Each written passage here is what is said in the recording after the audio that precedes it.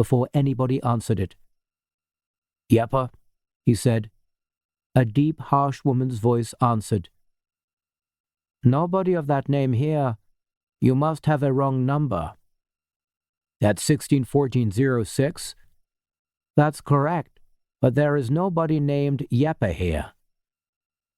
Charles wiped sweat from his forehead with the back of his arm.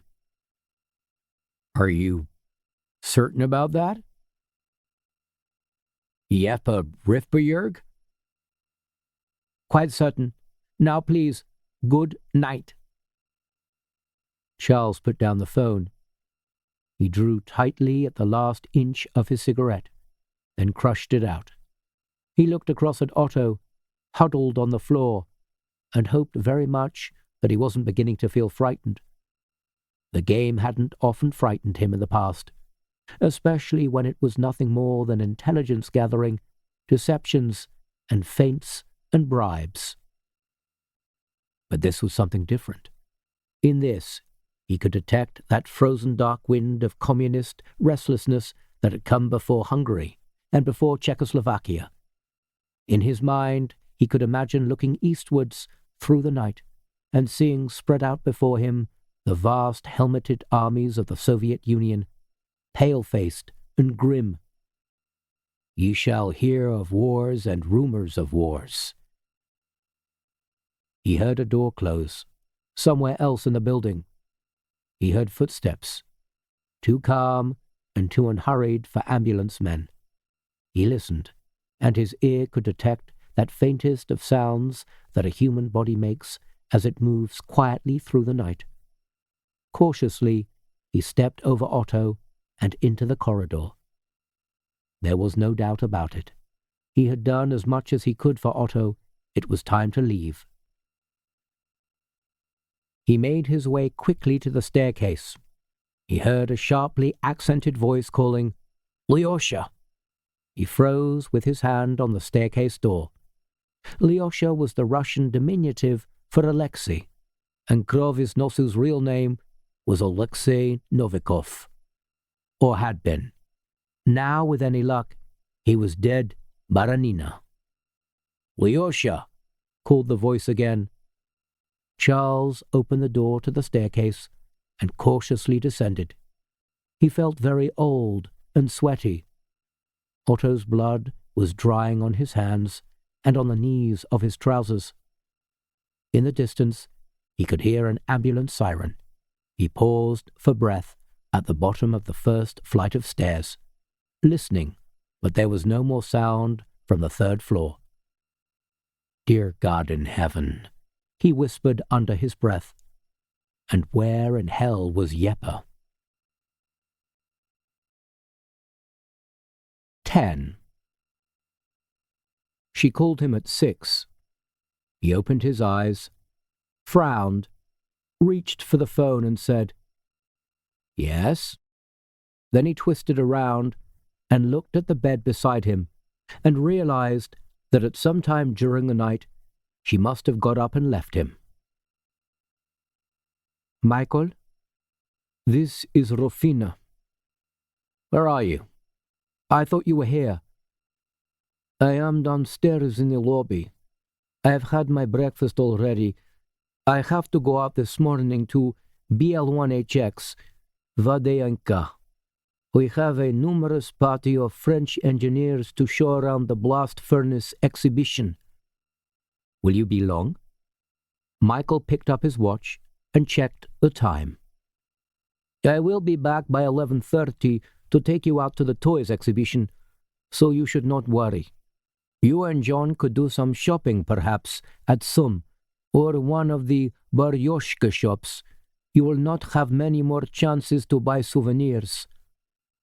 "All right," said Michael. He didn't know what else to say to her. He certainly didn't want to say, "I love you."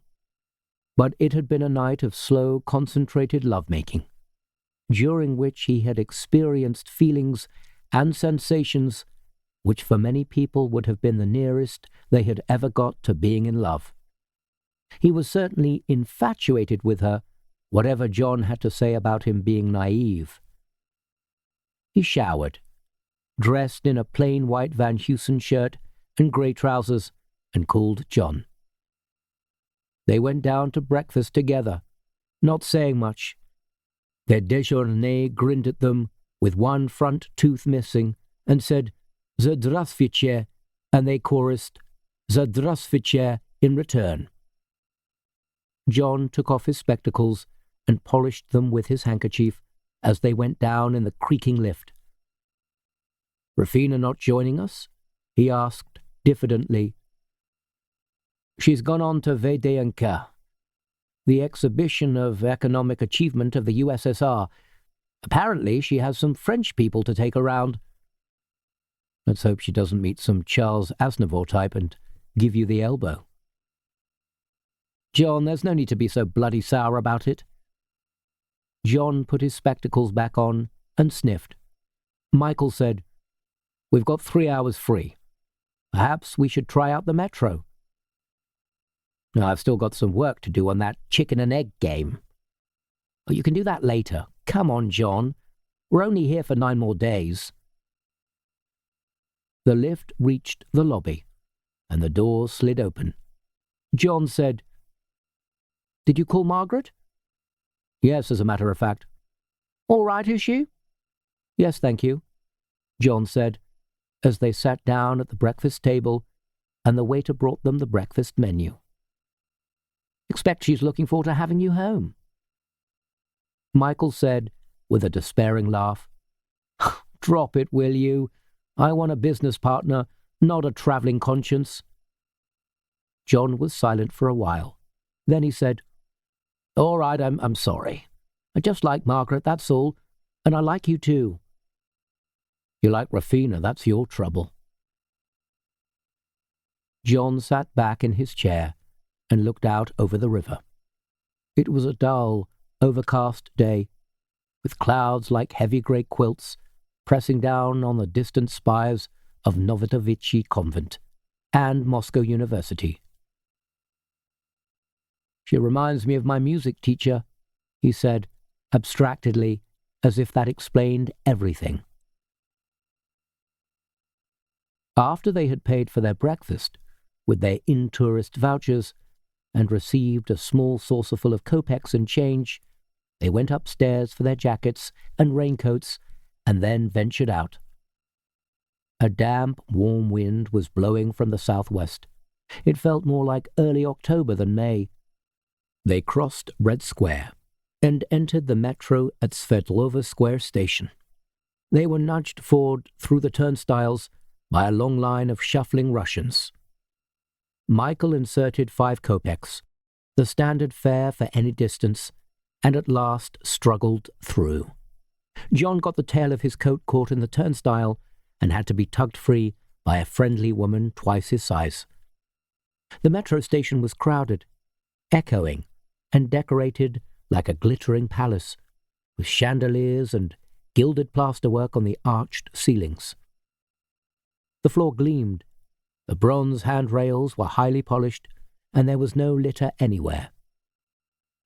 They descended an express escalator that seemed to plunge them down forever into the bowels of Mother Russia. As they waited to reach the platforms, a teenage boy with Cliff Richard glasses tapped Michael on the shoulder and asked him, "Any Adidas, man?" Sorry," said Michael, shaking his head. "Rock music, gazette, t-shirt?" "Sorry." "Where are you going, man? Want somebody to guide you? I speak excellent translation. You want perivodchik?" "I think we can find our own way, thanks." "Okay, that's cool," said the boy. They made their way onto the metro platform. John said, "Where are we going anyway?" "We're just looking around," said Michael. He frowned at the metro map and was appreciative that the Cyrillic characters for airport were no more daunting than aeroport. The first train rushed into the station. Destination, Rično Vazal. Michael nudged John forward, and they pushed their way into the car and found a seat. The tall teenage boy stood opposite them and winked when they glanced his way. Michael discreetly looked around at his fellow passengers and thought that he had never seen such a collection of cheap, shapeless clothes in one underground car in his life, although their wearers seemed cheerful enough, and one man opposite was telling a joke that had his two lady companions screaming with laughter. John said, "Sounds hilarious, whatever it is." The train approached Gorkovskaya, and he checked his watch and said, "Come on, I think we've seen enough of this. Let's go and do some shopping. Didn't Rufina say something about Kalinin Avenue?" "Oh, we're going the opposite way," said Michael. "Well, I hate to be a nuisance, but I'd really like to know why." "Well, there's something we have to do." "What? What do you mean there's something we have to do? You're not running errands for Rufina, are you?" Michael said, "Let's wait until we get where we're going, then I'll tell you." John said furiously, "I'm not waiting for anything. I'm getting out at the next station." "But you can't. Do you want to bet?" Almost as he spoke, the train slammed noisily into Gorkovskaya. Michael snatched at John's arm, but to the undisguised curiosity of the passengers all around them, John shook himself free and stalked out of the car doors. "John!" Michael barked, but John ignored him, and before Michael could go after him, he had been absorbed into the crowds. The train doors had dosed with a hiss, and the train began to move away. Michael turned around in a last effort to see where John had gone, and briefly glimpsed the back of his old corduroy jacket. He also saw the teenage boy in the Cliff Richard glasses, following John towards the exit. As the train sped along the platform, the teenage boy looked around at Michael, caught his eye for a second, and smiled. A strange, flat, knowing smile. Michael found himself joggling through the deep tunnels of the Moscow metro in a car crowded with staring, Slavic faces. He didn't know how far down he was. The actual depth of the metro was a military secret, but he began to feel severely claustrophobic, with shoulders pressing close up to him on either side, and unblinking faces staring at him as if he were peculiar or mad. He said out loud, "Angliski," and smiled and nodded, but the faces remained unmoved, unsmiling, and unrelentingly curious. Every breath that Michael took in smelled of sweat and stale Balkan tobacco and some other odor that was distinctively Russian. He had tried to analyze it, and had come up time and time again with the same possible ingredients: cardboard, pickled herrings, and furniture polish. The metro ran quickly through the stations which only 3 days before Wallings had listed on the fingers of one hand: Mayakovskaya, Belaruskaya, Dinamo, and at last Aeroport. Michael stood up and waited for the doors to open. He realized that he didn't have to do this, that he could just as easily pretend that Rufina had never left him alone, and that he had never had the opportunity to come out here. Yet a strange compulsion made him step out of the train, not the least part of which was a sense of loyalty to his country. The larger part, of course, was fear. He stepped out of the car. The doors closed behind him. There was a rush of noise as the train streamed down the tunnel again towards Suckle. He was about to make his way towards the exit when a flat-faced man in a short bronze raincoat and a grey wide-brimmed hat came up and laid a hand on his shoulder. "Mr. Townshend?" "What of it?" asked Michael. Another man was approaching him from the far end of the platform, dressed in a brown pinstriped suit with flapping trousers. "Isn't it, Mr. Townshend? Excuse me, but we have told to take you straight away to the toy exhibition in case you are late. Is Mr. Bishop not with you?" "I'd like to know what this is all about," Michael retorted. I only came along here for the metro ride. It's 5 minutes past 9, if you care to take a look at that clock over there, and I don't have to show up at the toy exhibition until 11 o'clock at the very earliest. Nevertheless, it seems that you are required there. Would you come along with us, please? It didn't seem to Michael that he had much choice. He reluctantly allowed the two men to escort him through the exit, up the escalator, and out onto Leningradsky Prospect. A fine drizzle had begun to fall, and Michael was glad of his raincoat. The wide street was slicked with wet. "Mr. Bishop is back at the Hotel Rosia," asked one of the men, wiping rain from his face with his hand. "Mr. Bishop could be anywhere. He came with me on the metro as far as Gorkovskaya, then he got off." "Do you know where he is now?" "Of course not, but there was nothing I could do to stop him." A black Volga 21 drew into the curbside, its tappets clattering, and the man in the bronze raincoat opened the rear door for Michael and said, "Please to get in." "Can you tell me what's going on first?" "Please. It will be better for all of us if there is no fuss, and the sooner we can drive back to Gorkovskaya, the more chance there is of finding Mr. Bishop." Michael reluctantly climbed into the car. The man in the bronze raincoat sat heavily next to him, while the man in the brown pinstriped suit got into the front and buckled up his seatbelt. The car was being driven by a swarthy man with greasy hair. Michael couldn't see the driver's face, but he could see his eyes in the rear-view mirror. Hooded, watchful. My God, thought Michael, I've been taken in by the KGB. They probably knew why I was going out to Kolinka airfield all along. The Volga sped southeastwards, back towards the city. The rain grew heavier. The man in the bronze raincoat said, "It is very important we find your friend, you know. In fact, we're sorry we left it so late. We should have come around for you last night, but there were problems." "Well, I don't understand any of this," Michael told him. The man in the bronze raincoat squeezed his arm. "You will, my friend. Please have the patience of a half an hour." "Militia," remarked the driver, glancing in his mirror. He slowed down 4 or 5 miles an hour as a yellow highway patrol car with a broad blue stripe on it overtook them and carried on towards Gorkogo Ulitsa. "We had hopes that your friend would be with you," said the man in the brown suit. "Well, so did I, but we had an argument. Listen, I'm not under arrest, am I?" No, my friend. Nothing like that. But there is danger." "What kind of danger?"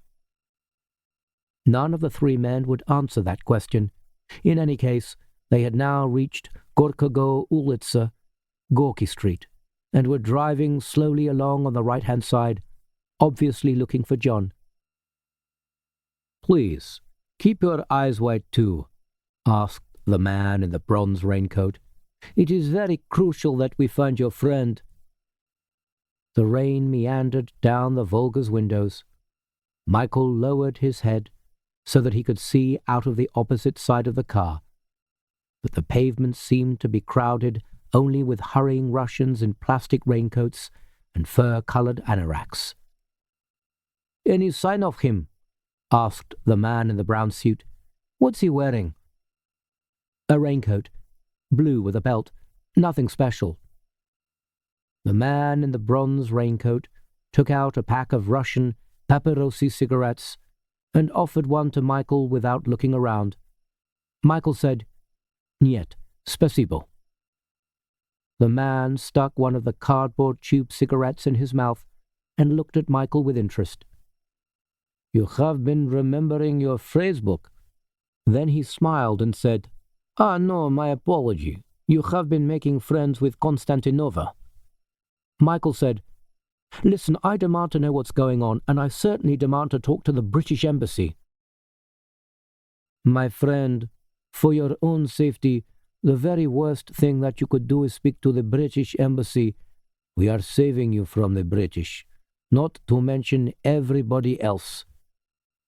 "Who are you?" Michael demanded. The man lit his cigarette and filled the car with pungent blue smoke. He wound down the window a little way so that the smoke eddied out in fits and starts. "We are friends, Mr. Townshend. That is all that we can inform you at present. Please have patience, and do try to see if you can spot your friend." "We're not going to the toy exhibition." The man shook his head. "Where do you think they will look for you first?" "Where do I think who will look for me first?" The man in the brown suit turned around and said, "The KGB, my dear fellow. You thought we were KGB? Well, if you knew the KGB, they're typical people, you would know at once that we were not. You see now, Miss Konstantinova, there is your typical KGB officer. Good quality, too. We know her very well." "Rufina Konstantinova is a KGB officer?" asked Michael. "Listen, really, this sounds ridiculous." The man in the brown suit smiled. "Of course. You have never been to the Soviet Union before. Security matters of this kind are not within your usual experience. They seem like a play from the theater. Men in raincoats rushing around in strange cars, mysterious women, secret rendezvous in the Moscow metro. All this happens in New York and in London, of course, but somehow not with the same heavy-handedness." Michael sat back on the stretched nylon seat covers. "I think you'd better take me back to my hotel." The man in the brown suit covered his mouth with his hand. His eyes were thoughtful but amused. There was a wart on the side of his forehead, and another on his chin, diagonally balanced. He said, "You have failed to understand, Mr. Townshend. You cannot go back to your hotel, and you cannot go to the toy exhibition. You have been rescued." "Rescued? Rescued from what?" The man in the bronze raincoat tapped his cigarette into the Volga's cheap chrome ashtray. "We have a friend who called Rufina Konstantinova late last night in the guise of her in-tourist director on Maxov Prospect, and told her that she would have to go early to Vapura. That was a way of removing your chaperone without making too much of a fuss. Our plan was to go to your hotel and explain matters to you, so that you would have time to leave with us before Rufina Konstantinova returned. But we had difficulty. Our movements are always observed by the KGB, and we were delayed. By the time we reached Russia, you were just leaving, and worse, you were being followed by a KGB agent." Michael said, "Tell me what he looked like, this agent." He was serious now. "Young, tall, a few spots on his face. He looks like a teenage hoodlum. He always approaches foreign tourists asking for shoots and rock music and Adidas sport bags." "Shit," said Michael. "Problem?" asked the man in the bronze raincoat. The Volga turned left across the rain-slicked intersection with the Moscow Ring Road and drove eastwards, past the Hotel Minsk, and across the junction with Novoslobodskaya Ulitsa and towards the Moscow Circus. The rain came in pattering waves now, like watery locusts against the windscreen. Because of the Volga's inefficient ventilation system, the windows began to fog up, and Michael began to feel that he was in a world without sight or sense. "That boy," he said, "that teenage boy, well, that KGB agent, if you say that's what he was following John out of the station." The man in the bronze raincoat squeezed Michael's arm reassuringly. "I regret in that case that the KGB have probably taken him in. I'm sorry. We should have been able to prevent that from happening, but at least we have managed to save you from such a future." "But what have they taken him in for? What has he done? What do you mean, taken him in?" "Please, Mr. Townshend, please don't panic." "There is danger, but no necessity for panic. You will be safe if you are careful and stay with us. It is dangerous for us also, but we everywhere take the most of precautions." "But why have they taken him in?" Michael insisted. "They have taken him in because it has been prearranged with the British government that all scientists and lecturers and computer experts, all people like you, should be obliged to remain here in the Soviet Union once you have entered." "What?" Michael demanded. "What the hell are you talking about?" The man in the bronze raincoat said calmly, "Where were you going today?" "Nowhere. Just for a ride on the metro." "To airport? For a man who is staying in Moscow for 12 days, a metro ride to airport is not logic. Why should a busy man on his one free day take a metro ride to airport? When you have come to a new country, you want to explore new places. The Kremlin, Gorky Street, Arbat Square, but airport? I wasn't going to Sheremetyevo. Then where, my friend? To Kolinka Field, perhaps, to look at the new guidance installations?" "How did you know that?" Michael asked him, hotly.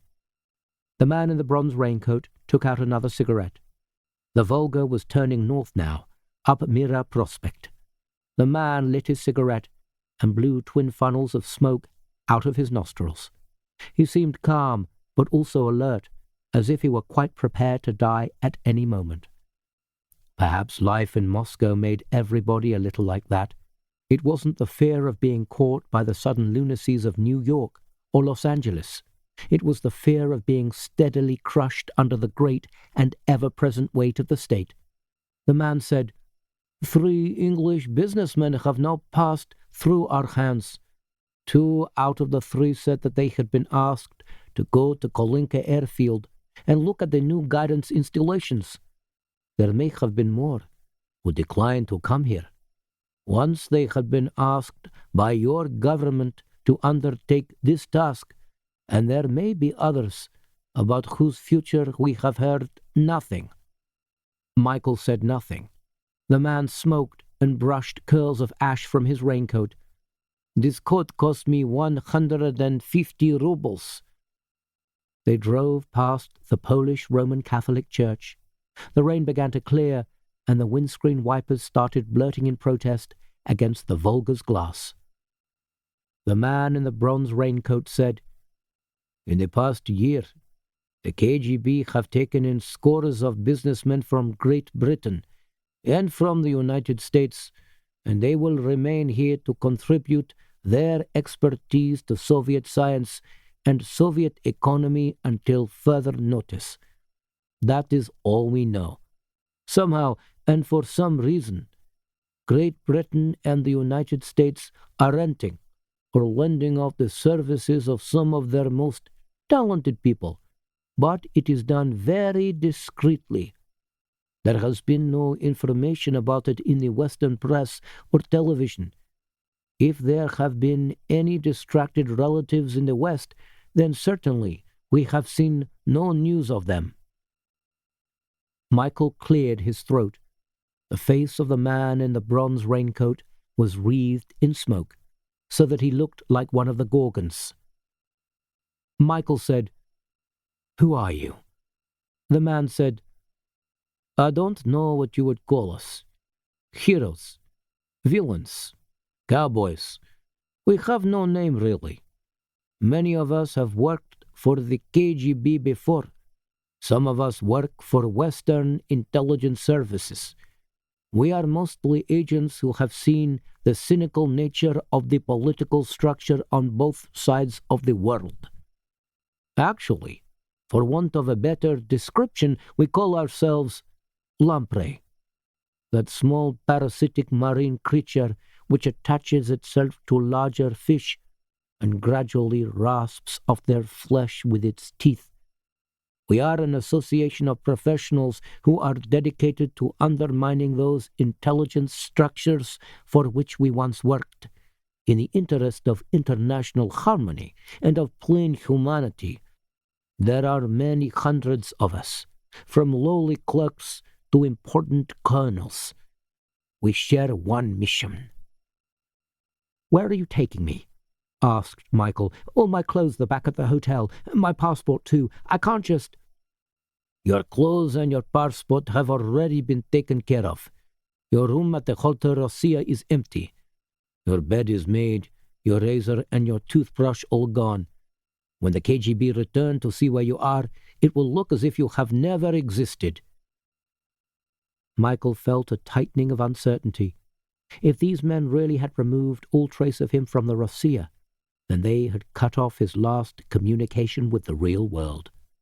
As far as Intourist and the British Embassy and Margaret were concerned, he might just as well have stepped through to another dimension, vanished without any way of being followed. As if he could hear aloud what Michael was thinking, the man in the bronze raincoat said, "You mustn't be concerned for your safety, Mr. Townshend. You are safer now than you were in the arms of Miss Konstantinova. You must realize that she was specially assigned to make it emotionally easier for you to accept that you would not be returning to England, and that for a while you would be working for the Soviet Union." "What about John?" "Your friend, Mr. Bishop? Well, they would have provided him with a woman if they had considered it worthwhile.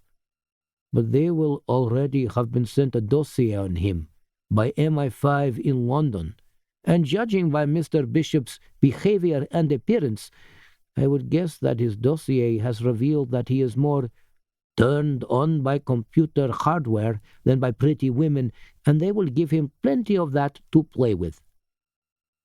"You mean that MI5 is working in cooperation with the KGB?" The man in the bronze raincoat nodded. "The international balance of power is changing, my friend, for an ultimate purpose which we have begun to guess at, but which may be far greater and far more devastating than we can yet discover. Certainly there have been enormous increases lately in security communications between Moscow, London, and Washington, and much of this increased traffic has been in very highly coded form, which makes it almost impossible for anyone without access to their Defense Department computers to understand." Michael said, "What are you going to do? Are you going to try to smuggle me out of Russia, or what?" "We will keep you somewhere safe until you can be returned to England. Once you are back there, you should have no problems, as long as you make it your business to forget everything that has happened to you. Your government will be too embarrassed to take any action against you. At least, that is our belief." "Can I call my wife?" asked Michael. "She's going to think that I've been killed or abducted or something." "We will make sure that she knows that you are safe, and that you will be returning to her shortly." They reached a small, dull street on the outskirts of Moscow, lined with weather-stained 1960s apartments.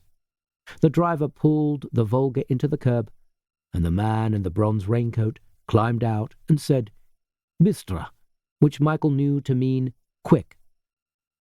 They crossed the pavement in the slanting rain and passed through the smeary glass doors of a concrete housing project.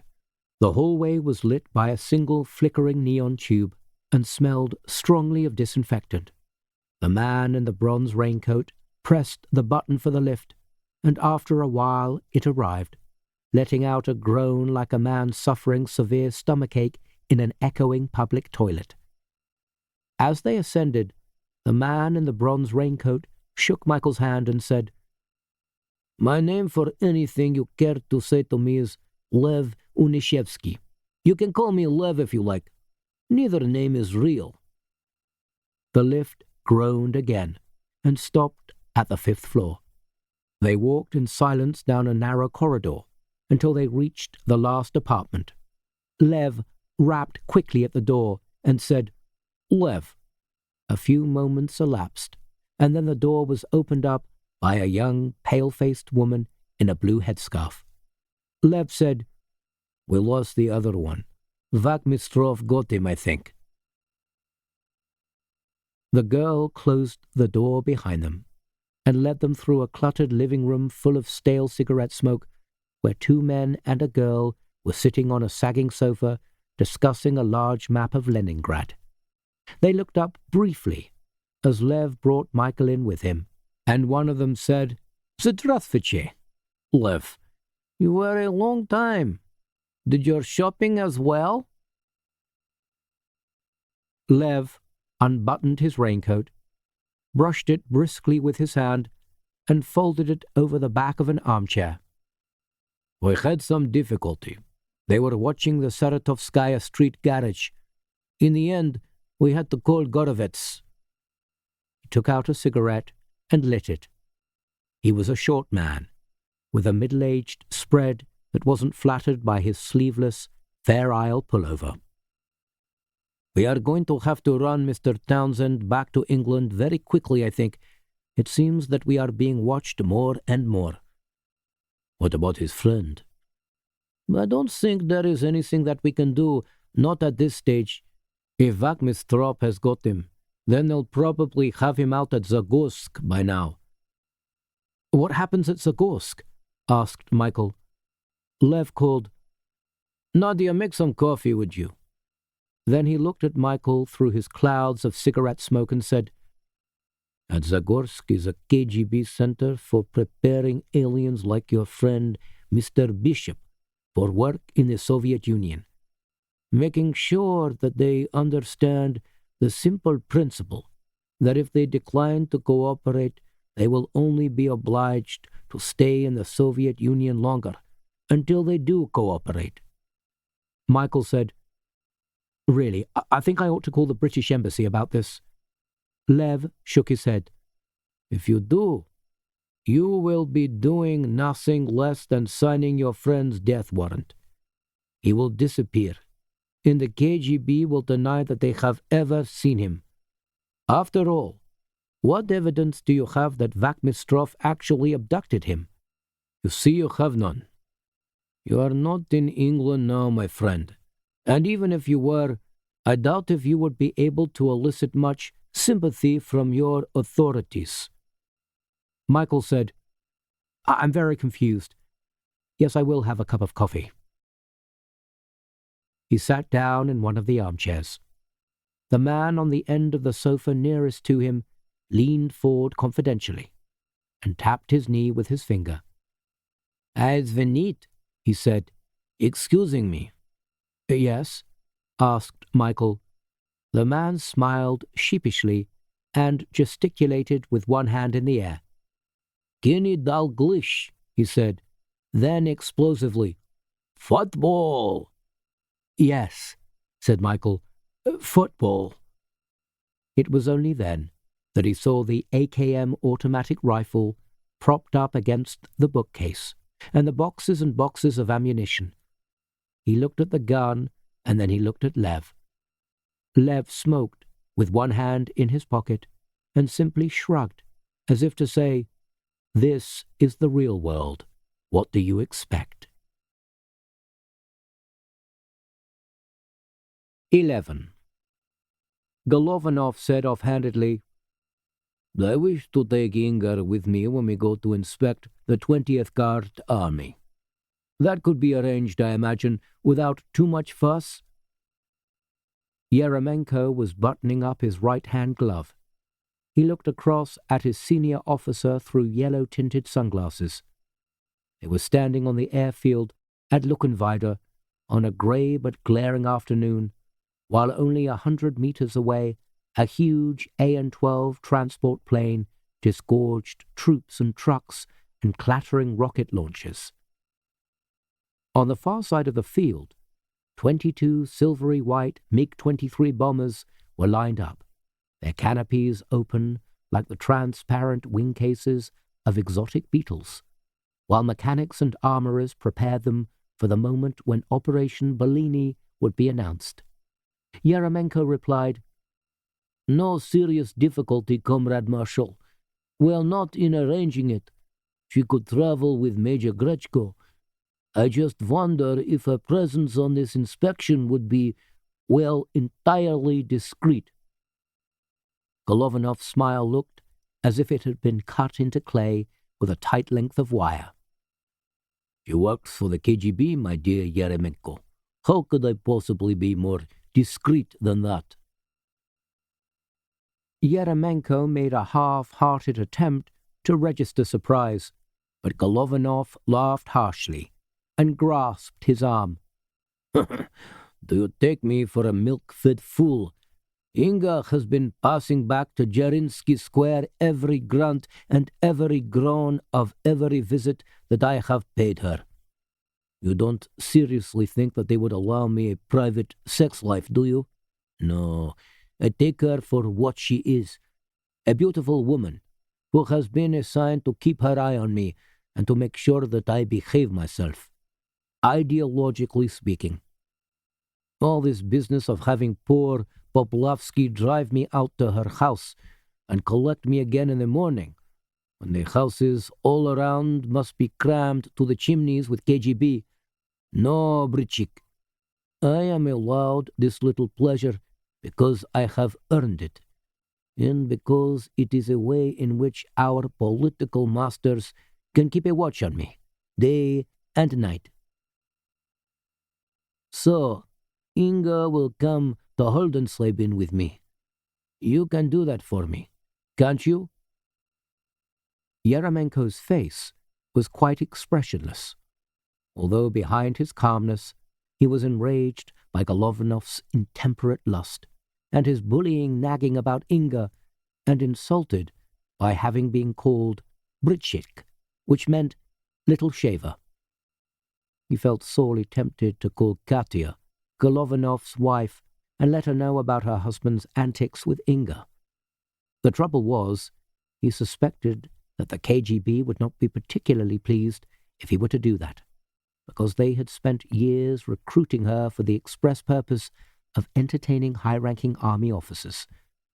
Through her, they could not only check on Golovanov's continuing loyalty to the state and the Stavka, they could ensure that his natural pomposity did not inflate into delusions of military grandeur. It was still remembered in the KGB that Golovanov was a protege of the rebellious Rokossovsky. Yeremenko took off his sunglasses and peered across the airfield and told himself to be patient. There was a Siberian saying that the greatest patience brought the biggest bear.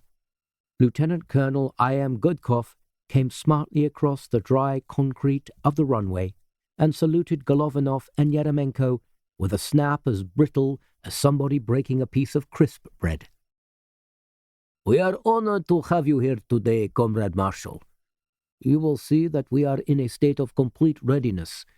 If there were a war tomorrow, I would have only to click my fingers, and all of these aircraft would be scrambled and flying in 8 minutes exactly." Golovanov smiled benignly, as if the idea of a war tomorrow was the furthest thing away from his mind. "Very good, Colonel. Tell me something about these aeroplanes." He sounded utterly disinterested, which he was. As Gudkov began talking, he said to Yeremenko, "Didn't I see Koshevoy's boy yesterday evening at Wunsdorf? The one with the birthmark on his face?" Gudkov had to begin again. "These are all MiG-23s, Comrade Marshal. Single seat, all-weather interceptor, top speed, over 1,300 miles per hour, range 620 miles. All of these are fitted with a single 23mm cannon and 4 air-to-air missiles. The NATO code name for them is Flogger B." "NATO code name?" sniffed Golovanov. He nodded to Gudkov and said, "Thank you, Colonel. The Defense Council shall have a good report of you." Then he said to Yeremenko, "Let's eat now, shall we? All this touring around has made me feel hungry." They walked back to the car. There was a sudden roar of turboprop engines from the AN-12 transport as it began to taxi ponderously away across the field. "NATO code name," Golovanov repeated. "Isn't that something to make you laugh? but you won't forget about Inga, will you?" Yeremenko shook his head. He couldn't bring himself to say anything, for fear that he would lose his temper. Today, his temper was like dry ice, fuming but ineffective. They ate at a small rastat at Klostazina, in a dark wooden room with a view of a dull backyard and a row of fir trees. Golovanov had a small glass of dark beer and a plate full of pork and green beans. The beans were strangely bright on his plate, the same color as a distant pasture seen before a thunderstorm. Yeremenko ate veal, which he prodded again and again with his fork until it was punctured all over. Eventually, Yeremenko said, "What is it about Inga?" "But you haven't slept with her?" asked Golovanov, sprinkling pepper on his pork. Yeremenko shook his head. "No, and it seems very unwise for you to sleep with her just at the moment, the way things are." Golovanov used his knife and fork vigorously to cut a thick chunk of meat. "We may die, you know, in the weeks ahead. We have to think of that." "That doesn't mean—" Golovanov leveled his knife at Yeremenko. "It means everything, my dear friend. It means that the things we do today we may never have the opportunity of doing again, ever." Yeremenko was silent. Golovanov lowered his eyes back to his meal and said, matter-of-factly, "It is very hard to explain to a man like you what a woman like Inga can do. She can exhilarate the mind as well as the body. She is completely woman, in the way that a cat is completely cat. I've had experiences with Inga that have taken me beyond myself, beyond my years. When she is making love, she is dedicated to nothing but my pleasure, and she will do anything I ask in any way, but still with fierce erotic pride. It is her pride that makes her so magnificent, her coldness, yet she will do whatever you ask of her, no matter how debasing it is." "Well," said Yeremenko, jabbing at his veal again, "I suppose she has a certain allure." "You make it sound like a smell." "Comrade Marshal." "Hush," said Golovanov, with his mouth full of cabbage. "For once just do what you're told. This is not the time for moral speculation." Yeremenko sat back and irritably sipped his apfelsaft. He knew that he ought to keep his displeasure under control. After all, every general in the army had his luxuries. His expensive dacha, his chauffeur-driven automobiles, his caviar, his nubile girls from the Army Central Sports Club. But all of these luxuries came at a price. The price of a precarious military existence and the constant threat of purge. The last great purge of generals had been in 1960, when Khrushchev had sacked 500 of them in one day. Such a purge could always happen again, particularly now that Operation Bellini was so close. Yeremenko eschewed luxury, and believed that by so doing he could eventually rise to the very top of the army and stay there. He told himself that he shouldn't fret at Golovanov's lust for Inga, especially when that lust made Golovanov so vulnerable. But all the same, it crawled into Yeremenko's bones. That night, Golovanov went round to Inga's house early. He was driven this time by Colonel Chukov. As Colonel Chukov opened the door of the car for him, he said, "You should be careful, Comrade Marshal. You know how things are." Golovanov squinted at him out of slitted eyes. "Careful? A word of caution, that's all. There are those who would like to see you retired, at the very least." Golovanov gripped Chukov by the lapel. "I have lived for a long time, Colonel. I intend to live for a great deal longer." He stared into Chukov's face for a very long time, with an expression that could have been irritation or anger or even murderous hostility. Those tiny, deep-set eyes kept flickering from side to side, as if Golovanov couldn't decide whether to slap Chukov playfully on the cheek or to have him liquidated. "Well, that's just my opinion, Comrade Marshal," said Chukov cautiously. "Of course. I didn't expect anything else. Tell me, do me a favor. When I have gone inside, go to each of the houses around here, knock at the door, and say that you are lost and want some directions back to headquarters. Find out who answers the doors around here. You know what KGB look like." "Comrade Marshal, I don't think that—" Golovanov grasped his shoulder. "Don't worry. I was trying to frighten you. They are probably all KGB. But the point I am trying to make to you is that there are some things which are worth worrying about, and others which aren't. I am not afraid of Siberia, comrade, nor am I afraid of death. Perhaps I am a little afraid of pain. I gave up political opinions years ago as a deliberate decision. I wanted to survive for as long as possible, for the sake of myself, for the sake of my family, for the sake of my country. But I will never give up being myself. Once I have done that, I will have surrendered everything, and they might as well take me to Lubyanka straight away and shoot me. Whatever it is that inspires you, my friend, you will learn the same thing yourself one day." Chukov said nothing. He was embarrassed, but at the same time, strangely moved.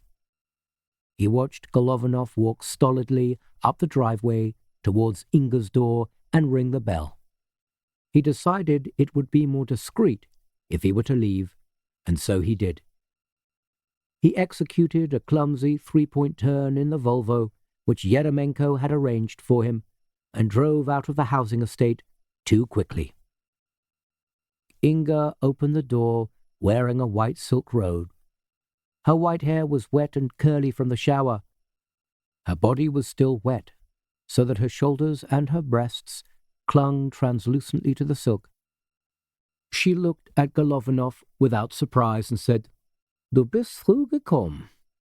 Golovanov said, "Everything which it was necessary for me to inspect has been inspected, and well, perhaps I found that I couldn't wait any longer." "Come in," she said. He noticed that she glanced quickly out into the road before she closed the door.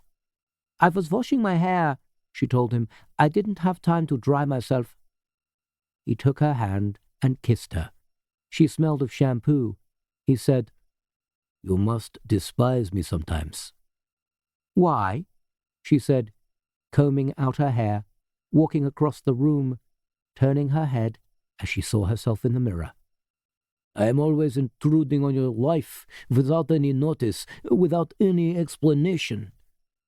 "You are too soft for a marshal of the Soviet Union," she said. He shook his head. "Believe me, I am not soft." She reached the opposite side of the living room and stood in the last slanted light of evening, looking so beautiful that this moment should have been frozen cryogenically to be preserved for 5,000 years, while scholars and archaeologists peered through the frost, wondered what on earth they could do with a tall, perfectly proportioned Rhine maiden, and a squat frog of a Russian marshal solidified forever in the only instant that had any real meaning for either of them. Because, from this point onwards, their relationship would change and twist, and Golovanov would suddenly discover that he was not the man he thought himself to be. Just as Inga, perhaps, would discover that she was quite a different woman. They drank vodka together as the sky grew dark outside. They played Romeo and Juliet by Prokofiev. Inga's hair dried in rags of blonde. She sat beside Golovanov on the sofa, wearing nothing at all but white patterned stockings, smoking paparosi, talking every now and then about her childhood in Bavaria, cross-legged, her large breasts patterned with pale blue veins, her vulva parted to reveal those inner lips as pale and pink as confectioner's sugar. Yeremenko will make the arrangements for you to come with me to Haldenschlieben tomorrow, said Golovanov. Her pale eyes flickered. She smoked, but said nothing. So far, I have no instructions except to take you there, and then to call a certain number in Magdeburg. I suppose you know that there might be some risk. This is a dangerous world, Timofey, for all of us. You are just as much at risk as I am. Supposing they discover what you have done. Golovanov pouted in that peculiarly Russian way of his, so that he looked like a petulant boxer dog. Don't you think that I have lived with risks of this kind for long enough? I know what I'm doing, and Yeremenko isn't so fierce. I have dealt with his kind before. And the KGB? He touched her bare thigh, sliding his hand all the way from her knee to the concavity just beside her exposed mound of Venus. He wished very much that his life had been different, that the world had been different, that he had been born somewhere else, in another time, in another identity. Sometimes the burden of being both a man and a marshal of the Soviet Union was just too much. Later, they went into the bedroom. It was dark, mirrored, modern, hushed. Golovanov knew there were microphones. He tugged off his shirt, then sat down on the edge of the bed and took off his socks and his trousers.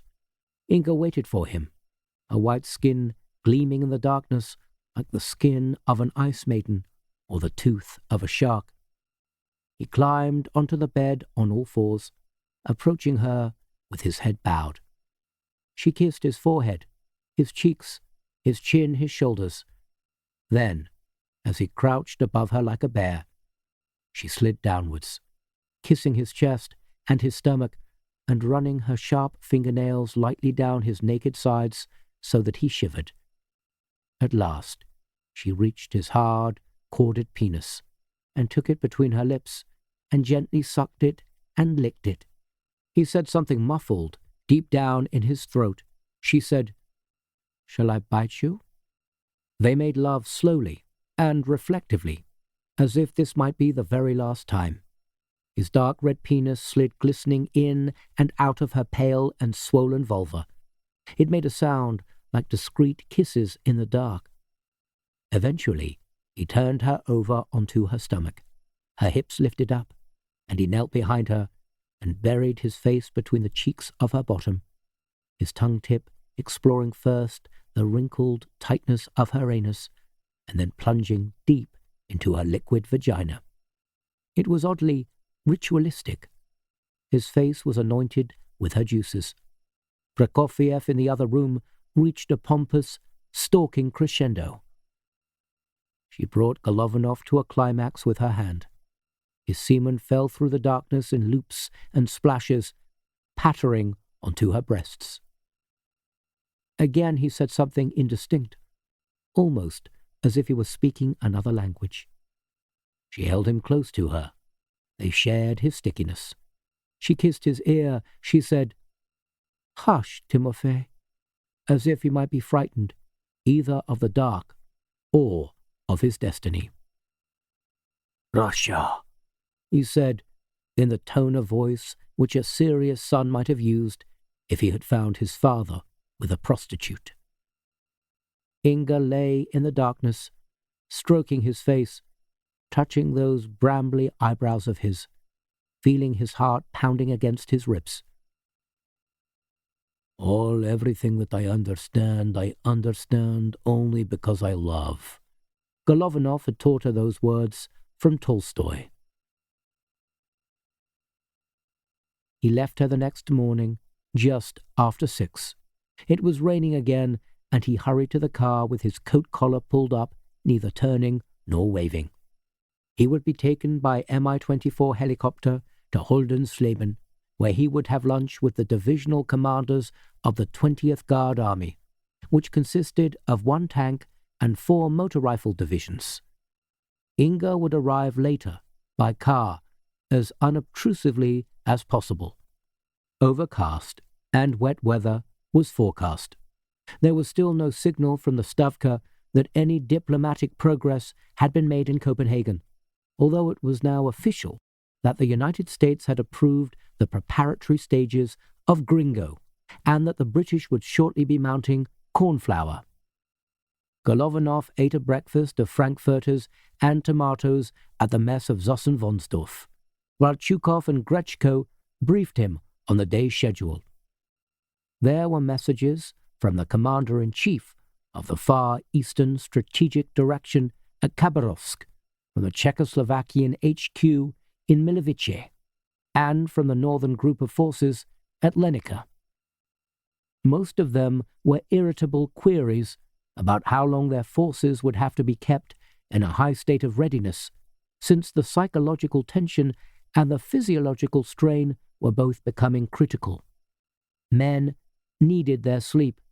They also needed feeding. Keeping an entire strategic direction at fever pitch was an expensive and harrowing business, both for the troops and for their commanders. If something didn't happen soon, the armies would pass the peak of readiness, and rousing them back up to it again would be arduous and difficult. Chukov said, "It appears that only agreement with Cuba is delaying us now. Otherwise, Bellini is completely ready to go." Golovanov spooned 4 spoonfuls of sugar into his glass of kefir, soured milk, and stirred it. "We must be patient, that's all.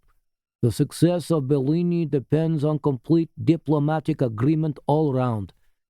And there is the future to consider once Bellini has been successfully accomplished."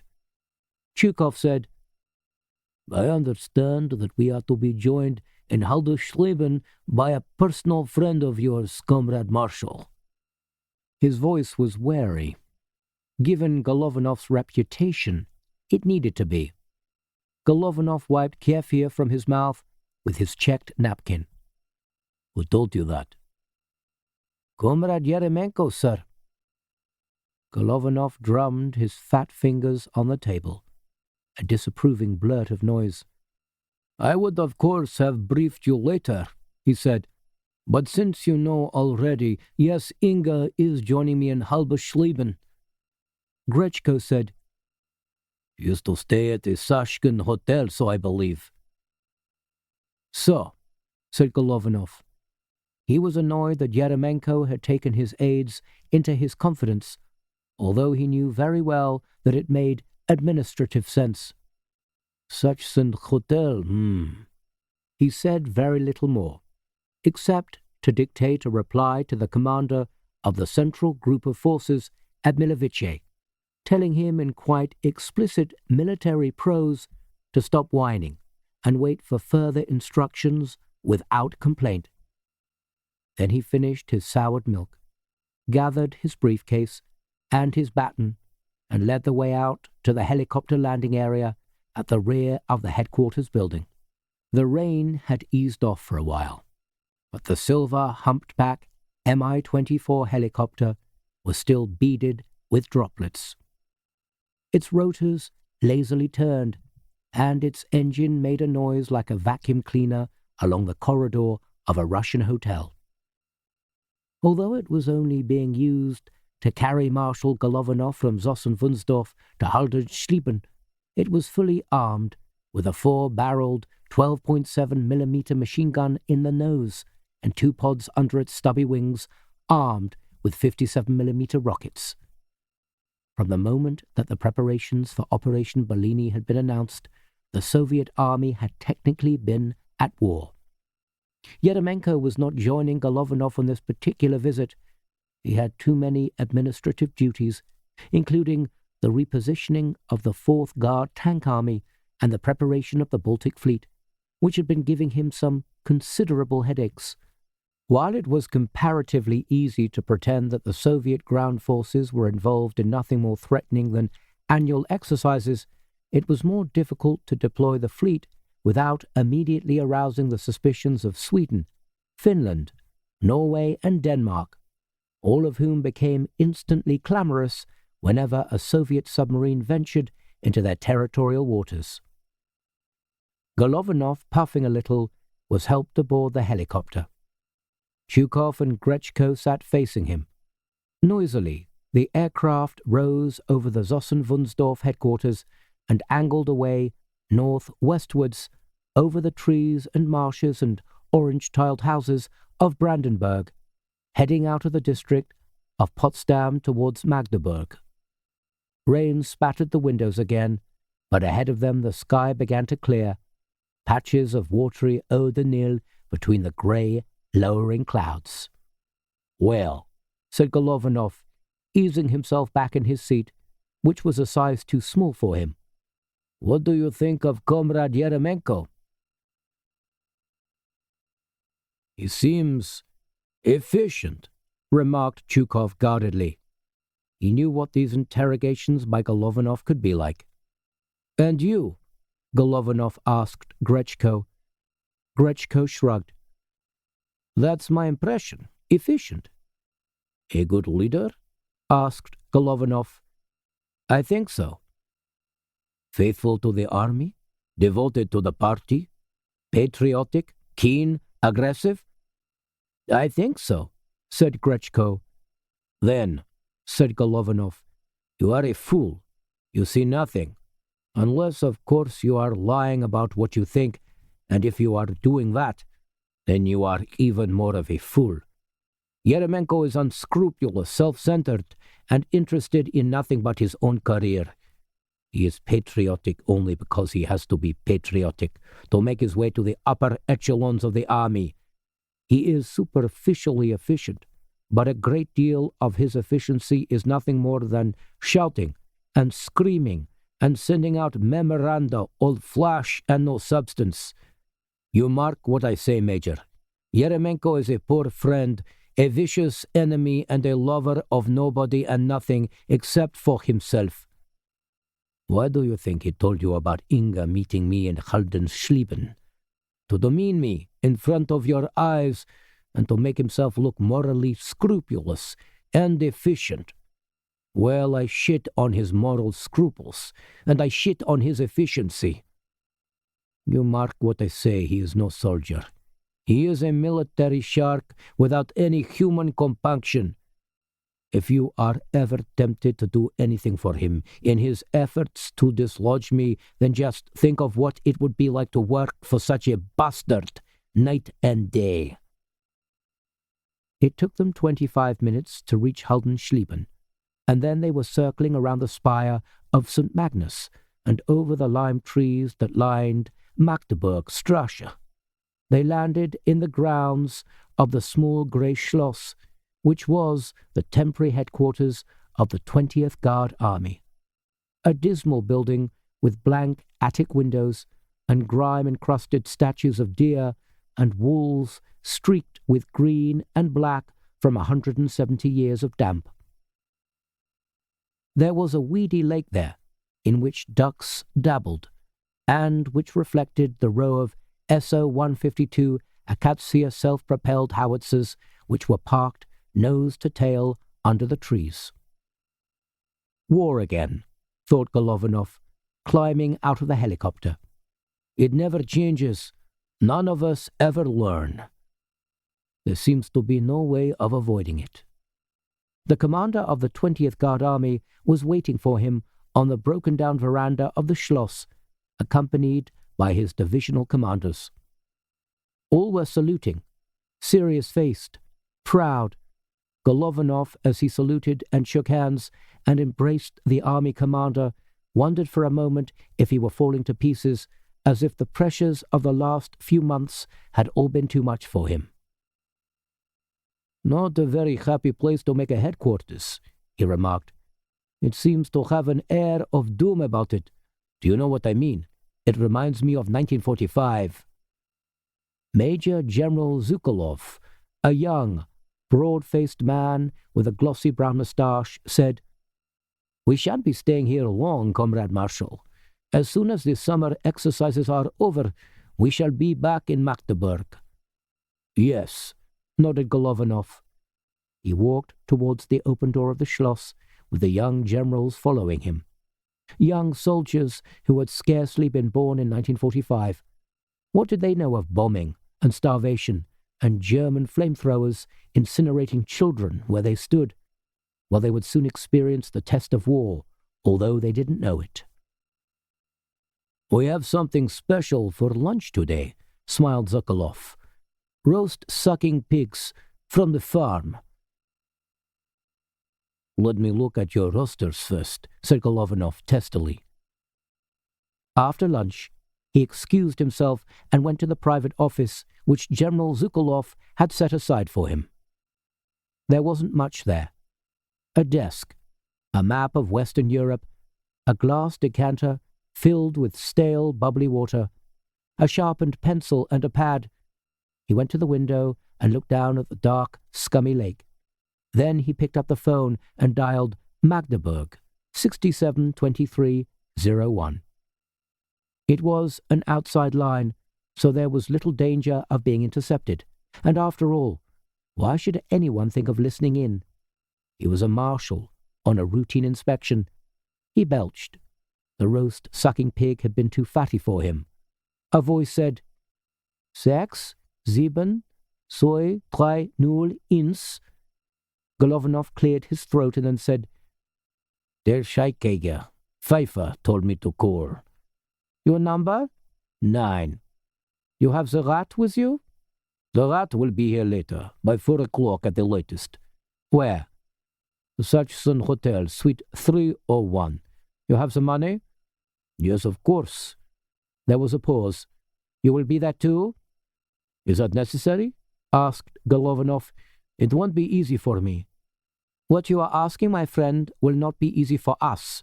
"Well, I appreciate that." "Can you be there at 7? Golovanov thought for a moment. He was supposed to be having dinner with the Spetsnaz commander at 7:30, but if he dressed beforehand, he should be able to make it in time without any difficulty. He said, "Very well then, 7, but please be prompt." "We will do our best, number 9. It is not always easy." Golovanov put the phone down. He was beginning to wish that he had never agreed to smuggle Inga out of the country. He was intoxicated with her, certainly, but what would he get in return? She would go off to the United States, and he would never see her again, in spite of all her promises of what she would do once everything was over. He had heard about California, how enticing it was, all those handsome movie actors, Richard Gere, James Brolin, all that sun and money and capitalist self-indulgence. Why should she ever think of coming back to Europe, to an old man whose sole attraction was that he was a marshal in the world's most ruthless army? Still, he had promised, and perhaps, after all, Inga would be true to her word. Perhaps this was really a way in which he could get rid of her, at last, so that she would no longer haunt him. Inga, the German ice lady, 30 years too late, 1,000,000 miles too far away. Commander Sokolov rapped politely at the office door. "Your car is here, Marshal." "Thank you," said Golovanov. Then, "You seem to have done well here, Commander." With a vague wave of his hand, he indicated the Schloss, the line-up of howitzers, the room. Commander Sokolov bowed his head, but said nothing. The Sachsen Hotel was on Potsdam Platz, just to the east of Haldenschlieben's main square.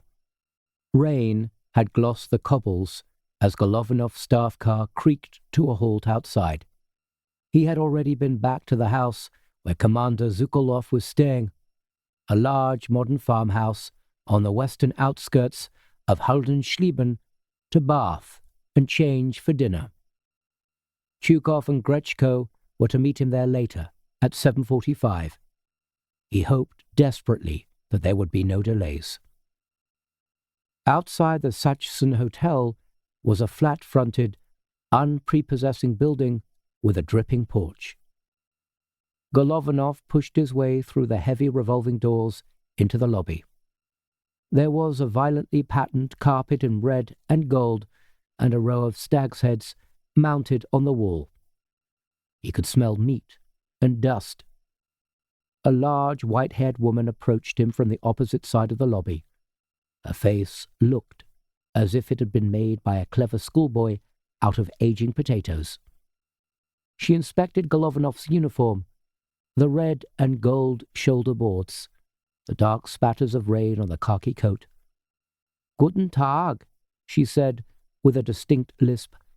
"I cannot believe that you are looking for a room." "I'm looking for somebody who is staying here, a Fräulein." His voice trailed off. She obviously knew who he meant. He reached into his pocket and produced a $10 bill, pressing it into her palm, as if he expected her to tell his fortune. "Come this way," she told him. She rattled back the folding gates of the lift. "There, press 3 for the 3rd floor. She's in 301. "Danke sehr," nodded Golovanov. The white-haired woman watched him fixedly until he had closed the inner door of the lift quite tight. Then he rose into the gloom, and for some reason he began to feel apprehensive, like a young officer being called up in front of his captain. The lift whined to a halt, and he stepped out. Room 301 was at the far end of the corridor. From one of the rooms he passed on the way, he could hear music. Good Vibrations by the Beach Boys. I love the colorful clothes she wears." He reached 301 and rapped on the yellow varnished wood with his knuckles. "Come," said Inga's voice. He turned the handle and found that the door was not locked. Inside, there were no lights. He took off his cap and stepped into the gloom of the evening, smiling. Inga was standing by the window, wearing a white blouse with padded shoulders and a slim blue skirt. She turned as he came walking across the room and said, "Ah, not the best of hotels. I think your friend Yeremenko was trying to make a point." He held her cool fingers, kissed her. "Yeremenko is mean in his soul. One day he will do something so tight that he will disappear up his own ass." Inga said, "You're right on time. I was worried they would keep you." A shadowy profile was perfect against the blue evening light from the window. That curved forehead, that up-tilted nose, those exquisitely curved lips. He sometimes wondered what it must be like to be as beautiful as she was, to turn heads wherever she went. Golovanov said, "Well, I try to be punctual. Have you heard from anyone yet? The shaggy girl Pfeiffer?" Inga looked over his shoulder, and the way that she looked warned him that things were not quite what they appeared to be. He had fought in too many battles, ducked his head too often, stepped away too often. He had developed an instinct for danger, both in war and in peace, fighting Germans and Chinese and Afghan rebels, and also fighting the Politburo and their most ambitious minions. He raised his head, and he was about to turn around to see what Inga was looking at when she said sharply, "Don't! Then, don't move!" Golovanov stayed where he was. "They're here already?" he asked her. She nodded, without looking at him. He heard footsteps squeaking on the floorboards behind him. "Can I look now?" he asked, but Inga said, "No." "Very well," said Golovanov. Then, in a louder voice, in pidgin German, "Gentlemen, the rat is here. Can you help her? I have the money already." A blonde-haired young woman in impenetrable dark glasses came around into Golovanov's line of vision. Golovanov would never have recognized him again in an identification parade, but he would have recognized his gun. An Ingram Model 10, a small black shoebox with a short barrel poking out of it, but capable of firing 1,100 rounds a minute, 1.45 caliber bullet every 0.05 of a second. Golovanov, without being bidden to do so, raised his hands. "Something is wrong?" he asked thickly. "I have all the money here." The young man shook his head. "Nothing is wrong, Marshal Golovanov. Everything is working according to plan." "Then you can get Inga out of East Germany for me?" The young man nodded. Well, that is some relief then, said Golovanov, and lowered his hands. Would you like your money now? I have to leave. They will be expecting me at 7:30. Yes, said the young man, but they will have a very long wait. I beg your pardon? You are coming with us, the young man told him. Golovanov's mouth opened and closed. Then he laughed, then he stopped laughing. I am a marshal of the Soviet army, he said. You cannot possibly expect me to come along with you. Well, said the young man, it is either that or this, and he lifted the muzzle of the Ingram machine gun and pointed it towards Golovanov's head. Have you ever seen a man hit by one of these? This is the 10 with the heavier round. I'm not averse to decorating this hotel room red. What are you talking about? Golovanov demanded. Inga? Inga raised her finger to her lips. It was the only way, Timofey. No, please, hurry. Your aides will start looking for you soon, and we need all the time that we can get. Where are you taking me? Golovanov demanded. This is preposterous. We are going west, the young man told him. We have a couple of friends on duty at the border post at Helmstedt. They are waiting for us now. You will be in Bonn by nightfall. Golovanov said in a throaty voice, You have no idea what you are doing. If you try to take me away, you will provoke the most serious diplomatic incident in years. You are mad, both of you. Inga came up to Golovanov and took his hand. Her eyes were pellucid, unreadable, the eyes of a girl who has decided years ago that she will be on nobody's side but her own. Timofey, she coaxed him. You must let me go, said Golovanov. The young man said, You have two choices, and 15 seconds in which to make up your mind which choice to accept. Either you come with us to Bonn, or we kill you now. We have no time to waste. The choice is yours. Golovanov looked at Inga and smiled soulfully.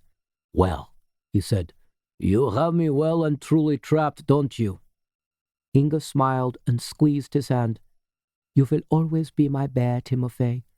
You think that you can get away with this? Inga nodded, still smiling.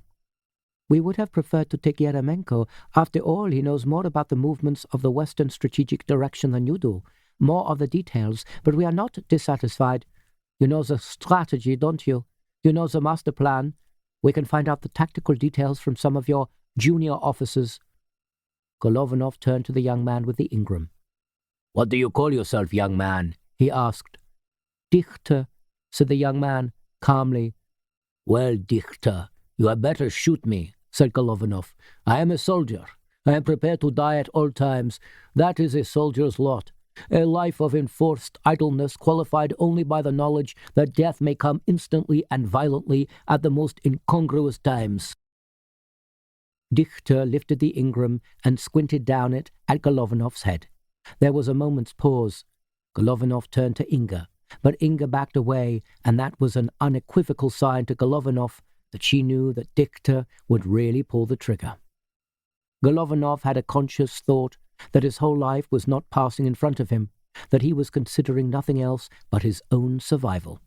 No thoughts of Katia and the children, no merry memories of military academy the night they had nailed their sergeant to the floor, only calculated panic, the freezing of the nervous system as if he had been drenched in iced vodka. After a moment, Golovanov cautiously raised his hand and said, Very well, I will come with you. Are you happy now? 12. That afternoon, the President was napping in his private bedroom when Morton Locke came in and gently shook his shoulder. The President opened one eye and stared at his security advisor as if he had been dreaming about instituting the guillotine for minor infringements of the chief executive's rest periods. After all, he was 3 years older than Richard Nixon, and Richard Nixon had long gone, back to Saddle River and his new Lanier word processor, for peace and relaxation, and yet another profitable book on politics. While the President was still burdened with the cares of a nuclear world and Gringo and nightmares about 1988. How the hell was he going to explain Gringo to the Irish? Morton said, Mr. President, We've just had word from Copenhagen." The president said nothing, but continued to watch Morton with one hostile eye. Morton said, "Fidel Castro has agreed to democratic elections. It's official. The package is complete." There was a long pause. Then the president reared himself out of his blue and white comforter like a graceless walrus, and scratched his scalp all over with repulsive enthusiasm. Morton Locke made a tight face and stood back a little. "My God, then, that's it," said the president. "That's it." "Yes, sir." "And General Oliver's still happy?" "Yes, sir." "All right, good. Give me a few minutes to dress and then get the Kremlin on the horn." "Yes, sir. Do you want to talk to the British as well?" "Let's just find out what kind of a time framework we're dealing with first. The British thing is going to be tricky, especially the way the Soviets want to handle it." Morton raised his hands in one of those nervous, hopeless gestures like Stan Laurel. "I don't think we ought to leave it too long, sir." The president stood up, his belly straining against the front of his orange silk pajamas. "I don't think there's any need for haste, Morton. Sometimes it's easier to turn the world upside down than it is to get a decent cup of coffee." Morton was unsure whether that was an instruction to find the president a cup of coffee or whether it was nothing more than a philosophical remark. He said, "The strategic side is all tied up anyway. Admiral Truscott was concerned about the British forces in the Falklands. He thought they might decide to hold out on their own, and let's face it, they do have some considerable firepower down there, but the Second Fleet could borrow Task Force 60 from the Sixth Fleet for a while, at least until Gringo is complete, and that should give him sufficient backup." "All right," the president nodded. "Can you get the Joint Chiefs down here later this evening? I want a complete picture." "Very good," said Morton. Then, "Would you care for that cup of coffee, sir?" "Coffee?" frowned the president. "Who said anything about coffee? Get me a drink." It was 9:20 at night in England. The Defense Secretary was in his office at the House of Commons when the telephone rang, and his secretary told him that he was wanted at number 10. He crushed out his Fribourg and Treya cigarette and said under his breath, "Damn." He walked up Whitehall, accompanied by his PPS, Dick Mallard, and a plainclothes officer from Scotland Yard, whom Dick always called Old Stoneface. It was a warm May evening, ideal for walking, although the streets were unusually quiet. The Defense Secretary remembered that tonight was the first showing on British television of The Return of the Jedi. He thought that there was something rather ironic about a population threatened with real thermonuclear war, spending their evening watching a fantasy about war in space. It was rather like sitting at a Beethoven concert, listening to a tape of the same music on a Sony Walkman. They were admitted through the glossy black door of number 10 into the grey painted entrance hall with its marble fireplace and its black and white checked floor. The Prime Minister's private parliamentary secretary came fussing through from the corridor, his hands flapping like a haberdasher, and said, "She's waiting for you upstairs, sir." Old Stoneface waited behind. He would probably go into the kitchen for a cup of tea with 5 sugars. The Defense Secretary ran his hand through his hair to clear it away from his eyes as he followed the PPS up the main staircase, which was lined all the way up with oil paintings of past Prime Ministers. Then they went through to the Prime Minister's study, a large room, decorated in Adam green, with small 18th century landscape paintings hung between the 3 tall windows which overlooked the garden. The lamps were lit. The Prime Minister sat at her green leather-topped desk, wearing her reading glasses. Sitting in one of the sagging crimson velvet chairs, large-faced and rangy, and showing a great deal of pain and furry shin, was General Sir Walter Fawkes, Chief of the General Staff. "Hello, Malcolm," the Prime Minister said, in a distracted voice, as the Defence Secretary came in. He drew one of the Queen Anne armchairs across the carpet so that he could sit nearer to her. He didn't know that his habit of moving any piece of furniture before he sat in it was intensely irritating to her, and that it was all she could do not to snap at him. "Prime Minister," said the Defence Secretary, formally. Then he nodded to General Fawkes and said, "Sir Walter?" The Prime Minister took off her spectacles and laid them on the desk in front of her. "We've received official confirmation of Gringo," she said. "So far, no specific date has been set, but the Americans have promised to let us know within 24 hours. "You can start cornflour then?" the Defence Secretary asked General Fawkes. General Fawkes cleared his throat like a Vickers machine gun and nearly managed to say something in reply. "Any word from the Russians?" the Defence Secretary wanted to know. "Not unless your people have heard anything. But it appears that Castro has at last agreed to stand down and hold a free election under United Nations supervision in return for a number of guarantees for his personal protection and increased investment in Cuban agriculture from U.S. federal funds." "So we're ready to go at last," said the Defence Secretary unnecessarily. "What mostly concerns me at the moment is the industrial situation here at home," said the Prime Minister. "The miners don't vote until tomorrow, but all the indications are that this time Grange will get a yes. I've just heard from Patrick that the railway men are considering strike action starting on Monday, and that the dockers are refusing to discuss their pay offer until the middle of next week." "You're not suggesting that the strikes have anything to do with Gringo?" The Prime Minister lifted her head.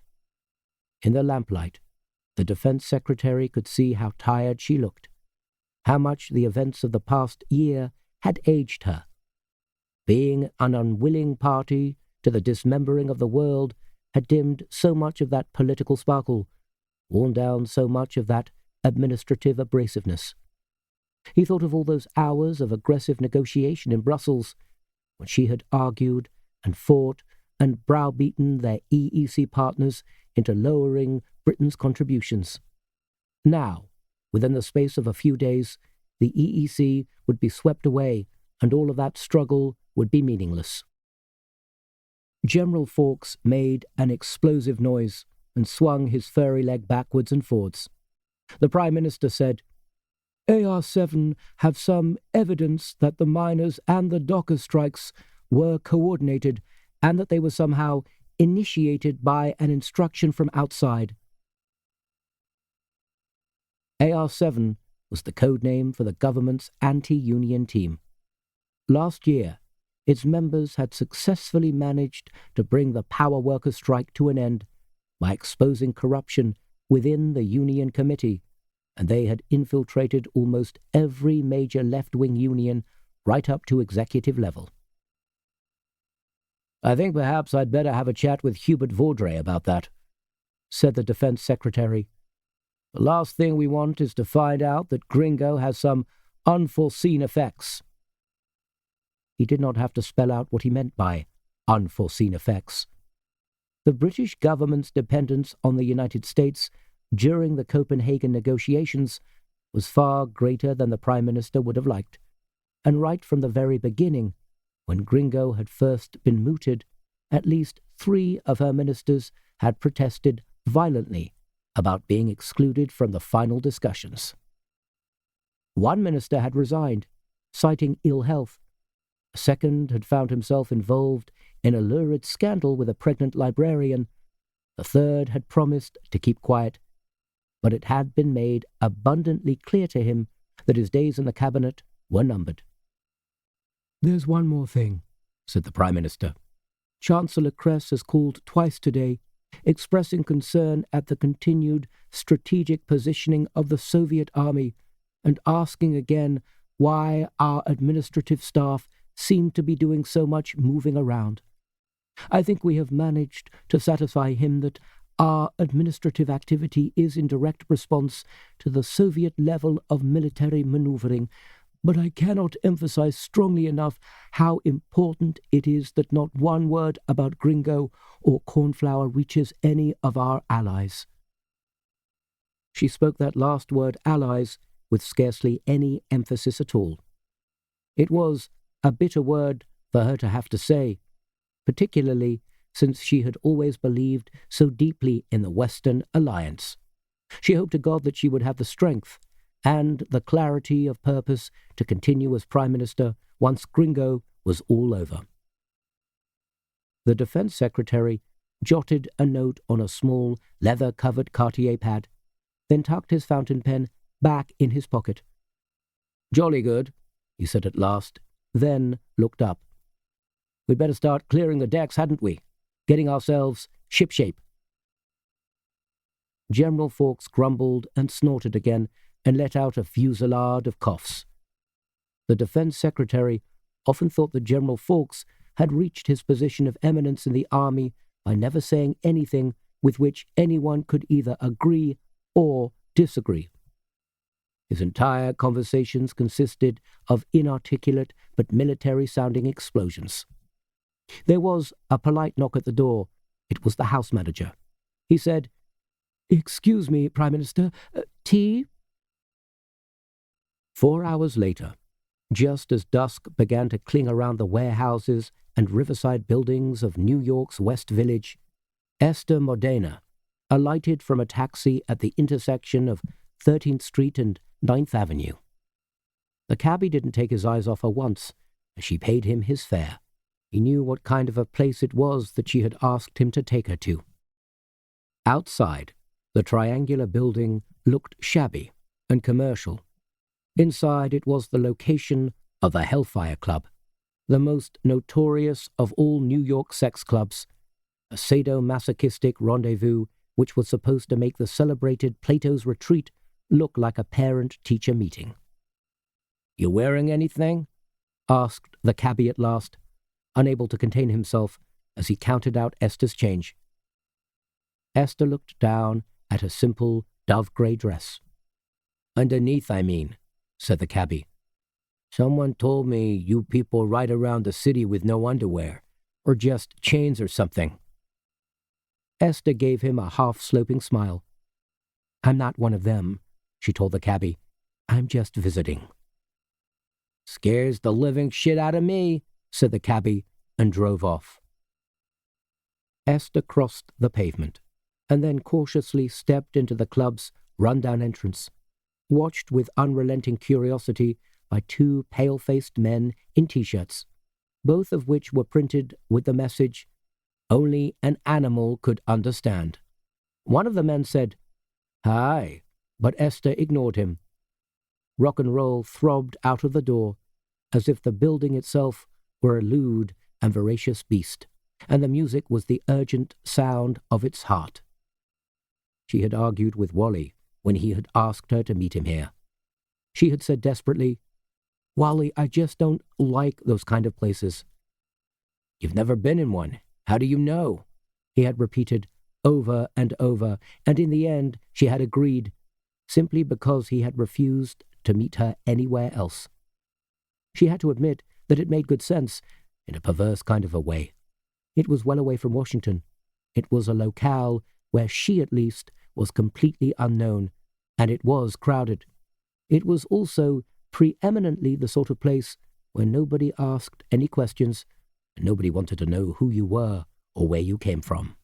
On the ground floor, there was a crowded leather bar, where sulky young men with dyed heads and shaven scalps were sitting on stools, drinking beer and watching themselves with unswerving fascination in the darkly tinted mirror behind the bottles of liquor.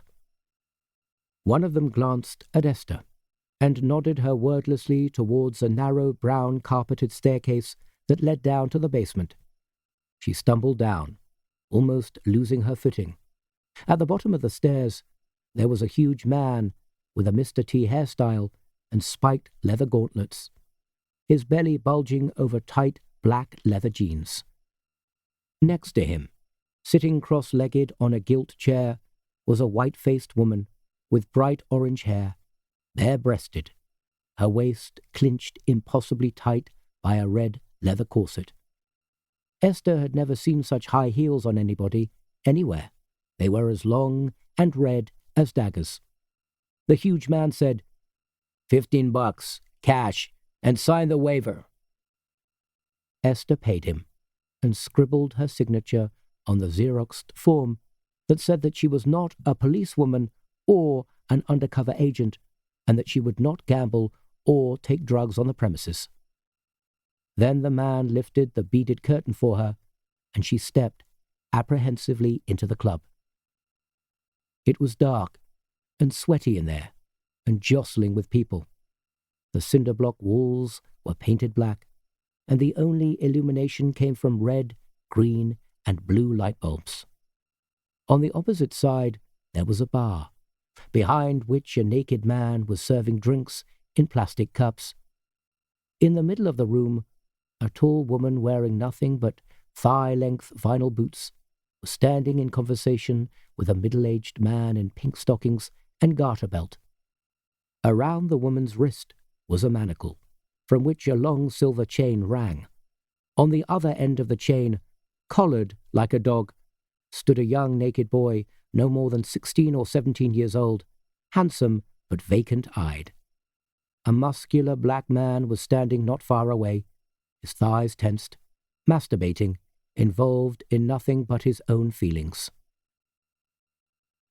Esther's mouth went dry with alarm.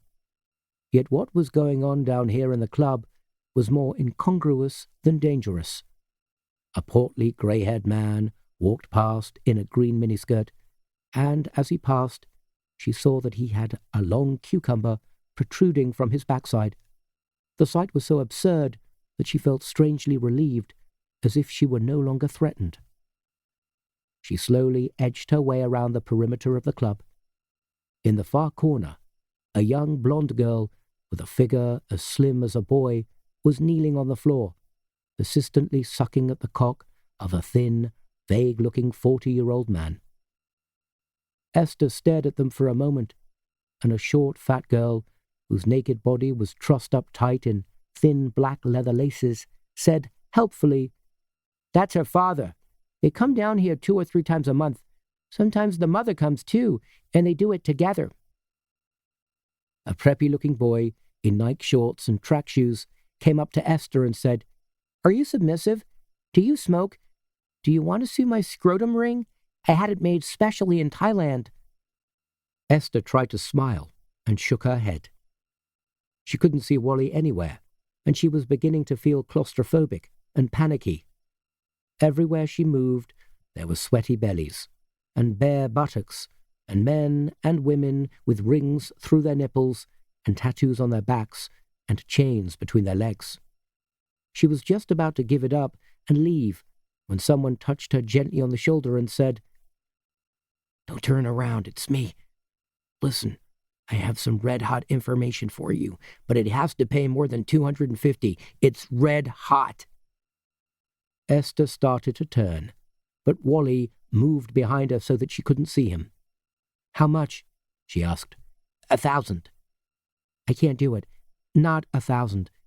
I drove here. That cost me plenty." "I could never get you 1,000, Esther told him. "I'm sorry."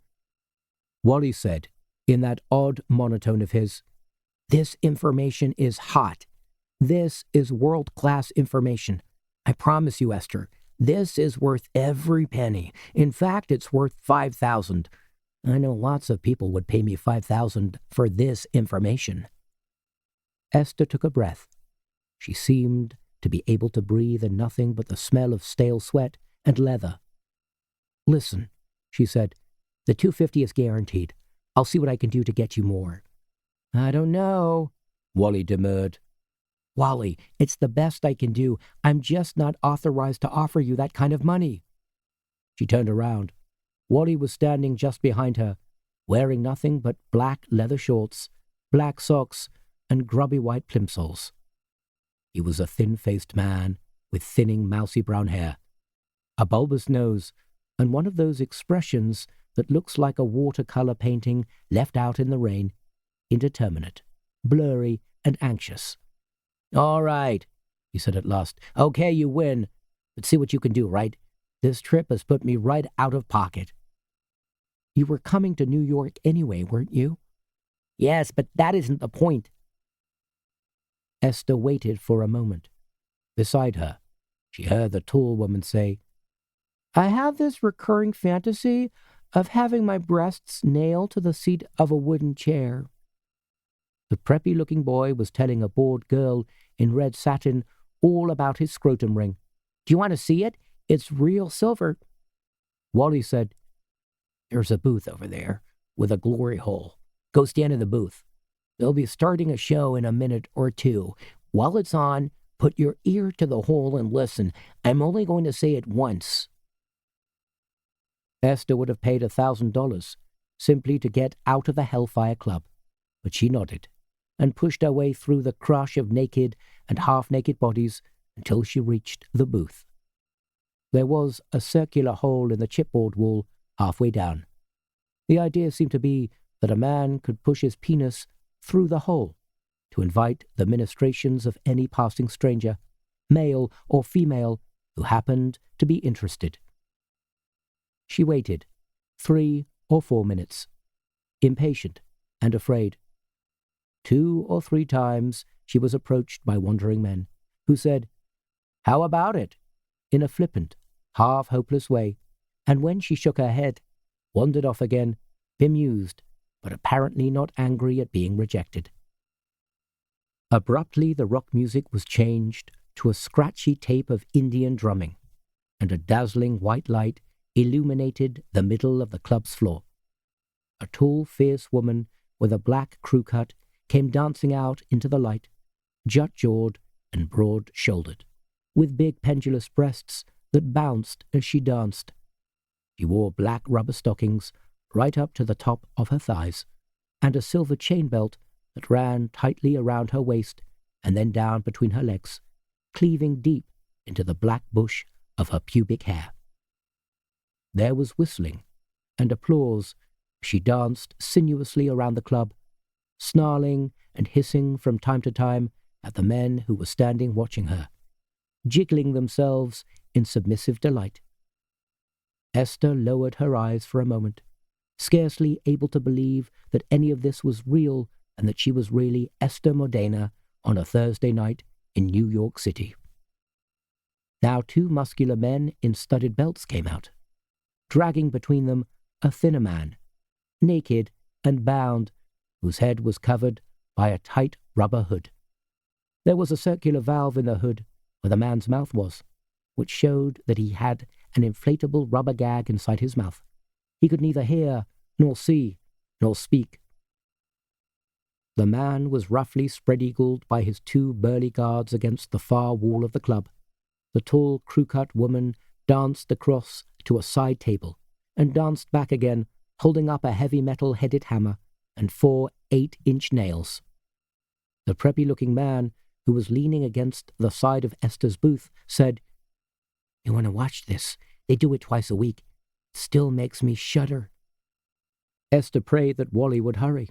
She didn't know how much more of this she could take.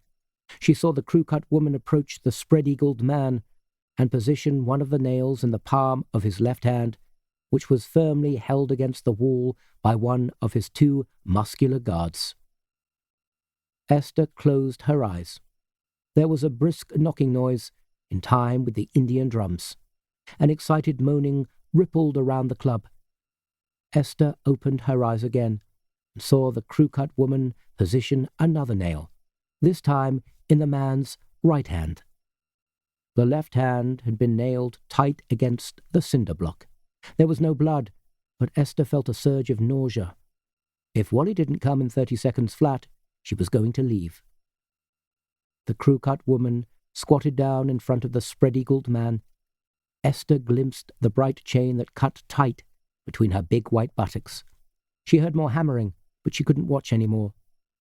"His scrotum, right between the balls," whispered the preppy-looking man, licking his lips. "God," said Esther. "Oh, it's all right," the preppy-looking man reassured her. "He loves it. He does it over and over." It was then that the crew-cut woman lifted her fourth and final nail and showed it around to the audience. For some reason, a hush of anticipation fell over the club, and there was no sound but the tapping of the drums. The woman stalked up to the spread-eagled man and placed the point of the nail against his rubber-masked forehead. "Doesn't she just make you wet yourself?" panted the preppy-looking man. "She won't really do it, of course, but can you imagine what it's like, being nailed to the wall by your balls, feeling that nail against your forehead?" Without any warning at all, the crew-cut woman hammered the last nail straight into the spread-eagled man's head. They heard it knock against the skull, then crunch against the cinder block. The spread-eagled man trembled violently and then remained still. There was no blood at first, but then a single crimson line ran down his nose and dripped onto his scrawny, bare ribcage. The silence and the fear were immense. The crew-cut woman stood defiantly for a moment with her hands on her hips, and then she pointed directly at Esther and gave her a snarling, toothy grin of triumph. "Oh, God," thought Esther in a surge of sickness. "Oh, God, it's Wally." Then all the lights went out, and the club was a screaming, chaotic tangle of arms and legs and shoving bodies, and Esther found herself jammed and shoved against one of the cinder block walls, grazing her arm and her knee. She didn't even realize until she managed to push her way out to the staircase that she was screaming herself. David Daniels, at that moment, was just stepping out of the shower to answer the phone. Normally, he would have let it ring, but he was expecting Esther to call him as soon as Wally had passed on his information. He hadn't relished the idea of Esther going to the Hellfire Club any more than Esther had. He had read an article about it in Playboy once, and from what their correspondent had written, it had sounded like a halfway house to hell and damnation. Wrapping a dark blue Turkish towel around him, he padded through into his dressing room, picked up the phone, and said, "Yes?"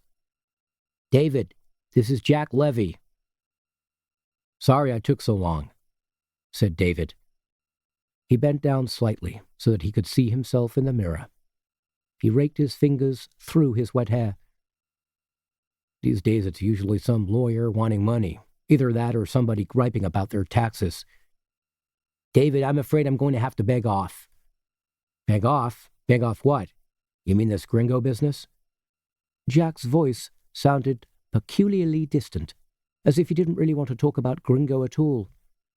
"I'm real pushed right at the moment, David. I'm all tied up with a big story on the budget deficit. I don't think I'm going to be very much use to you." "Listen," said David, "you haven't been warned off, have you?" No, it's just that I can't spare the time. I'm sorry. I should have told you when you first called me. I feel guilty about that." "Jack." "I'm sorry, David. That's the way it is." David blew out his cheeks in resignation. "Okay, if you can't, you can't. But do you know somebody else who might be able to help?" "David, take my advice," said Jack. "Just leave the whole thing alone. It doesn't amount to anything. Just back off and leave it alone." "You've been threatened, haven't you?" There was a sharp crackle on the line. David suddenly realized what was going on. He said to Jack, without altering the tone of his voice, "How are things coming along with that new apartment of yours?" Jack was perplexed at this abrupt change of subject. "Well, fine," he said. "It's coming along fine." "Tell me about it. What color are you going to paint the den?" "What?" "Tell me about it," David persisted. "Go on. I want to know everything. What you're going to do with the kitchen, whether you're going to have blinds or drapes. Come on, Jack. I want to hear it all." At last, Jack realized what David was asking him.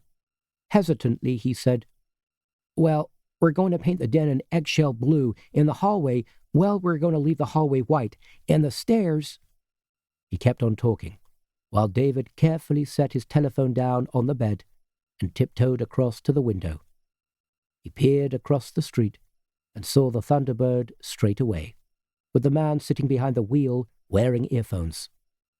If he hadn't been looking for him, of course, he never would have given him a second glance. But there he was, placidly listening in. He was so calm, in fact, he was eating a sandwich, and there was a plastic cup of coffee perched on the dashboard.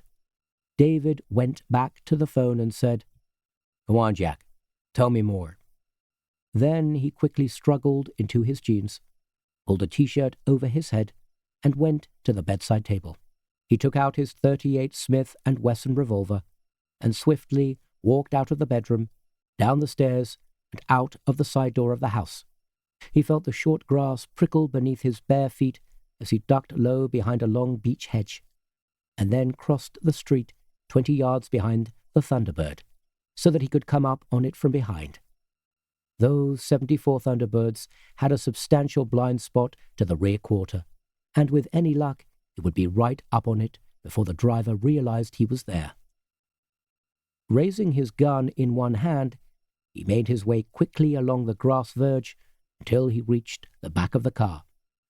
The man was still sitting behind the wheel, munching his sandwich and listening to Jack telling nobody at all that they were going to move that large mahogany bureau into the study. David crouched next to the car, grasped the gun in both hands, and stuck it in through the open passenger window. "Freeze," he ordered. The man stared at him for a moment, then shrugged and laid his half-eaten sandwich on top of the dashboard next to his coffee. "Okay, so I'm frozen." "Take off those earphones." The man unhooked the earphones and put them down carefully beside him on the passenger seat. "Now you have 10 seconds to tell me who you are and what the hell this is all about." The man sniffed and wiped his nose with his finger. "Can I show you my ID?" he asked. "Don't show me. Just tell me." "My name is Frederick B. Timberland, and I am an agent of the Federal Bureau of Investigation. And what the hell are you doing listening into my phone calls?" "I was told to." "On whose authority?" "I don't know. Nobody ever tells me things like that. My instructions are, sit here and listen in. That's all." "All right, Mr. Timberland," said David. "Show me that ID." Frederick Timberland lifted his ID wallet out of his shirt pocket between 2 fingers and tossed it over. David opened it, left-handed, glanced at it, and then tossed it back. "Right," he said. "I want you to get back to your office and tell whoever it is who sent you that all hell is just about to break loose, and I mean all hell." "Yes, sir. I got that." David stood up, lifting his gun. Frederick Timberland started his engine, poured the remainder of his coffee out onto the road, wedged his sandwich into his mouth, and drove off. David watched him go, then walked back to the house. Upstairs, Jack was still waiting on the phone. "Phone tap?" asked Jack hoarsely. "You got it. Some clown who said he worked for the FBI." Jack was silent. David could almost hear his embarrassment. After a while, David said, "Are you still off the case, or do you want to keep at it? This gringo must amount to something, and believe me, I'm going to be calling Skakosis at the FBI just as soon as I put the phone down, and I'm going to give him hell." Jack said, "I'd sooner forget it, thanks, David. You know how it is." "I'm not sure that I do." "Well, if you want to know the truth, there were threats against my wife." "What kind of threats?" "Mutilation, that kind of thing. She's scared to go out." David bit his lip. "Have you found out anything at all?" "Not that I want to tell you, but believe me, David, this is coming down from the highest possible level. If I were you, I'd be careful about stirring up too much of a stink with the FBI." David paused for a moment. Then he said, "Okay, Jack, I understand. I'll talk to you later. Maybe we can have dinner when I get back to Washington." "I like that," said Jack and hung up. Almost immediately, As if somebody had been watching and waiting for him to finish his call, the phone rang again. David picked it up, wedged it under his chin, and said, "Yes." "Senator Daniels?" "This is he." "You don't know me, Senator, but my name is Jordan Crane. I work for the National Security Council. You can check my references if you so wish." "Well?" asked David sharply. "Well, sir, I have been requested by Mr. Morton Locke to call you and advise you that the investigations you are currently attempting to instigate are overlapping into an area of national security, and that he would very much appreciate it if you would desist for the time being. He says that if you wish to discuss the matter any further, he will be glad to meet with you and talk it over." David said, "We're talking about something called Gringo?" "I'm sorry, Senator, I'm not at liberty to say." "But that's the area of national security which I'm supposed to be overlapping?" "That is related to the area, yes, sir." "And I'm supposed to keep my nose out, even though one of my best friends has had his wife threatened with mutilation, and some goon from the FBI has been sitting outside my house, illegally tapping my telephone." "I'm sorry, sir. I don't know anything about either of those incidents, but I'm sure that Mr. Locke would be more than happy to make everything clear at a personal meeting." David said tautly, "You can tell Mr. Morton Locke that until he comes around here and explains all this jiggery-pokery in person, and make sure that Jack Levy's wife gets an apology and a promise that nobody is ever going to threaten her again, that I'm going to continue my investigations into Gringo, and I'm going to make damn sure that I find out what it is, and why Mr. Locke is so desperate to keep it under wraps." There was a short silence, and then Jordan Crane said, "I've been authorized to caution you not to do that, Senator." "Caution me? Caution me? What does that mean?" "It simply means that it would not be in your personal interests to carry your investigations any further." David said in a low, unsteady voice, "You try and stop me, Mr. Jordan Crane." Then he banged the phone down and sat on the edge of his bed, his cheek muscles working with anger and emotion. He went downstairs and mixed himself a dry martini. As he was stirring it, the phone rang yet again. He picked it up and said, "Yes?" "David," sobbed Esther. "David, you have to help me." 13. He rang Yeppe for most of the day, once every 20 minutes, but there was no reply. In the end, he took a taxi around to Yeppe's apartment on the Half Densgale on the other side of Sue Houghton, next to the university. But nobody answered the doorbell, and strangest of all, there was no name tag next to the mailbox. The summer wind blew across the street. The taxi waited for him, engine running, the driver watching him through the reflecting windscreen. Charles began to realize that Yeppe had probably gone forever, disappeared into that mirror world where spies and secret servicemen go when their luck and their time runs out. It was mid-afternoon. Charles had been listening to the radio all morning and brought an early edition of Extra Belt to see if there was any news about their break-in at Clarland and Christensen, but so far there had been nothing at all. He had passed Clarland and Christensen on his way to Yeppe's apartment. The whole ground-floor facade had been boarded up with plywood, but workmen had already been cutting new glass. The Lincoln had been towed away. Agneta had said to him that morning, "What's wrong? You look worried, the same way you used to look in the old days." Charles had shrugged. "Something's wrong here. Something's all wrong. Trouble is, I don't understand what it is. I can't get my mind around it." "Leave it," Agneta had urged him. He had ruffled her pixie blonde hair. "No," he had told her, in the gentlest of voices. She had said, "It would lead only to trouble, I know it." Charles had nodded. "I know. but I think the trouble has happened already. All it's doing now is waiting for somebody to find out what it is. The taxi crossed Langebro. Beneath the bridge, the waters of Suhoutenen sparkled bright cobalt blue, colour of the sky. Clouds passed over Copenhagen's spires and rooftops, stately and slow as dreams. Charles lit a cigarette, and the driver tapped the sign that told him no smoking. He said, "Forget it, I'll walk." He paid the taxi and walked back along Hans Christian Andersen's boulevard, smoking ostentatiously with his hands in his pockets. He had known agents and security men to disappear before.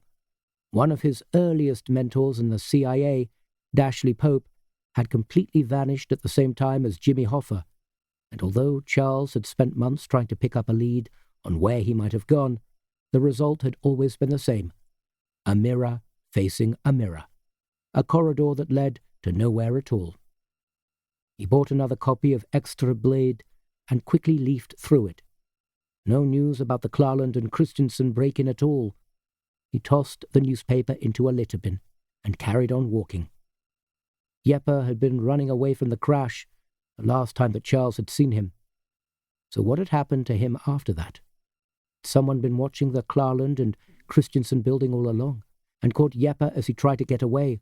Or had he been fingered by the used car dealer he had gone to and picked up later on? That was more likely. The Lincoln could have been identified in minutes by anybody with access to the police computer, and after that it would only have needed a heavyweight visit to the dealer, and Jeppe would have been nailed. The question was, who had the authority to eliminate a senior officer in the Danish security services? Krogh Kieschnik had been a high-ranking killer. No doubt about it, but he wouldn't have been able to waste a man like Jeppe without a sanction from higher up. Charles, of course, had been a little different. Charles was retired now, no longer officially attached.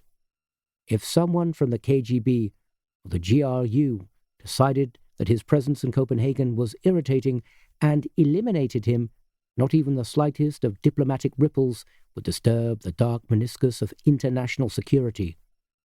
Nobody would seek to avenge him. There would be nothing but mild relief that he had gone. Charles reached Larsbornstrahl, hot and sweating, feeling like a drink.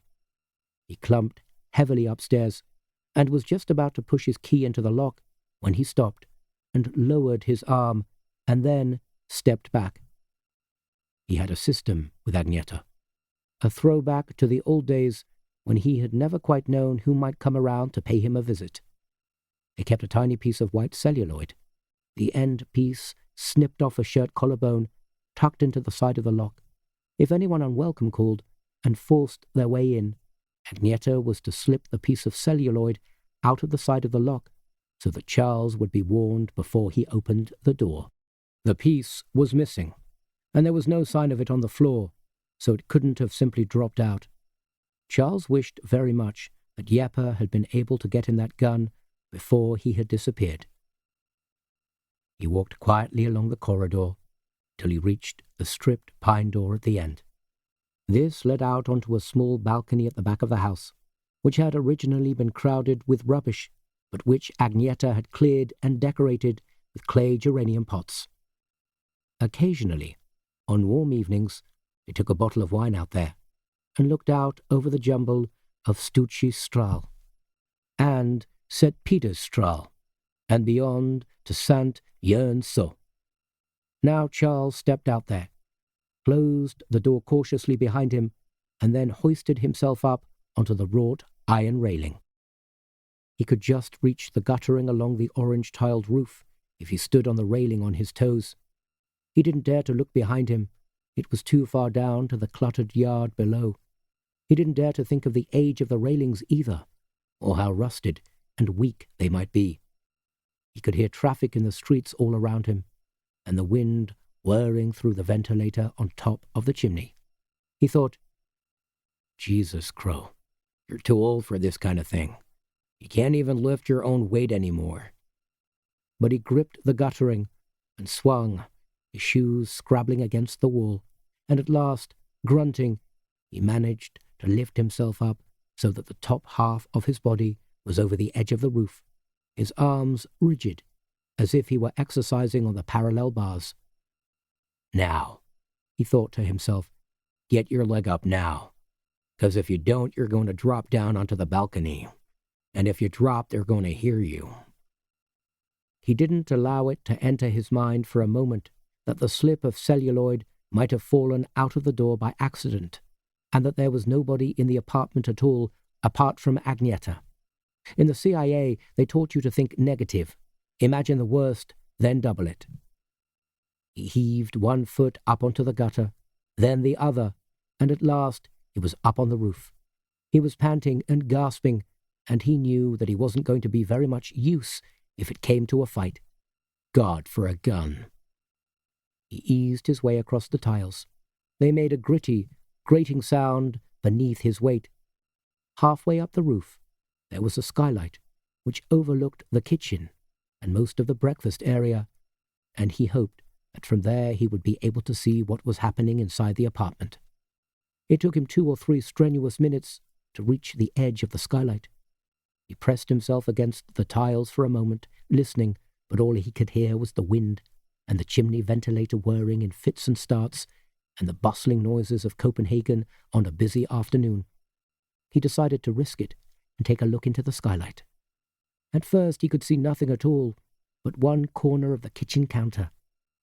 He carefully brushed away the grime from the windows with his fingers, and it was then that a man stepped abruptly into view, a grey-haired man in a grey suit, smoking a cigarette.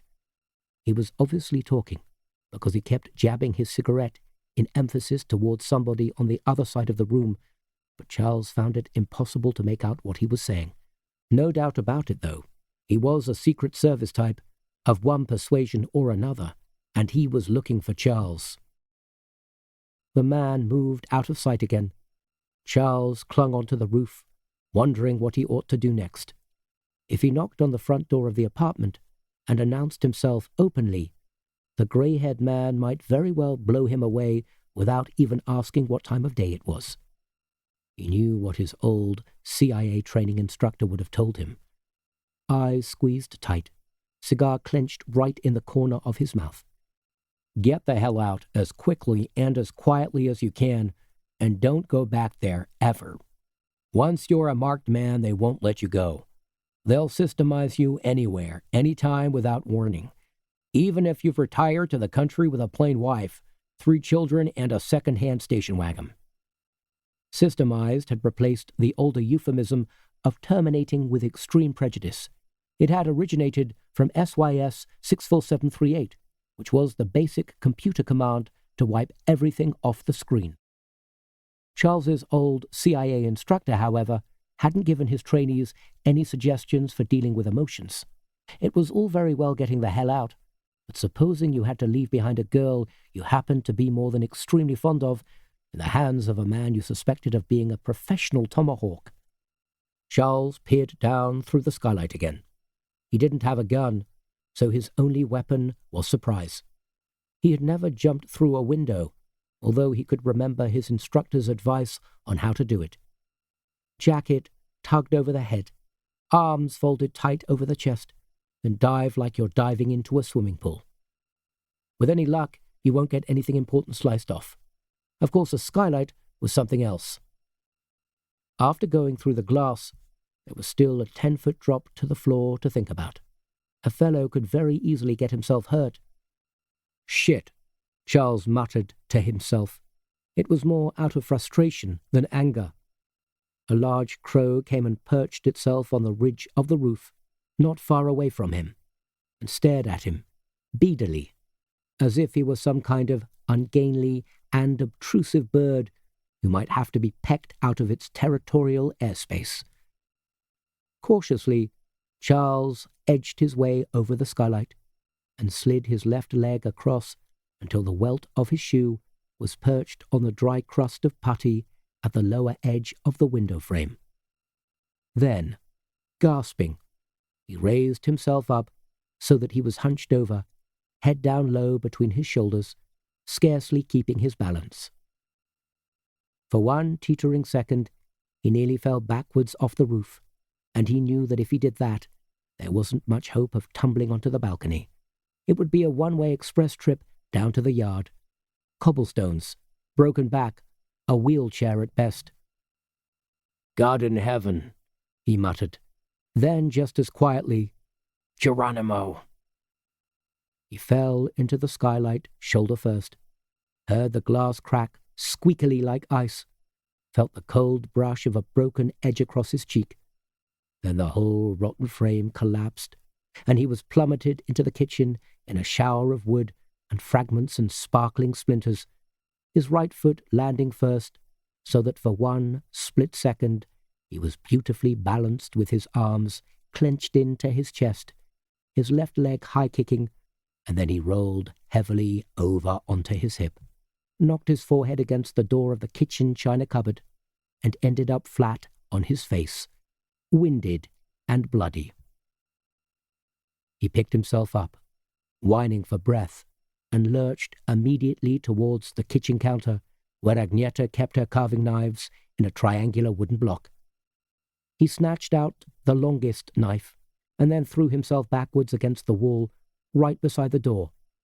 Instantly, as if he had been given a cue by a stage director, the man in the grey suit walked into the kitchen, and Charles unhesitatingly stabbed him straight through the back of his suit, gripping the carving knife with its blade sideways, so that it sliced with the minimum of resistance right between his lower ribs into his pancreas. The man turned, surprised, and for a moment stared at Charles as if he were about to say something. Then he collapsed to his knees onto the tiled floor and let his head sink between his shoulders. With a sharp clatter, an automatic pistol fell onto the floor beside him, and Charles lunged forward and snatched it up. "Napumash," the man whispered. He reached around behind him and tried to take out the knife. Charles said, "Not on your life, chum. Agneta?" From the living room, there was silence. Charles nudged the grey-haired man and said, "Are you alone, or what?" The man dropped sideways onto the floor and lay there, panting like an Alsatian. Charles hefted the pistol in his hand, the good old Tula Tokarev 1930 7.62 millimeter. At least he knew now who he was up against. He called again. "Agneta, are you okay?" Silence. That meant that someone else was there, guarding her. Charles eased his way around the door jamb, keeping the pistol raised, and made his way along the short carpeted corridor that led to the living room. He paused and listened. The corridor was lined with prints of the runic decorations found on Yellingstones and Jutland. Ancient, mysterious, elaborate. Charles could feel blood sticking to his collar and hoped that his face wasn't too badly cut. It was beginning to sting all the way from his right eye to the right side of his mouth. He eased his way into the living room, and there she was, sitting on the beige wool chair by the stove, white-faced, tense, upright as a statue. A thin man in a grey suit stood directly behind her, pointing an automatic pistol at her head. Charles said nothing, but carefully took aim at the man's head in the approved CIA manner, one hand steadying the butt.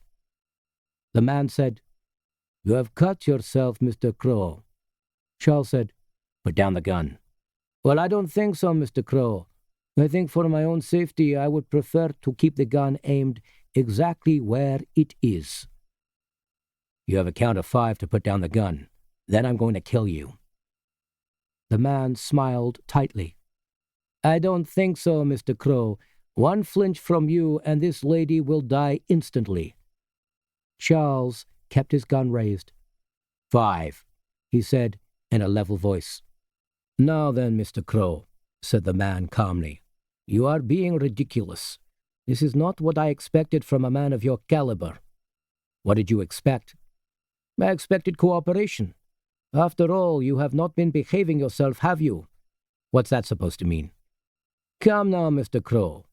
Are you going to pretend that it wasn't you who broke into the offices of Klarland and Christensen last night and caused such mayhem? Breaking windows, rifling files. And what did you do to my poor friend Lyosha? He was quite bruised and battered from falling out of that window. It was lucky for him that there was a ledge 2 floors below. Lucky for you too, Mr. Krogh. If Lyosha had died, there would have been a price on your head that almost every killer in the world would have found irresistible. Lyosha is special to us, you know, a personal favorite of the Premier. Charles said, 4. The man smiled even more broadly. Please don't make the situation more fraught with difficulties than it already is, my dear sir. All we want to do is ask you some questions. You are no longer on the staff of the Central Intelligence Agency. You have no allegiances. What is the harm in answering 1 or 2 simple queries? Like, what were you looking for in an architect's office?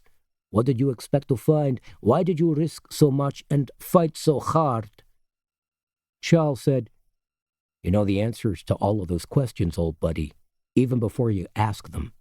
So you know, don't bullshit. Just put down the gun and stand back. The man shook his head. That is not possible, I regret. Charles said, 3, and pulled the trigger. There was a single deafening report, and the man's face imploded, like a speeded-up movie of a can of red paint being spilled. He disappeared behind Agnetta's chair, but he left behind him a whiplash of crimson spatters all the way up the pale fawn Scandinavian wall. Charles and Agnetta held each other very close, tight with affection, tight with fear. Agnetta touched Charles' cheek with her fingertips. You cut yourself. Look, you're bleeding. It's nothing. Jesus, Agnetta, it's nothing. What the hell were those guys doing here? They said they wanted to talk to you, that's all. I told them you were away in Stockholm, but they didn't believe me. But I managed to slip in the marker out of the door. Thank God for that. These are Russians, Russian agents, KGB, I don't know, or worse. He lifted the Tula Tokarev automatic, turned it this way and that, then slung it aside. Lousy monkey-made guns. I was lucky to hit him. Charles didn't know what else to say. There were 2 dead men in his apartment, and Agnetta was shuddering with fright, and Jeppe was gone, and Otto was probably dead too, and he still didn't know what in hell was supposed to be happening. This wasn't the game the way he used to play it, back in the days when he was on active service. This was a different game, far more confusing, far more violent. In the old days, they wouldn't have sent a killer like Krovis Nosu after small fry like him. Something had changed, something fundamental. There was a big secret around somewhere, and it was being guarded with manic ferocity. Listen, he told Agnetta, I want you to go stay with Roger for a while. You don't mind that, do you? Roger will take care of you. Apart from that, he won't give you any trouble, if you know what I mean. But what about these men? What about you? Just leave all this to me, okay? Everything's under control. It's just that I want you to go stay with Roger, maybe a week or 2, not more. And what will you do? I have to find Jeppe, or at least what happened to Jeppe. I also have to find out why these goons broke in here today. I also have to have a drink. Agnetta clutched him close. God, he thought, I love you. I don't know why, I don't care why, but I do. She smelled of Chanel No. 19, and clean hair, and Danishness. Who could tell what that was? A kind of mixture of ozone, smorgasbord, and pine. He kissed the top of her head and thought, I'm far too old for any of this. I should have retired by now to Whispering Palms in Southern California. I should be playing golf in checked pants and blue sports shirts with little crocodiles on them. Instead, I'm dipping my arm into the jaws of hell and risking the lives of everybody around me, including the lady I love the most. Agnetta said in Danish, Do you want to go back to America? Do you think you should, Charles? I don't mind coming with you. Please, if you want to go. No, he told her. He kissed her again. Honey, I'd love to, but it doesn't end here. Many are called, you know, but only a few are chosen, and for some reason I happen to be one of the chosen, and that means I've got to do my duty here and find out what the hell is going on. I mean for Yeppa's sake, if nobody else. He went to the phone and dialed the Politigorn 141448. When the receptionist answered, he said, "Give me Politdirector Eisen." There was a silence. Agneta said, "Oh God, Charles, I wish you would give this up. Let this go. I will come to America with you. I promise." Charles said, "Pavel, how are you doing?" "Yeah, this is Charles. Charles Krogh, of course. Krogh with a K, yeah, that's right. Pavel, I have a problem here. I have a problem at home. Well, it's to do with the KGB. Well, yes, I have 2 KGB personalities here who seem to be disinclined to leave." God wrought the Danish sense of humor, he thought, as Pavel Eisen asked him, "You want somebody to tell them to go? I have patrolmen who can do that." "Not exactly, Pavel. The problem is they couldn't go if they wanted to. They are ex-KGB. Systemized. You get me? Program deleted." "Charles, I thought you were retired." "I am, Pavel, but something's come up." "KGB? You can establish that beyond question?" "Are you kidding? I have gray suits from Dale's and Tula Tokarev automatics." There was a long silence. Pavel Eisen was a serious, reputable policeman who had never taken kindly to intelligence antics in Copenhagen. It was arguable which organization he disliked the most, the KGB or the CIA. Both treated Copenhagen as if it belonged to them. Both regularly incurred the wrath of the Copenhagen police headquarters. Pavel Eisen had spoken to both U.S. and Soviet embassies twice this year and warned them that they were guests. No matter how strategically Denmark might be placed, "You are forbidden from practicing your wars in my city," he had told them. Both ambassadors had expressed surprise and concern that Pavel Eisen should imagine for a moment that they were doing such a thing. The Russian ambassador had sent him a case of mokuzami, which Pavel Eisen had promptly sent back. "I shall have to have you questioned," Pavel Eisen told Charles. "Whenever there are dead bodies, there must be an investigation." "I understand," said Charles. "I'll wait. You know where I live, don't you? On Lasbjørnstrahl." "I know where you live, Mr. Krogh with a K." Charles put down the phone and then sat for a moment, smiling at Agneta. "God, it's a hard life," he told her. She came over and knelt beside him and touched the friendly creases of his face. "I think I'm crazy," he told her. "Yes," she said, "I think so too, but I love you."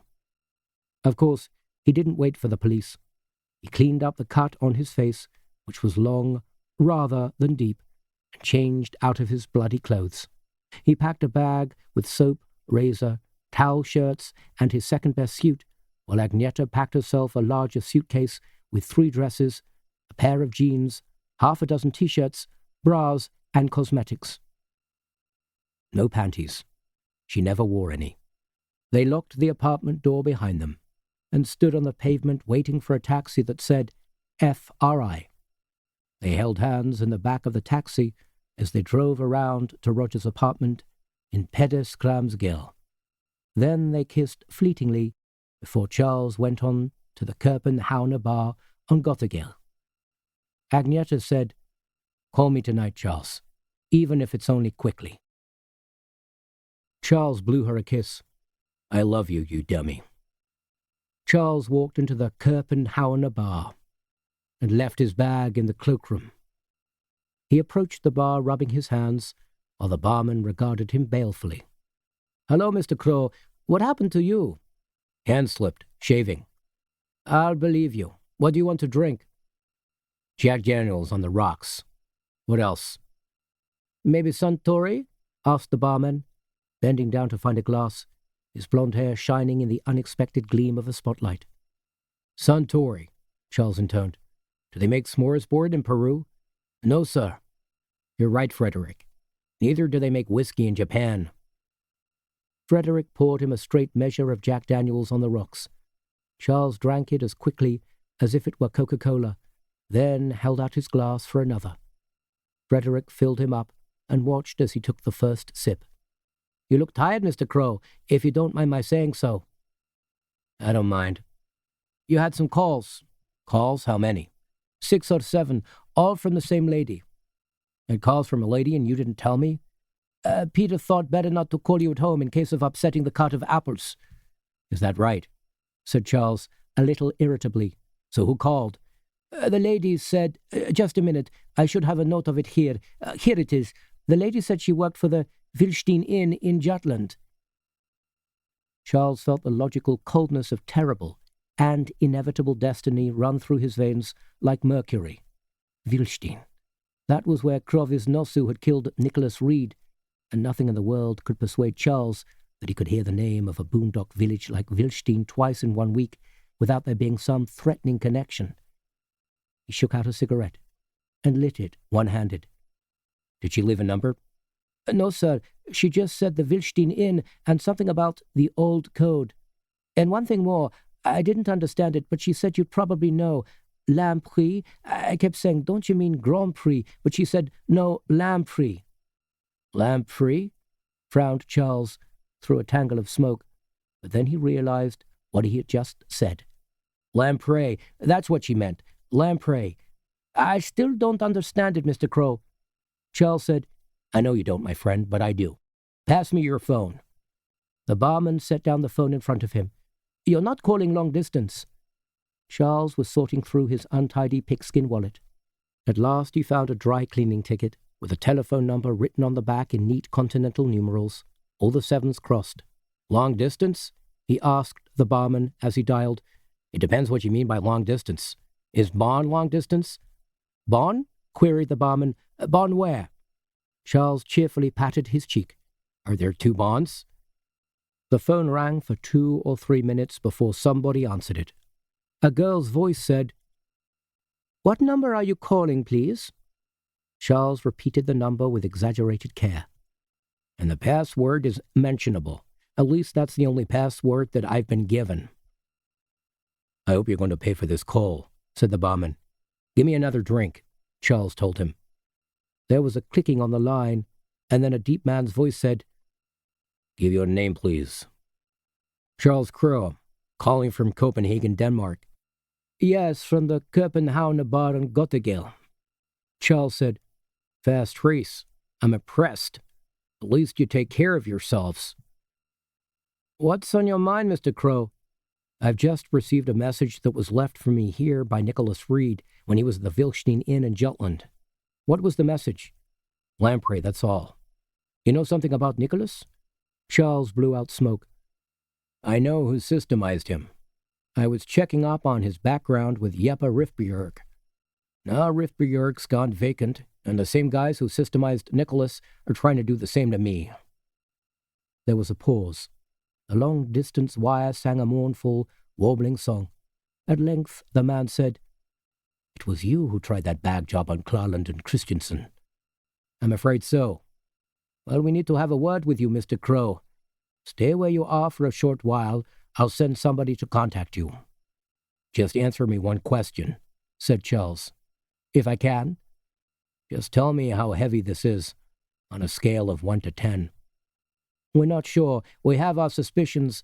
We may be receiving some valuable new information very shortly. But heavy.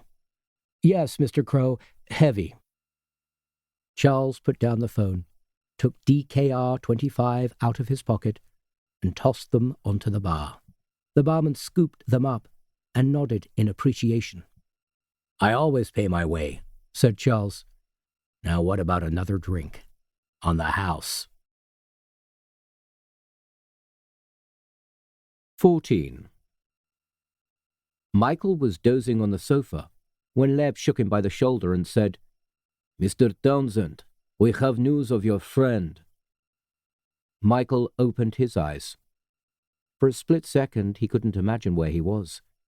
His mouth felt dry, and the rough fabric of the sofa had imprinted a red pattern across his cheek. He sat up slowly and coughed. The apartment was stale with cigarette smoke and sweat. Underarm deodorant was not considered an essential in the Soviet Union, and it was usually impossible to buy it at the local apteka. Lev said, One of our people has just called us to say that your friend is at the KGB office. on Kazakova Ulitsa, and that apparently he is being questioned. Miss Konstantinova is there too." He checked his cheap steel wristwatch. "They are to be driven at 4 o'clock to Zagorsk, just as we expected." Michael said, "You're still sure that there's nothing I can do?" Lev sat down beside him and laid a hand on his arm. He had short, stubby fingers with broad, close-cut nails. "Mr. Townshend, there may be, but there is always an element of danger. The safest thing for you to do is stay in hiding, at least as long as it takes for us to get you out of Russia." "It's just that I feel responsible," said Michael.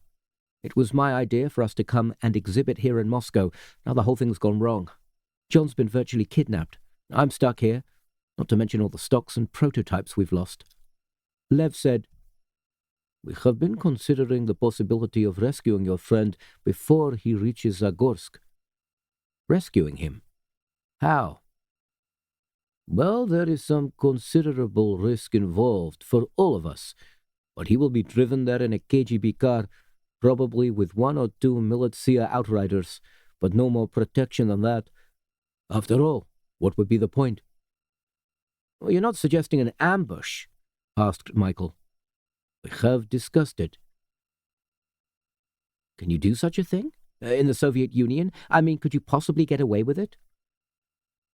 "My dear Mr. Townshend, the Soviet Union is vast. There are miles of road on which you can drive for hours without seeing anybody at all. The road to Zagorsk in places is no exception. We were discussing the possibility of attacking your friend's car just south of Tekstilshka, and then making our escape not west, as the KGB and the militia would expect us to do, but east to Skolkava, and then doubling back during the night." Michael said, "Do you think I could have a cup of coffee?" "There's some tea in the samovar in the kitchen. I think that you will find it quite fresh." Michael eased himself up from the sofa and walked through to the cluttered kitchen.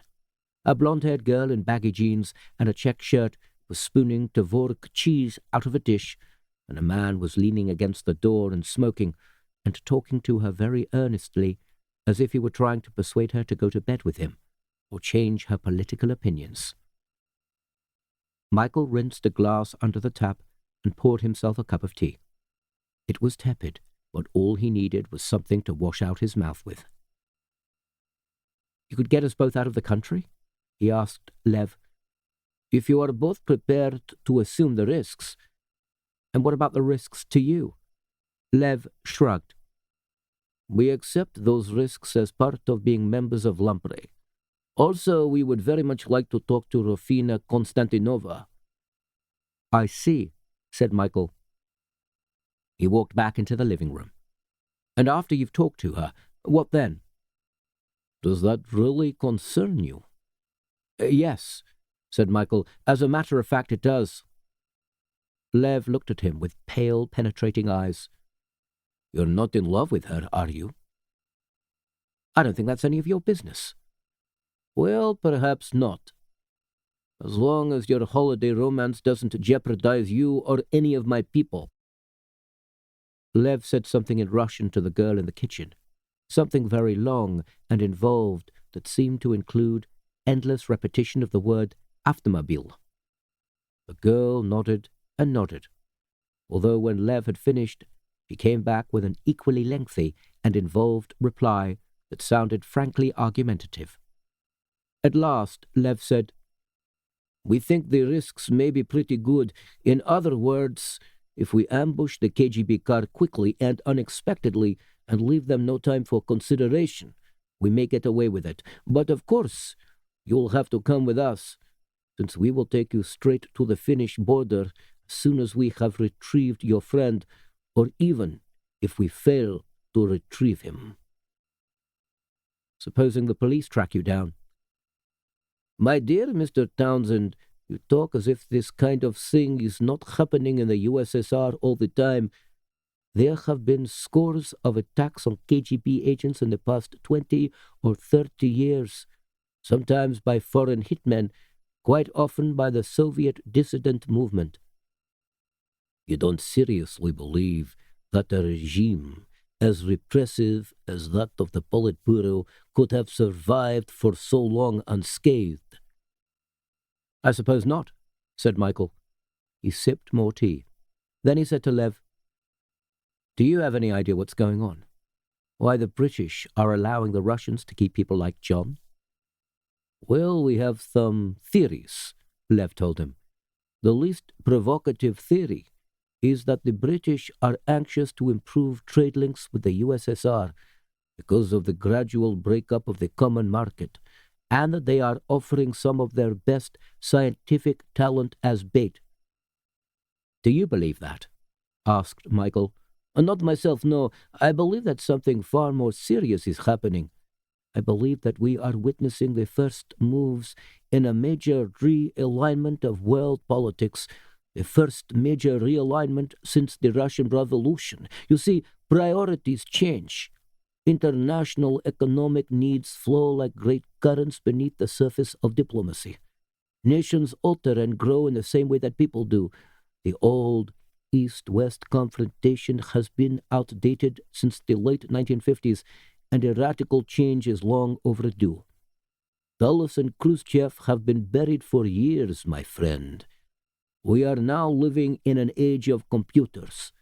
Politicians are almost irrelevant. So here is the world.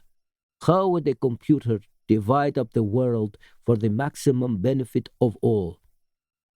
Not the way in which the French and the English tried to divide it in the 19th century. Not the way in which Hitler and Stalin tried to divide it. Not the way it was divided at Yalta.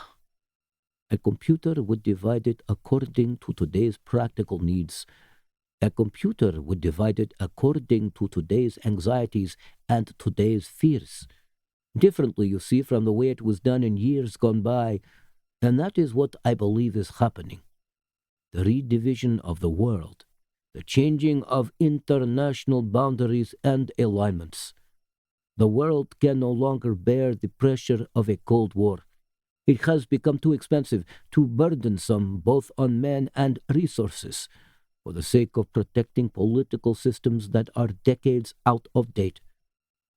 At what period in world history have two opposing regimes remained so statically and so unbendingly at loggerheads with each other, building up great arsenals of weapons against each other, and yet never actually fighting each other face to face? So much has changed. So many things have altered. Morals, technology, world events. No, my friend, a major change is about to take place. Something that will shake the very earth, and the taking of your friend is part of it. Michael said nothing at first. He went to the window and looked down on the narrow gap between this block of apartments and the next. Old post-war apartment blocks, grey and unprepossessing. Moscow at its saddest. You could see the same kind of building in London and New York. Blocks put up in a time of optimism and determination, when the memory of the war was still fresh, and everybody was convinced that it would never happen again. Michael thought, they might just as well have tried to wish away cancer. Was it for this that I went every day to my primary school in South Croydon, in my cropped haircut and grey flannel shorts? Was it for this that I studied and played and cried, and religiously read every copy of The Eagle, and never missed a single episode of Journey into Space on the radio? He suddenly missed Margaret and Duncan, and wished bitterly that he had never thought of coming to Russia. Lev laid a hand on his shoulder, as if he understood through mental osmosis what Michael was thinking. We have no choice, my friend. We are like grains of sand in the hourglass, you and me. He pronounced it with a hard H. Hourglass. When the hourglass is turned upside down, we have no alternative but to tumble through with all of the other grains of sand. Michael nodded. Can you show me how to use one of those guns? The AKM? Lev asked him, surprised. Such a thing is not for you, my friend. Can you show me how to use it? Of course. It is simple enough. It was designed for use by untutored people." Lev said something in Russian to the young man, who was sitting on the sofa, smoking a filter-tipped cigarette. The young man reached behind him and hefted the automatic rifle in his hand, tossing it over to Lev, who caught it and then handed it to Michael.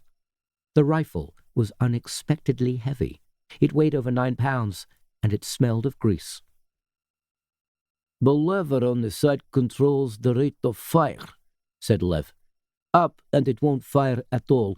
In the center, and it fires automatic. Down, and it fires single shot. This catch here, at the front of the trigger guard, releases the magazine.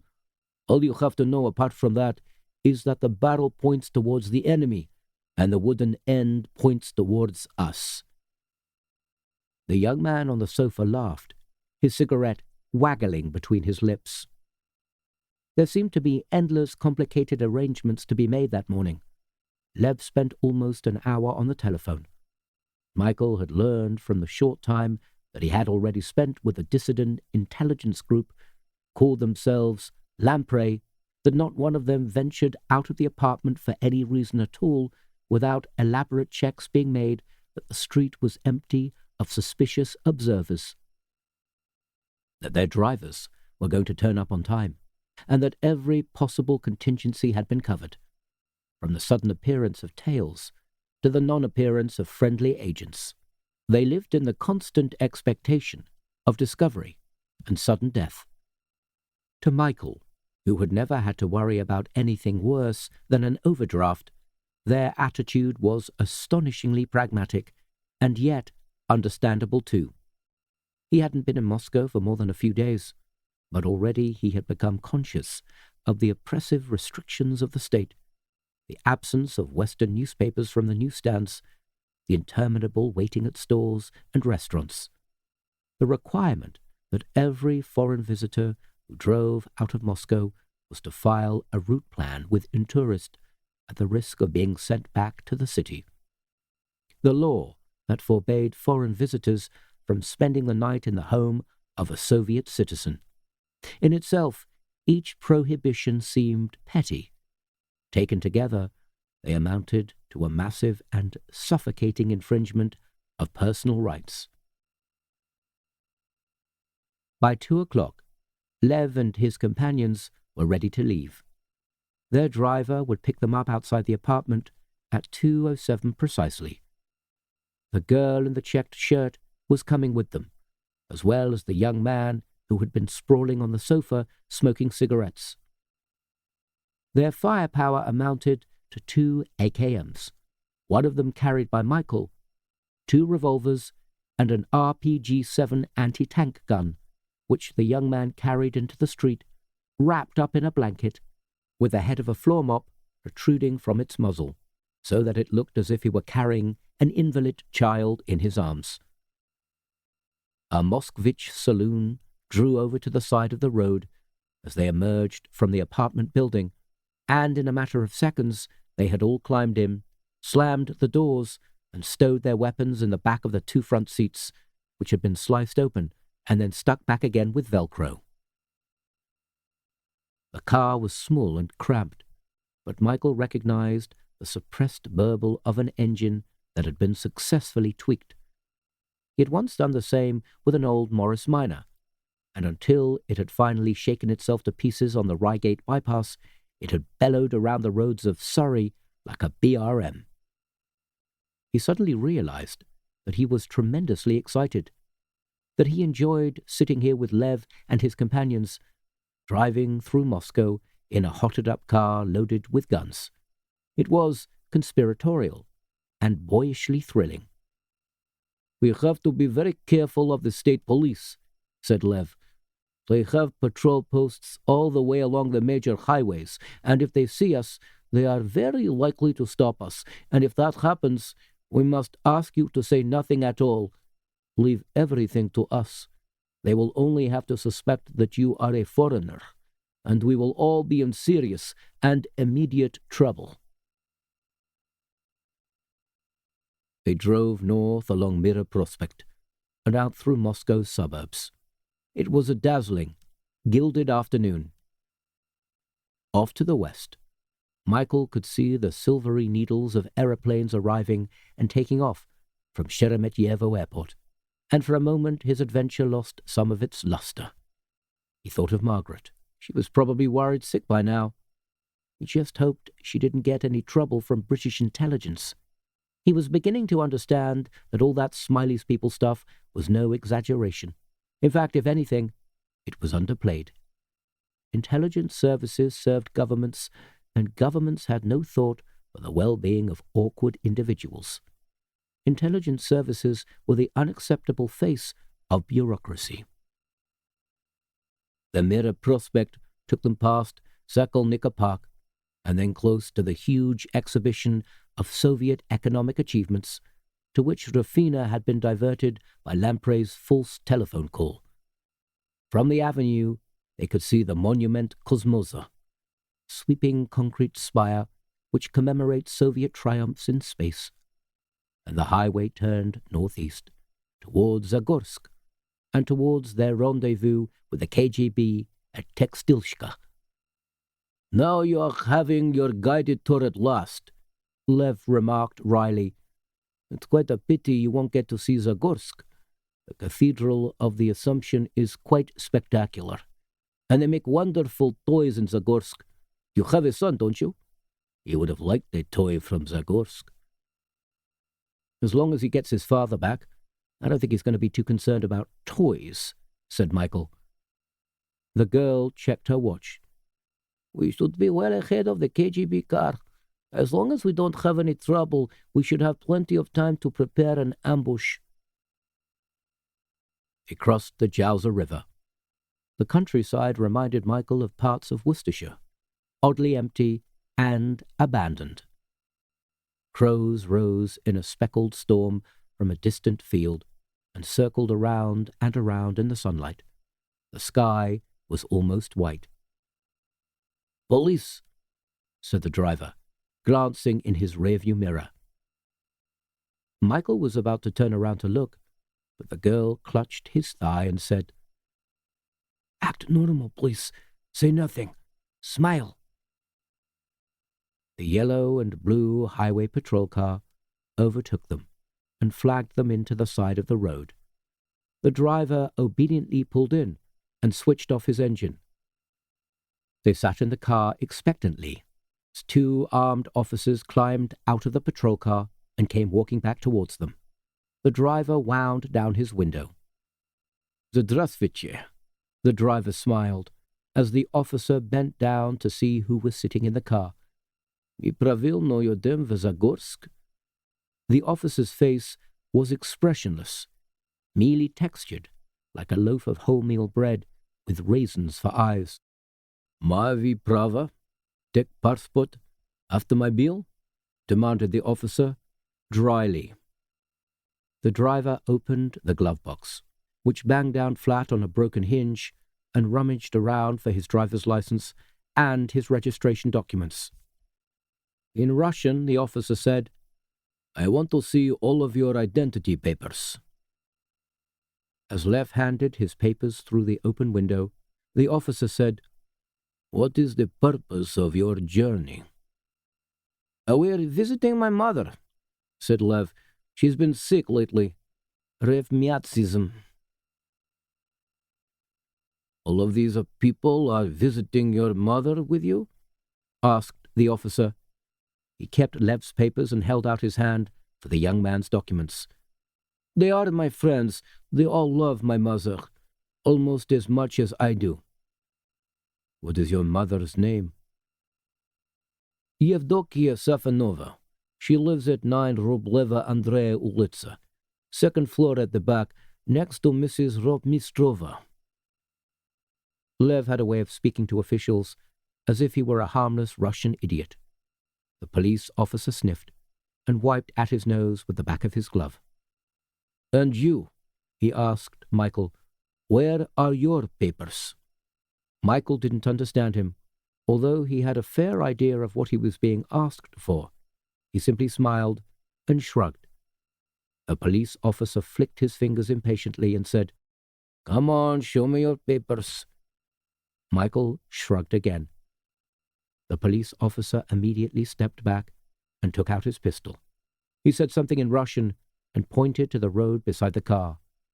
Lev said, "He's telling us all to get out and stand up against the side of the car."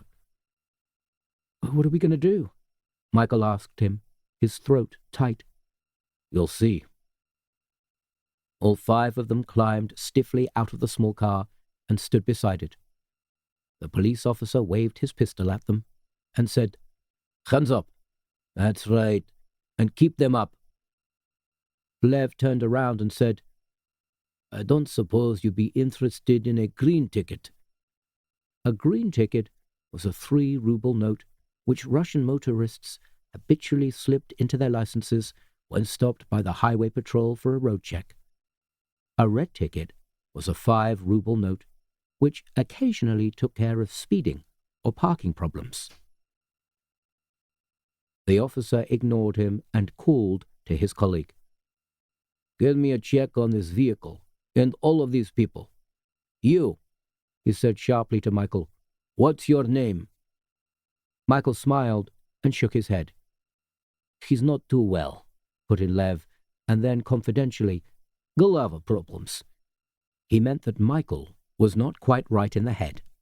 The officer said, "Wait," as if he were undecided what to do next.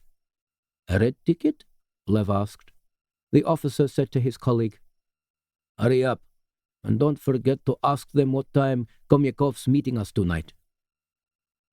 Michael kept his hands up above his head. He glanced at Lev for reassurance, but Lev didn't seem to be concerned at their predicament at all. He was looking out across the nearby field and whistling. Crickets chirruped in the rough grass beside the highway. There wasn't another car to be seen for miles.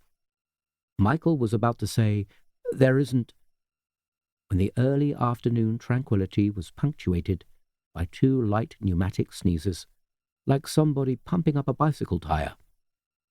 Michael turned around in perplexity, just in time to see both highway patrolmen buckle at the knees and collapse onto the pavement. The girl in the checked shirt was already tucking a silenced Beretta automatic back into a light nylon holster under her arm. Lev said, "Quickly now," and he and the young man ran across to the patrolmen, gathered them up under their arms, and dragged them with their boot heels scraping on the concrete back to their patrol car. Both dead men were heaved back into the front seats of the car, and their seat belts fastened to keep them in place. Lev deftly reholstered the first officer's revolver and straightened his jacket. Michael was fascinated by the speed and silent efficiency with which Lev and his colleagues worked. They might have rehearsed it, like Swan Lake at the Kirov Ballet. They started up the patrol car's engine, then released the handbrake and steered it off the edge of the road, right into a narrow ditch, where it came to rest with a grinding crunch and its engine stalled. The girl handed Lev her scarf, which she deftly fed into the patrol car's filler cap until only a corner of it was protruding. He lit the corner of the scarf with his cigarette lighter, and then immediately came running back to the Moskvich. "That's it. Let's go. Sorry for the inconvenience." The Moskvich's tuned-up engine let out a blaring roar as they squealed again from the side of the road and sped northeastwards again. Lev lit a cigarette and sneezed. Behind them, there was a sudden pump, and Michael turned around to see the highway patrol car blazing fiercely in the ditch and a column of oily smoke already rising into the white afternoon. "That won't put off the KGB, will it?" asked Michael. "I mean, they won't change their route if they see that wreck by the side of the road." Lev shook his head. "The highway patrol are notoriously bad drivers, my friend. Crashed police cars are quite commonplace. A few glasses of vodka for lunch, a boring afternoon with no motorists to harass, a race along the highway just for the hell of it. 190 kilometers per hour. All of a sudden they lose control and, what do English people say? They have had their ships. Chips, Michael corrected him. Chips, Lev repeated with dogmatic relish. He was very proud of his English. The girl smiled at Michael, but Michael couldn't think of any Russian phrase that might be appropriate to the occasion, even though Rafina Konstantinova had taught him many words of love. What was the Russian for, "Do you enjoy shooting policemen?" or "Your gun has a splendid silencer. Where did you get it?" The smoke from the burning patrol car had scarcely disappeared behind them when Lev said, "Here, this will do. Pull off the road and park the car behind those trees." Without reducing speed, the driver turned the Moskvich off the side of the highway, and they jounced over pebbles and ruts and rocks, their suspension banging loudly, until they were completely out of sight of the road behind a scraggly stand of firs. Without hesitation, Lev and his companions tore away the Velcro which kept the backs of the seats in place and took out their weapons. Lev handed Michael his AKM and 2 magazines of ammunition. He made no comment except, "Don't shoot unless I tell you, and don't shoot unless you have to." Michael nodded and swallowed. They waited for a long time, lying flat in the grass, the sky gradually darkening over their heads as a Maytime storm came in from the west. The grass rustled and blew. The crickets sang. Michael sneezed 2 or 3 times because of his hay fever. They watched a few private cars whir north and south, a convoy of army trucks. Otherwise, the afternoon was peaceful, with butterflies blowing through the trees and the wind singing songs of Poland and Scandinavia. Lev, watching the highway with binoculars at last, said, "Here they come." "You're sure?" asked Michael. Without a word, Lev passed him the glasses, and he squinted south westwards until the wavering horizon of the road came into view. And on the road there were 2 motorcycle militia, with glaring headlights, and a black Volga 22 following close behind. "KGB, no doubt about it," said Lev. "Anton, are you ready?" Anton had already shouldered the RPG-7 anti-tank launcher and loaded it with a 40mm bomb. The bomb weighed 2v4 kilograms and could penetrate armor to a depth of 320mm over a foot. Lev said to Michael, "Switch your gun to rapid fire. Even if you don't hit anything, you should frighten them." The KGB car, with its motorcycle escort, came closer and closer, until Michael was sweating. They must fire soon, otherwise the car would have passed them by. But just as Michael began to think that the ambush hadn't worked, Lev raised his hand, paused, and then dropped it again, and there was a sudden, teeming rattle of automatic gunfire. Both motorcycle policemen went down instantly, as if they had ridden straight into an outstretched wire. They tumbled over and over like acrobats, their arms and their legs flailing, while their bikes slid roaring across the road on either side of them in showers of sparks. The Volga 22 tried to swerve in between them, but then there was the sharp whoomph of the RPG-7 launcher, and the front of the car exploded in a strangely surrealistic arrangement of twisted metal and broken glass.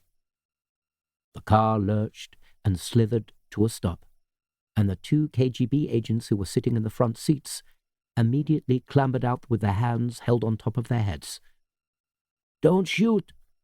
But there was another quick burst of machine gun fire, and they dropped to the road beside their motorcycle escort. The whole attack took fewer than 15 seconds, and then there was silence. Lev stood up and walked towards the wrecked car with his AKM held up high in front of him. Michael followed, with his own gun raised, although he hadn't fired a single shot. You see, it simply takes organization, said Lev, turning over one of the KGB men with the toe of his shoe. Michael looked down at the puffy, staring face. A young man of 28 or 29, he guessed, with a scrap of toilet paper stuck to his cheek where he had cut himself shaving that morning. His blood ran across the road to join that of the others, a crimson jigsaw.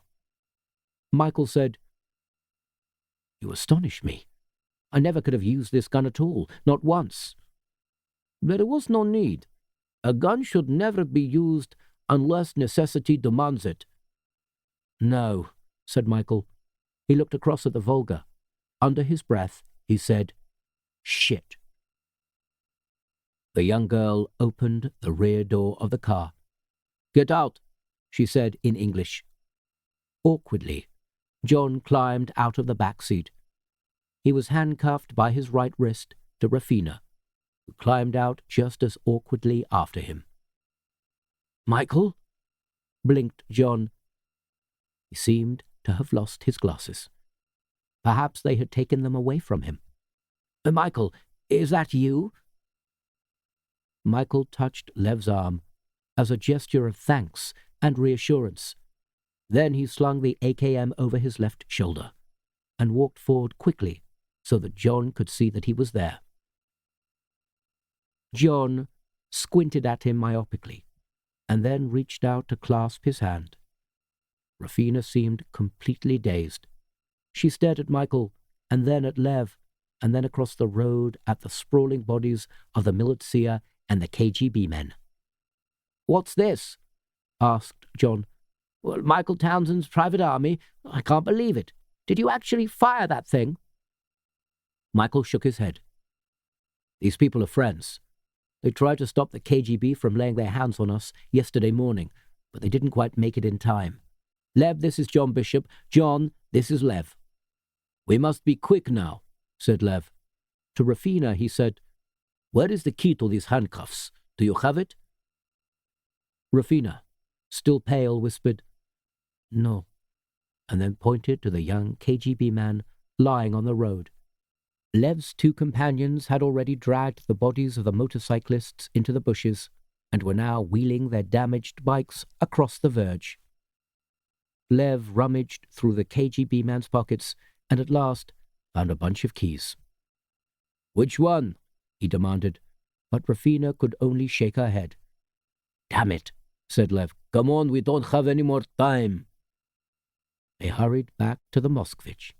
John said, "I can't believe this is real." "It's real," Michael told him. He glanced at Rafina, but Rafina said nothing.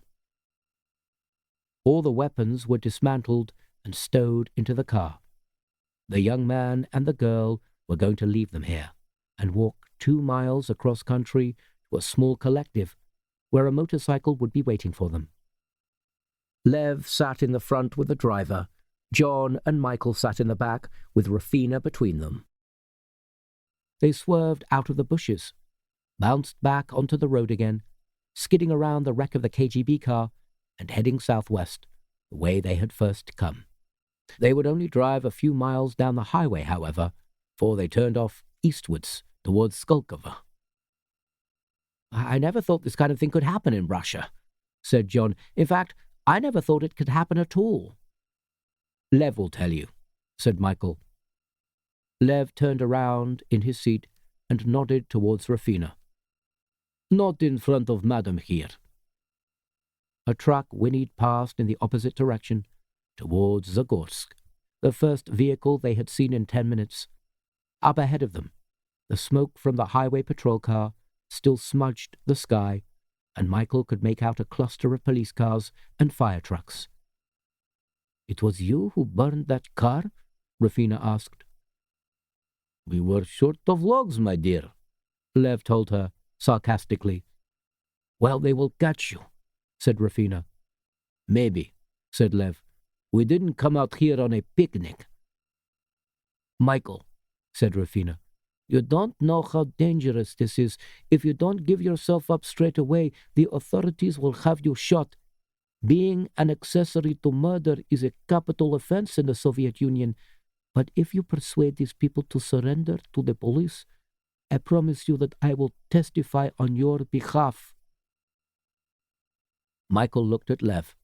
Lev made a face and said, "Persuasive, isn't she?" "Michael," Rafina repeated, but Lev snapped, "That's enough from you, thank you, Devushka." John said, "Perhaps we can get these handcuffs off now." Lev tossed the keys over to Michael, who sorted through them, trying out anything that looked as if it was small enough. "They took me to an office somewhere and made me sit in a waiting room for about 3 hours," said John. "Then some chap came in and told me that I was under arrest for bringing subversive literature into the Soviet Union, and that they were going to have to question me. I asked to speak to the British ambassador, but they said I couldn't. They said he knew about me already, and that he had accepted that I had to be interrogated. I asked to call you, but they said that they had no record of anybody called Townshend, and that I'd better start getting used to the idea that I was going to have to stay in the Soviet Union for quite a long time." "You see?" Lev nodded. They turned onto the Skolkovo road and began to speed eastwards. Behind them, a Mi-4 helicopter clattered northwards, following the Zagorsk highway, quickly followed by another. "They found out about the ambush," said Lev. "Any minute now we're going to have to turn off the road and hide for a while." "This is insane," said Rafina. "We are known for our insanity," Lev told her. "You'll find out just how insane we can be when we come to question you." Rafina said nothing more, but sat back and waited while Michael tried yet another key for the handcuffs. At last the lock clicked, and the hasp sprang out of the circlet. John lifted his wrist and rubbed it. Lev said, "Lock Miss Konstantinova's hands together. I don't want her to get any ideas in her head about getting away." He smiled at Rafina with tobacco-stained teeth. Then he said, "I should congratulate you, Michael. She is a very pretty girl, not like the usual dragons who work for the KGB. John said, so quietly that they could scarcely hear him, "They broke my glasses. That was one of the first things they did." Then he sat with his chin in his hand, staring out of the car windows at a landscape that was blurred by both short-sightedness and tears. 15. Yeremenko was about to go to the mess to meet B.Y. Serpuchov, the political commissar of the Western Strategic Direction, when Colonel Chukov came running along the corridor, his polished boots chattering like a horse at the gallop. "Well, Comrade Colonel, you're in a hurry," he remarked. "I have to see you confidentially," Chukov panted. He was sweating, and he had obviously run a long way. It suddenly occurred to Yeremenko that Chukov was supposed to be in Haldenschleben with Golovanov, and that only a few minutes before he had looked up from his desk as an Mi-14 had come roaring over the headquarters in an unusually low pass. "Something's wrong?" asked Yeremenko. "Please, sir, I was specifically told that I should pass this intelligence on to you personally and in private." "Very well," said Yeremenko. He looked at his watch. It was already 5 minutes late for his meeting, and he knew that by now Serpuchov would be growing distinctly irritable. Serpuchov considered that anyone who treated him discourteously was ipso facto being discourteous to the party. Yeremenko opened the door of the office marked "Duty Officer" and waved Chukov inside. "Well," he said, switching on the fluorescent lights, "is something wrong with Marshal Golovanov? His heart?" Chukov said, breathlessly, "No, sir, not his heart, sir." "Then?" asked Yeremenko encouragingly. "The GRU officers at Haldenschleben think that he might have been abducted." Yeremenko stared at him. "Golovanov? Abducted? Huh! Golovanov is a marshal. Golovanov is a hero of the Soviet Union. How could he possibly have been abducted? Nobody abducts men like Golovanov. This is preposterous. I refuse to believe it. He's probably, I don't know, shacked up somewhere with that girl of his. I'm afraid it's true, sir. I flew straight back from Haldenschlieben as soon as I could. Major Grechko is helping to coordinate the search with the KGB and the GRU, as well as the German police. Yeremenko sat on the edge of the desk. Damn, he said out loud, but then he almost smiled. It was that Inga, wasn't it? I suppose there's no sign of her. Chukov unhappily shook his head. Well, in that case, said Yeremenko, I suppose that we are all to blame for the Marshal's disappearance. Every one of us who was prepared to see Marshal Golovanov make a fool of himself with a girl like Inga. Oh, what a tremendous laugh. Him? Colonel? To see him go bug-eyed for a girl who wouldn't have looked twice at him if he hadn't been a marshal? And she hadn't been an intelligence officer for the KGB. Now, of course, we have to eat our laughter. She doesn't work for the KGB at all, unless she tried to protect Marshal Golovanov and was killed, and I very much doubt that. But if she's not working for the KGB, sir? I don't know. She's not working for the Americans. At least I wouldn't have thought so. She certainly doesn't belong to the usual espionage community. They are like an exclusive club that won't let anybody in unless they have all the right credentials. I don't know, Colonel. But of course we must find out. Colonel Chukov said hoarsely, What about Operation Bellini, sir? What about it? Well, sir, if he has been abducted, the people who abducted him are very likely going to try to make him talk. That's if they haven't killed him already. You're trying to suggest that Operation Bellini may no longer be secure? Chukov said, It would be unfair of me to suggest that, sir. After all, I am sure that Marshal Golovanov has a very strong will and can manage to resist most methods of interrogation. His father did, although he died from his injuries. Yeremenko bit at his thumbnail. No, Colonel. You may have been right. I'm not denying for one moment that Marshal Golovanov comes from strong stock, and it's nothing to do with disloyalty. But these days, methods of interrogation are far more effective than they were in the days of the Great Purge. We cannot entrust the lives of hundreds of thousands of soldiers to the questionable ability of one old man to withstand torture. Not with a campaign like Operation Bellini about to commence.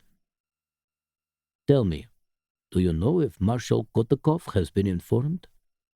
He was informed by a special messenger, sir. Very well. I think we'd better call him. Come back to my office with me. Chukov followed Yeremenko back to his office. While Yeremenko picked up his scrambler phone and asked to be connected with the Supreme Commander, Chukov took out a folded handkerchief and dabbed at his forehead. So far, the whole evening had been like something out of a nightmare. Everybody at Haldenschlieben had assumed that Golovanov was with somebody else. Major Grechko, who had been late for dinner, had assumed that Golovanov was with Chukov. Chukov, who had arrived at Commander Zukolov's farmhouse punctually at 7:45, had assumed that Golovanov was with Grechko. Golovanov's driver had assumed that he was fornicating with Inga before dinner. The landlady of the Sachsen Hotel, who had seen Golovanov leave in the company of Inga and a young man in dark glasses, had assumed that Golovanov had been driven back to headquarters. It wasn't until 9 o'clock that frantic messages began to fly around the base at Haldenschlieben, and Golovanov's driver had gone up to Inga's room at the Sachsen Hotel to find all trace of Golovanov and of Inga meticulously eradicated. Whoever had cleared out the hotel room had been superbly professional. They had even removed the U-bend from the wash basin waste pipe and cleaned it out, in case there were any incriminating hairs or stubble trapped in it. Golovanov was utterly gone. Even while Chukov was being flown back to Zossen-Wunsdorf to tell Yeremenko what had happened, security along the East German border had been clamped down tight. The sudden alert, right on the brink of Operation Bellini, was a major source of concern, not only to the local front commander, but to the Stavka too. The very last thing they wanted at this 11th hour was to arouse the suspicions of the West Germans, who were already jittery enough because of the Soviet Army's prolonged summer maneuvers, and because of persistent rumors that something unusual was happening at NATO headquarters and throughout the American and British services. Yeremenko at last got through to Marshal Kotikov. The Supreme Commander sounded weary and dyspeptic, and Yeremenko suspected that the disappearance of Comrade Golovanov had interrupted his dinner, which he ate with difficulty at the best of times.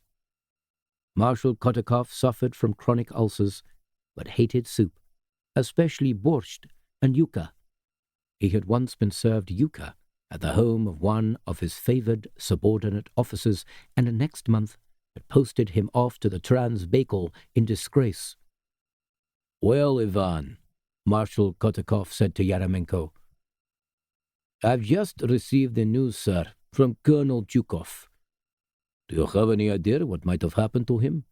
I was told that he disappeared in the company of a young German lady, a prostitute." "Not exactly a prostitute, sir. She was working, as far as I understood it, for the KGB. Personal intelligence duties." "Well, yes, that was what I was told too, but it seems that she has been playing some other game, doesn't it? Unless Timofey has suffered a brainstorm and taken her off somewhere." Yeremenko said, "No question of that, Comrade Marshal. Not in my estimation. He was temperamental on occasions, but always wise." "Will he talk, if pressed?" asked Marshal Kotikov. "I don't know. It depends how and how hard." "This is a serious crisis, Ivan. I have a report from General Glinka that the West Germans are growing increasingly suspicious and that they have already started to mobilize some of their reserves." General Glinka was the head of the Chief Intelligence Directorate, the GRU. "The whole thinking and planning behind Operation Bellini depends on utmost secrecy, right up until the very last moment." "Of course, sir. Do you think it might be expedient to bring the date of Bellini forward by 1 week? There was a pause on the other end of the line. Then Marshal Kotikov said, "The Defense Council has, of course, discussed it." "I didn't mean to be impertinent, sir." "No, of course you didn't. But the question of bringing forward the timing has been considered, and, well, it is still under consideration." "Yes, sir," said Yeremenko, courteously. Marshal Kotikov cleared his throat and paused again. Then he said, "Find out what's being done to track down Timofey. Then call me later." "Yes, sir," said Yeremenko. "Thank you very much, sir." He put down the phone with a smile. Colonel Chukov looked at him questioningly, but was not senior enough to be able to ask him directly why he seemed so pleased. After a while, Yeremenko stood up, clasped his hands behind his back, and paced across the office. When he reached the window, he bent forward and peered into the darkness, although all that he could see was his own reflection, a pale ghost on the face of the night. "Who did you think did this?" he asked Colonel Chukov. "Who has the goal to kidnap a marshal of the Soviet army and risk arousing the gravest international incident in a quarter of a century?" Chukov shook his head. "There are so many dissident groups, so many terrorists. Perhaps the CIA took him as a guarantee that our own army should keep within its agreed limits a political hostage." "I don't think Fräulein Inga Schultz has anything to do with the CIA." said Yeremenko. "Nor do I think that she is a terrorist. She is a highly trained intelligence agent, rather than a saboteuse or a thrower of bombs." Zhukov said nothing, but waited for Yeremenko to continue. He was used to listening to high-ranking officers, familiar with their speech patterns. They all liked to pause for dramatic effect and walk up and down the room. Perhaps it was something that they were taught when they were first promoted to general. Speak, pause, walk, turn, speak again. Yeremenko said, "Whoever took Marshal Golovanov suspects that something important is about to happen on the Western Strategic Front. They must have some inkling of what it is, because otherwise they would never have risked the turmoil that this kidnap would normally have caused. They probably intend to interrogate him until either he cracks or he dies. Obviously, we would prefer it if he were to manage the latter alternative first." "Feeling rescue, of course, Comrade General," put in Colonel Zhukov as hopefully as possible. "Well, of course," said Yeremenko, as if the idea of mounting a rescue operation to retrieve Golovanov hadn't even occurred to him. In fact, it hadn't. The only search that he had considered setting up was to find out where Golovanov was being held and to kill him before he could reveal anything to his captors about Operation Bellini. The truth was that Yeremenko was indecently delighted by Golovanov's abduction. Not only would Yeremenko's influence with the Stavka now be greatly enhanced, he would have the opportunity to control Bellini in the Western strategic direction without Golovanov's interference, and to claim all the glory for himself when it succeeded, which it inevitably must. As far as his career was concerned, it was one of the greatest pieces of luck he had ever had.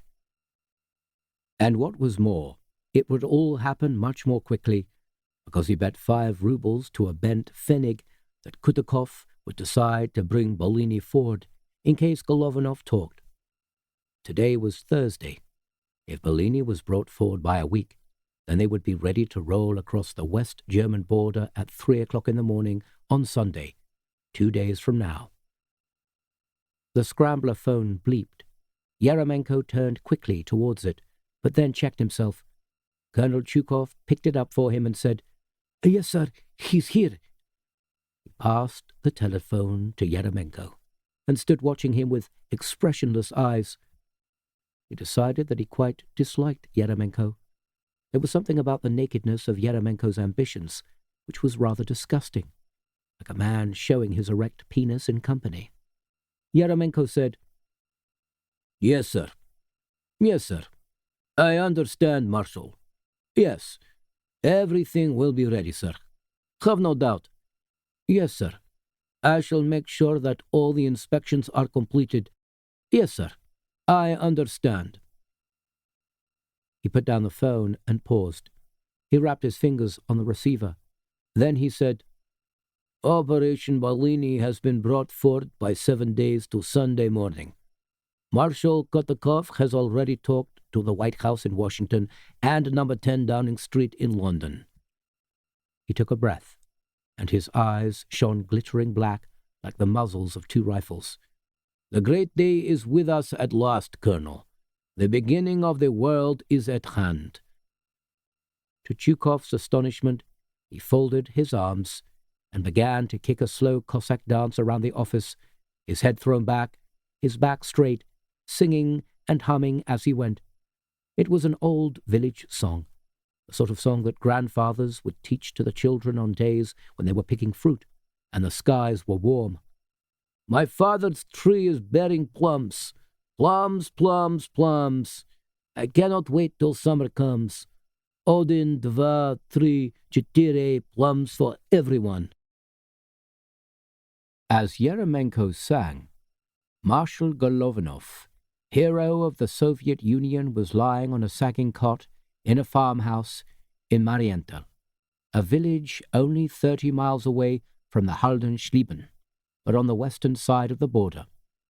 He was snoring peacefully, drugged by paraldehyde, dreaming dreams of sliding through tunnels and floating out over strange Arctic landscapes. He was watched by a young girl of about 22, with blonde, plaited hair, Aryan blue eyes, and a red spot on one cheek. Too much chocolate. She sat cross-legged in a grey tracksuit, with an Ingram machine gun resting in her lap. The night wind ruffled the red gingham curtains. Somewhere, a farmer's dog was barking at the warm European darkness. Inga had gone over the border first, in a 10-year-old BMW, driven by a bald-headed, bespectacled man whose papers had described him as Hermann Abiner, a pottery salesman for Eidenau's in Dresden, and Inga as his wife, Anna-Lisa Abiner. 6 or 7 vehicles behind the Abiners had come a huge white tractor-trailer with the name Zwickauer Taupayton emblazoned in red on the side, and a large picture of a smiling baby sitting on a red rug. The picture had been ironic. Inside the trailer, under 30 rolls of nylon curtain, Marshal Golovanov had been sleeping like a baby inside a ventilated cylinder that from the outside looked like nothing but a roll of green-speckled, sculptured carpet. Security at the border crossing had been noticeably relaxed. It was all part of the Stavka's policy of lulling the West Germans into believing that their May maneuvers were quite harmless. Inga had been waved through with her husband without any delay at all, and a friendly wink from the East German Guard. The carpet truck had been opened up and briefly examined. The young man called Dichter had leaned against it, smoking a cigarette, sharing jokes with the border guards, and after only 15 minutes he had been allowed to drive through into the Federal Republic. 17 minutes later, the border post had received an urgent coded message that there was to be a complete security clampdown all the way from Pertinitz to Kefal Yehu, and all vehicles searched intensively. The guards were not told what they were supposed to be looking for. As it turned out, the first contraband they came across was a young family from Karl Marx Stadt who were trying to escape to the west inside the empty tank of a milk truck. Shortly after midnight, Golovanov opened his eyes and said, "Katushka?" The girl with the machine gun said nothing, but watched him attentively as he tried to lift himself up on one elbow. He stared at her. Then he looked around the room. "Kateri Chias?" he asked. Then, realizing that she didn't understand, he said more slowly in German, "What time is it? How long have I been sleeping?" "I'm sorry, I'm not allowed to tell you," the girl replied, quite mildly, as if he were a visiting uncle.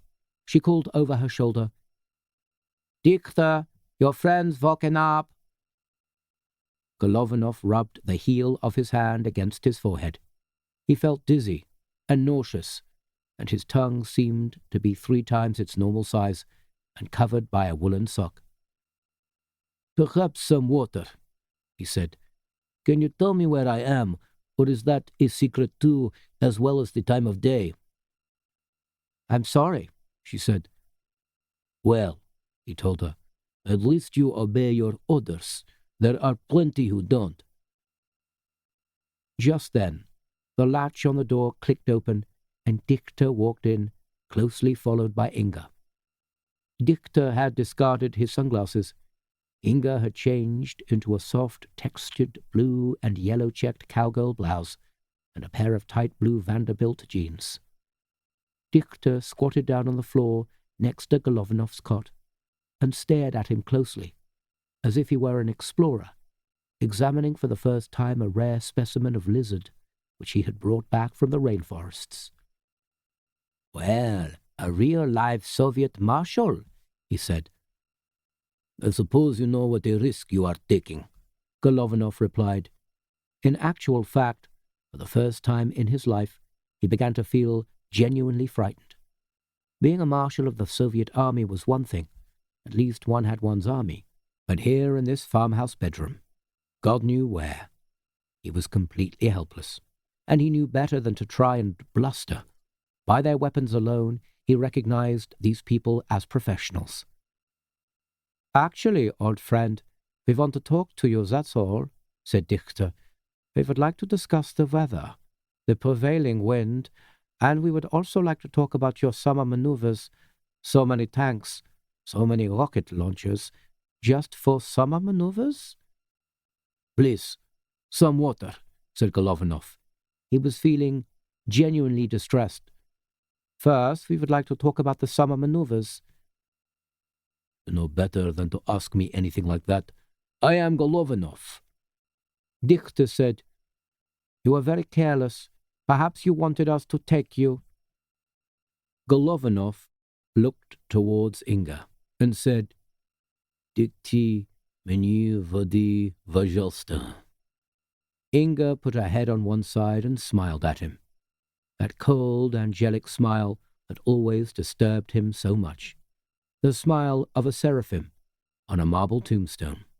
And yet beneath her checked blouse, her huge, soft breasts moved as warm as rising dough. She shook her head and said, "Niet." "I can't tell you anything," said Golovanov. "It's impossible. If you don't get me back to Commander Zukolov's house quite soon, then they will start to miss me, and then there will be hell to pay." "That is impossible, I regret," said Dichter. Come, I haven't been unconscious for very long. Look, it is still evening. There is no drug that could have kept me asleep for a night and a day. Now, let's be sensible." Inga came forward and touched Golovanov's cheek and stroked his bushy eyebrows. "You are talking like a commissar," she told him. "This is not you. What do you care for the party? You are a soldier of Russia. Did you not always tell me that?" "My darling Inga, I am a soldier of Russia first and last." "You care nothing for the Politburo. All those belligerent old men in the Kremlin. Don't pretend that you do. I know you better. I know you in those moments when no politics matter, when nothing matters." Golovanov said hoarsely, "Inga, listen, believe me, I am thinking only of you. You set me up, didn't you? All this time, but this is unimportant. I can save your life. All you have to do is take me back to Commander Zukolov's, and I will simply say that I lost my way, that I came across somebody I knew in the war, and I had to buy him a drink. Come on, this is ridiculous. I am not a divisional commander or a corps captain. I am the first deputy of the Ministry of Defense. I am one of the most powerful and important men in the Soviet Union. If it is discovered that I have been abducted, then all pandemonium will break loose. You will all be executed instantly. No arguments, no trials, no nothing. Just a post, and a blindfold, and a bullet. No, please, have sense. I have loved you. I love you now, and I always will. I have always thought of you as the one single woman for whom I could have lived without the army, but this is madness." Inga sat down on the bed beside Golovanov and turned around to the girl with the machine gun. "Please," she said gently, "bring me some water." Golovanov nodded. "Thank you," he said. "I knew that you would see some sense." "Of course," Inga told him. "We are rational people, but we cannot take you back to Commander Zukolov's." "What time is it?" asked Golovanov. "The time is unimportant. If you really want to know, it's 25 minutes after 12. "Well then, there could still be time for you to return me to the farm. Why risk your life, my dear? I am no use to anybody. What can I tell you that you do not know already? I am an administrator, nothing else. The Defense Council tell me nothing about their long-term strategy. All I ever do is push pieces of paper from one side of my desk to the other, from the in tray to the out tray, and salute young officers who salute me first. General Yeremenko thinks I am a military ignoramus, and I regret that he is right." Inga said, "We cannot take you back to Commander Zukolov's. The simple reason is that we are on the wrong side of the border. Golovanov stared at her. We are in West Germany? He asked, in the whitest ghost of a voice. Inga nodded. We are in West Germany? Are you serious? You have taken me to West Germany? He heaved himself up from the cot and tugged aside the gingham curtains. Outside there was nothing but darkness and a few sparkling streetlights.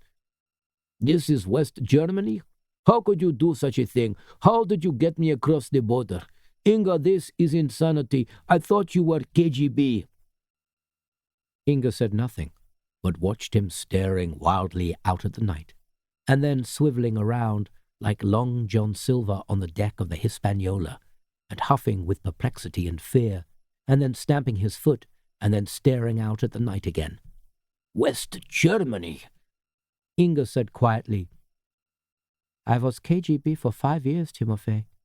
Then the man I loved was found guilty of treason. He was KGB too. He disappeared. I think that they probably killed him. That was when I decided that I would try to work for liberty instead of fear. I was wise enough to keep my decision to myself. I kept on working for the KGB, and in the meantime I made contact with the people you probably know as lamprey. Golovanov jabbed a stubby finger at her. His eyebrows shot up and then crowded closely together. You, and you, he said, pointing at Dichter. You are lamprey? We are part of lamprey. Lamprey is made up of intelligence agents from all countries, of all persuasions. And now you have taken me? Well, my friends, that is your mistake, your great mistake. Now lamprey will be hunted by the KGB and torn out by its roots. Golovanov shook his wrist as if he were shaking radishes. Inga smiled at him. Too many KGB belong to lamprey, Timofey. Too many CIA. Too many MI5. No government intelligence agency will ever truly discover what lamprey is and how it works and who belongs. It exists without territory, without files, without offices, without borders, without anything but the constant inspiration that there must be a better way for nations to live together. Golovanov sat down on the edge of his cot. The young girl with the plaited hair came back again and handed him a child's ABC mug brimming with water. She was still carrying the Ingram in her other hand. Before drinking, Golovanov said, A great ideal, my darling Inga. But then think both the United States and the Soviet Union were founded on ideals. Inga said, The people of lamprey are not idealists, Timofey. They are realists. They will accept anything, provided it is better and it works. Dichter was growing tired of this conversation. He looked at his watch and said, Now then, Marshal, what about these summer maneuvers? What about these rumors of war? War? Asked Golovanov, wiping his mouth with his handkerchief. What kind of nonsense is this? There are rumors of war, said Dichter, flatly. Well, you should not pay attention to rumors, especially in your business, Golovanov told him.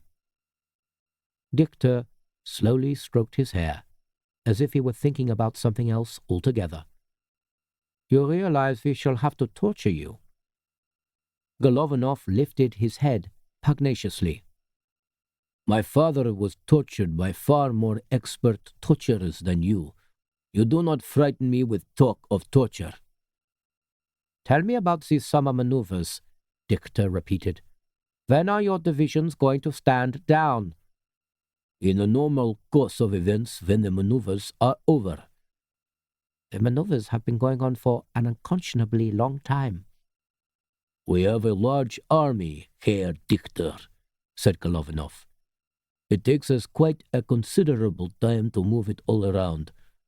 Of course, if the Western powers were not so warlike, we would need only a token army, and our maneuvers would be over much more quickly. Dichter said coldly, I asked for an explanation of your military movements, Marshal. not a line out of an Izvestia editorial. My dear young man, you expect too much, but then the young always do, don't they? Dichter was silent for a while, as if he were waiting for Golovanov to say something else. But then he said, in a decisive voice, "We are going to move you to another place, further away from the border. Then we are going to ask you these questions once again, and this time we shall expect some sensible and constructive answers. Inga will be going with you."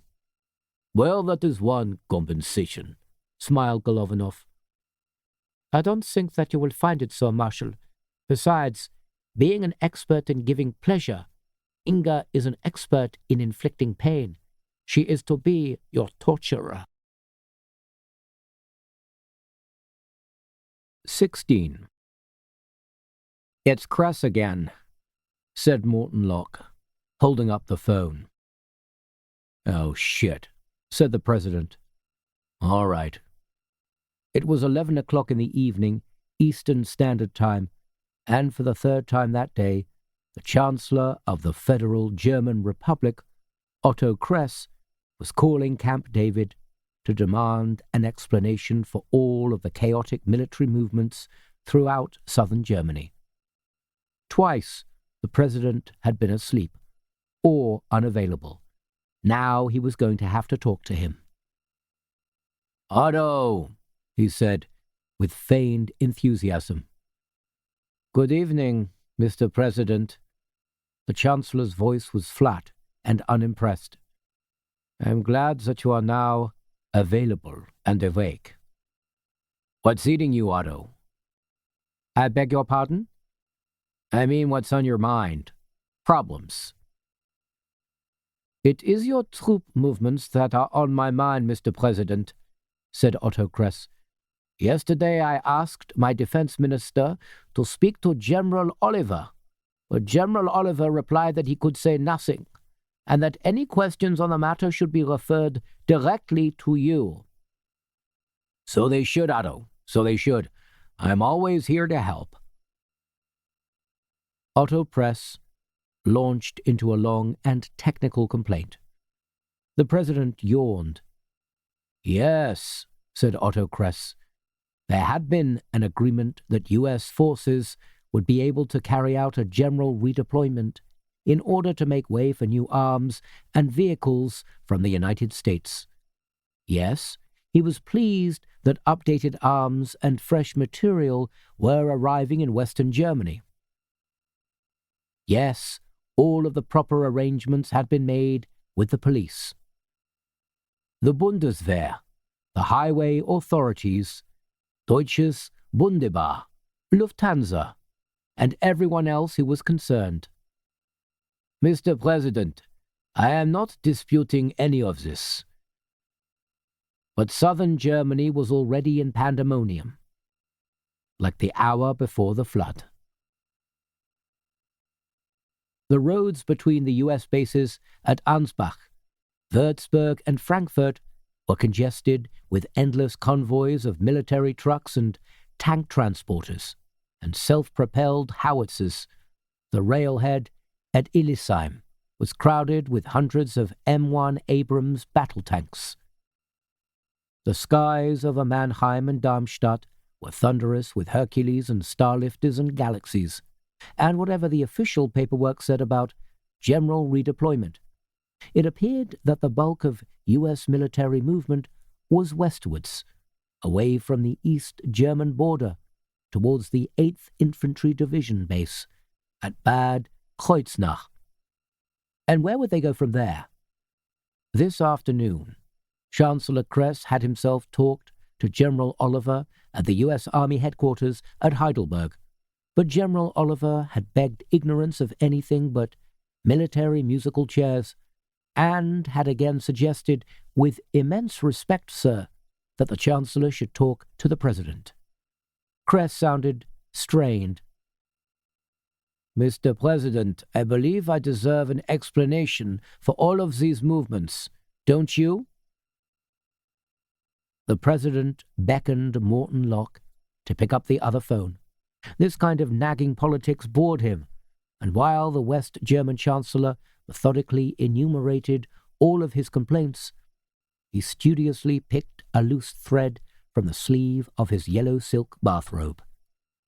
He had just been on the point of retiring to bed when Chancellor Krogh called, and he was holding in his hand a copy of Reader's Digest that he was intending to take with him into the toilet. General Oliver did make sure that your people had all the necessary paperwork, didn't he? The President replied reassuringly in that warm, crack-a-barrel voice he always used whenever he appeared on television. On the phone, he didn't even have to put on the face that went with it. I mean, you have been given all the necessary paperwork, haven't you? Mr. President, the actual movements appear far to exceed the paperwork. The President sniffed. Well, now that sometimes happens, as far as I understand it, but it's nothing to get steamed about. You know General Oliver. Remember that dinner in Brussels? Well, he's something of an opportunist when it comes to regulations. But well-intentioned, you understand, and a fine officer. I don't know what to tell you, Otto. If the 7th Army has overstepped the mark, then let me tell you here and now that I'll get to hear about it. And let me tell you here and now that all the appropriate steps will be taken to admonish those responsible. But you have to remember that we're preparing to ship something in the order of $6 billion, Morton Locke mouthed from across the room. That's right. Something in the order of $6 billion worth of advanced military hardware, tanks, missiles, infantry equipment, right into Western Germany in the next few weeks, all for the purpose of enhancing your security. So we have to make room for it somehow, and if it's noisy and causing difficulties, I'm sorry, but what comes first? Freedom or a few sleepless nights? Chancellor Krogh didn't sound at all amused.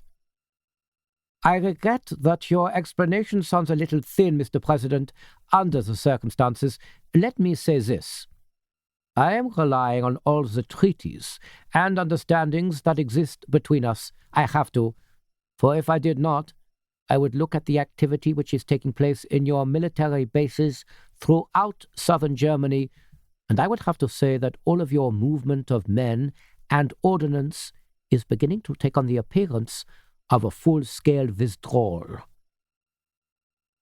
The President had been reading Life's Like That in his Reader's Digest. It was always good for a wisecrack or two during political speeches. Well now, Otto, he said, all I can tell you now is that the United States is as committed as ever to the political and military integrity of the Federal German Republic. I understand your anxieties. The Soviets have been particularly threatening of late, and let me say this. If General Oliver has been insensitive enough to unnerve your people by moving his equipment too boisterously, if he shipped every 1 can of beans more than the paperwork allows, well, let me assure you of this, Otto. He's going to get his keister kicked. Otto Krogh said, Keister? The President covered the mouthpiece of his phone with his hand and rolled up his eyes to Morton Locke in despair. Otto Krogh said edgily, I think that some kind of public statement would be of material assistance. His voice was trembling, and Morton Locke could tell how angry he was. Even as Chancellor of West Germany, he was in no position to challenge the validity of the President's personal reassurance, but all the same, he wanted the President to commit himself as openly and as positively as possible in Time and Die Welt and the Herald Tribune. The President silently broke wind beneath his robe and wished that Chancellor Krogh would get off the line. Let me tell you, Otto, I'll look into this whole business straight away. You'll have a full report in the morning. Yes, that's a promise, and meanwhile, I'll have Morton Locke speak directly to General Oliver and see what's going on. I'm sure it's all going to turn out to be something more than a little bureaucratic mix-up, something of that kind. Well, very good. Yes, and you too. The president put down his phone and said, "Damn it, he's as jumpy as a polecat with a chili up its ass. I knew this would happen. Didn't I tell the premier? What did I tell him? I told him this would happen. If we had to pull out any quicker." Morton Locke said, "There are only 2 days left to go, sir. We should be able to baby Chancellor Kress along until then." "Oh, damn it all," protested the president.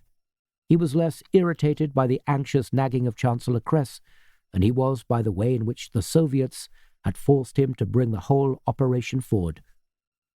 This morning, in a blustering 5-minute phone call, the Soviet premier had advised the president that word of Gringo had somehow leaked through to West German intelligence, and that the source of the leak was undoubtedly an American double agent. Of course, for how could an agent of the KGB have done such a thing with the whole future of the Soviet Union at stake? It was therefore imperative that Operation Bellini be started as soon as possible, and as soon as possible was Sunday morning, only 2 days away.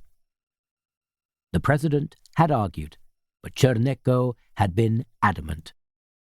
Afterwards, the president had yelled for 10 solid minutes at the director of the CIA. The director of the CIA for most of the time had remained red-faced and silent. He had no knowledge of any U.S. agents who might have any acquaintance with the meaning of Gringo or Bellini. No CIA agents were missing. Security, as far as he was concerned, was tight. That morning, a note had been left on his desk to the effect that Marshal T.K. Golovanov had not attended a dinner given for him the previous evening by Commander Zhukalov, one of those tidbits of information for which the CIA paid anything between $25 to $50, but the director had not made the connection. He was too concerned with the wrath of a president who hated having America blamed for anything and who more than anything hated to be hustled. Morton Locke sensed what was annoying his chief and held up his clipboard. "Bogsley has 1 or 2 names that might lead us to something on that security leak, sir." "Oh, yes?" Morton lifted the top sheet of his board. "A guy called Wallace T. Greenbaum, a clerk who worked for the State Department. He was dealt with yesterday, though, and we don't have any reason to suspect that he managed to pass on any specific information about Gringo. Then there was Jack Levy, a correspondent for—" "Wallace Greenbaum?" interrupted the president, frowning. "Don't I know that name?" Morton quickly scanned the sheet of biographical background on Wallace Greenbaum. "No, sir," he said, pursing his lips. "Greenbaum was a left-of-center type character, came from KC originally, graduated in law from Kansas State U at Manhattan, 31 years old, white, Baptist, unmarried, but had some pretty bizarre sexual predilections apparently, including rubber fetishism and sadomasochism. Often frequented SM clubs both in New York and in Baltimore." "In that case," said the president seriously, "I don't think I do know the name. What happened to him? When you say dealt with, what does that mean?" "It seems he had a calculated misadventure, sir. He was attempting to pass classified State Department memoranda to some unidentified woman at a sex club in Lower Manhattan. What he didn't know was that he had been under surveillance for some months by a CIA plant called Heidi Van Cruyff. According to Bogsley, Heidi Van Cruyff is some tough lady recruited by the CIA from the Doma Club in Amsterdam, with a view to keeping an intimate eye on all of those government and United Nations officials who like to dress in raincoats and garter belts and get themselves whipped. Bogsley said that sadomasochism and high security clearances are a volatile combination. Anyhow, Miss Van Cruyff managed to dispose of Mr. Greenbaum during a sexual performance, quite common at this type of club, so Bogsley remarks here. Clients are always strangling or choking or sitting on the wrong end of a stiletto heel. The local police are used to it. Any lead on the woman? Asked the president. I'm sorry? The woman he was supposed to be passing the information to. Oh, no. No trace so far, at least none recorded. All right, said the president. I'm going to get to bed. I'm just about beat. Damn Chancellor Kress. Put me right off my regularity now. What do you want me to do about General Oliver, sir? General Oliver? Well, do you think he ought to be asked to keep Gringo a little more low profile? The president thought for a moment, then shook his head. Let's leave Kress guessing. He only has 48 hours, as you say. If he calls again, though, don't put him onto me. Just tell him that everything's fine, and that he'll get his report by the weekend. Yes, sir. The president retired, closing the door. Morton Locke sat back for a while, looking through the papers on his clipboard. He wondered if he ought to have told the president that the FBI had already identified Wallace Greenbaum's contact at the Hellfire Club as Esther Modena, secretary and occasional lover of the junior senator from Connecticut, David Daniels. But no, not yet. The time would come when he would be able to use the information to its maximum potential profit. He was one of the very few people who happened to know that the president's daughter, Janie, had been close with Senator Daniels on and off. And he could think of two no more lucrative pieces of intelligence in the world today than that Senator Daniels had been associating with a sadomasochistic spy, and that Janie had been associating with Senator Daniels. Morton Locke saw an assured career for himself in high places. He smiled and put down the clipboard. In London, the 4 a.m. edition of the Daily Telegraph, which had just arrived at the Department of Trade and Industry in Victoria Street, carried for the first time in 2 years a banner headline that ran all the way across the top of its 8 columns. TUC threatens general strike on May the 30th. Underneath, there was a strapline which read, Troops will maintain essential services, PM declares. The Daily Mirror trumpeted, all out on May the 30th, and carried a front-page editorial in heavy black type which spoke of the day of reckoning for this repressive, uncaring government. The Secretary of Trade hung his crumpled jacket over the back of his chair, unbuttoned his waistcoat with one hand, and shuffled through the early newspapers with the other. The news was uniformly serious. In an unexpected display of solidarity and industrial intransigence, every major union had called for indefinite strike action against the government's social and economic policies. Arthur Grange, the president of the National Union of Mine Workers, had spoken of complete victory for the working classes. The door of the minister's office quietly opened, and his secretary, Miss Forbes, stood just outside the circle of lamplight, her spectacles reflecting the dull orange shade. The minister looked up. He was overweight, with thinning grey hair, and the large, sad face of a downtrodden public schoolboy. I've put the kettle on, said Miss Forbes. You should have gone home, Nan, the minister told her. Don't you know what time it is? I saw the papers, sir. I thought you might like a nice cup of tea. The minister thrust his hands into the capacious pockets of his trousers. I don't know, Nan. Tea was good enough for the Blitz, but I'm not sure that it's going to be good enough for this. You'll pull through, sir. Remember the dock strike? Only too clearly, thank you. He pressed the intercom on his desk. The nasal voice of the night telephonist said, Yes, sir? Get me the Secretary of Defense, would you, Sheila? Oh, and Sheila, scrambled, if you please. Yes, sir. Miss Forbes kept hovering beyond the range of the lamplight. Would you care for a drink, sir? We've still got some of that brandy we bought for that Nigerian delegation. The minister nodded. Very well, yes, I think I would. Just a small one, mind. The Secretary of Defense came through on the red scrambler telephone, and he obviously hadn't been to bed either. "What do you think, Francis?" he asked. The Trade Minister reached down between his legs to draw up his chair and sat down heavily. "I'm beginning to think that your suspicions are probably rather well-founded, old man. The timing is far too neat. The date of the strike wasn't announced until after the Yanks made their final decision on Gringo." "Well, I've had some more bad news," said the Secretary of Defense.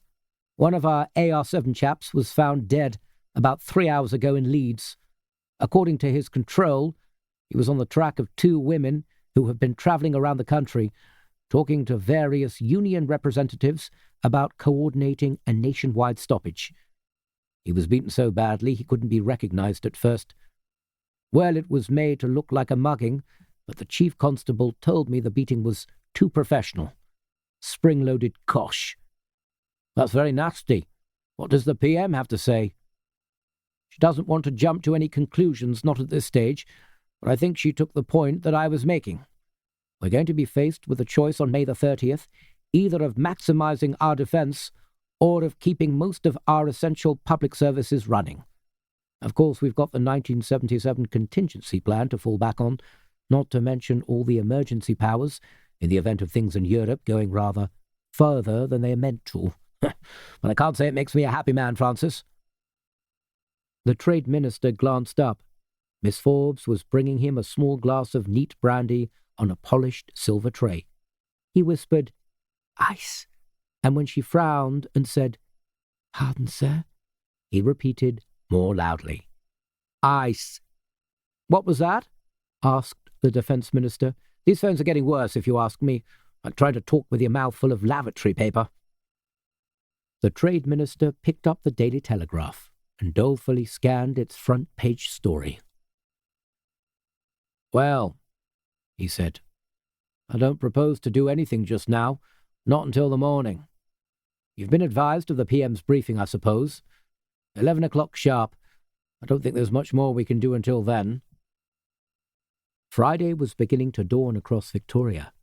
Out of his window, the minister could see the red and white striped brickwork of Westminster Cathedral, piled up against a sky that was the colour of a cheap tin of salmon, watery orange with flecks of grey. He swallowed his brandy and knew that it would still be pulled in the bottom of his stomach when he went to Downing Street, giving off the fumes of confusion and despair. 3,000 miles away, it was still dark in White Plains, New York, as David Daniels drew up in his red Eldorado outside a block of apartments just south of Mamaroneck Avenue. The night was warm and windy as he climbed out of his car, locked it, and then crossed the pavement and opened the squeaking iron gate. Far away to the north, a siren warbled through the darkness. Standing on the concrete porch, David pressed the buzzer next to the label which said, R. Cameron. He waited impatiently for a moment and then pressed it again. A girl's voice said, "Who is it?" with undisguised anxiety. "It's David. I just got here." There was a second's hesitation. Then the buzzer sounded and the door unlocked. David went inside, quickly closing the door behind him, and hurried across the dimly lit hallway towards the lift. He could just about make out his blurred and worried face in the smeary mirror on the opposite side of the lift. He rode up to the 4th floor. Esther was waiting for him, the apartment door ajar, but with the security chain still fastened. She unlocked it for him and let him in, and then hugged him tight. "Oh, thank God you've got here. I've been so scared. I haven't slept a wink. Every time I heard the lift, my stomach tightened up and I started to shake." David tugged off his jacket, tossed it across the back of the sofa. The apartment was plainly decorated and modest. Department store furniture upholstered in beige wool, light teak cupboards, beige and yellow lithographs of forests and oceans. A pottery vase of dried flowers stood in the middle of the dining table. Ron Cameron was an insurance assessor, one-time college buddy of David's, now divorced and frequently abroad. He allowed David to use his apartment whenever he was away, although David rarely did. He just liked to think that in case of emergency, he had somewhere to disappear. "It was awful," said Esther. "That terrible sex club, and she actually nailed his head to the wall. I couldn't stop looking at it, and yet I couldn't bear to either." "It's okay," David reassured her. "Come on, sit down now. Is there anything to drink around here?" "That's about all there is, except for some stale Fritos." David went through to the kitchen, opened the icebox, and took out a bottle of Miller. "What time did you get here?" he called to Esther. "Did you find it all right?" "Oh, finding it wasn't any trouble. I got here around 7.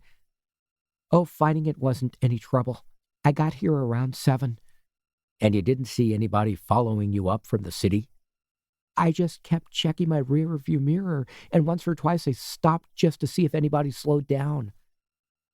David came back into the living room, pouring his beer into a glass tankard emblazoned with the crest of the 1984 Olympics. "I did some checking of my own.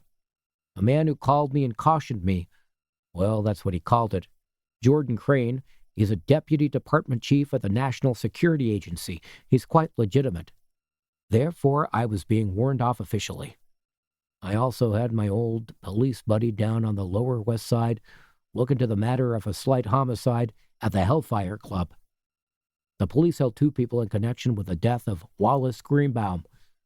One of them was a well-known sadomasochistic heavy called Winfred Ellis, if you can believe it, and the other was a Dutch immigrant alien called Heidi van Cruyff, who came to live in the United States about 5 years ago."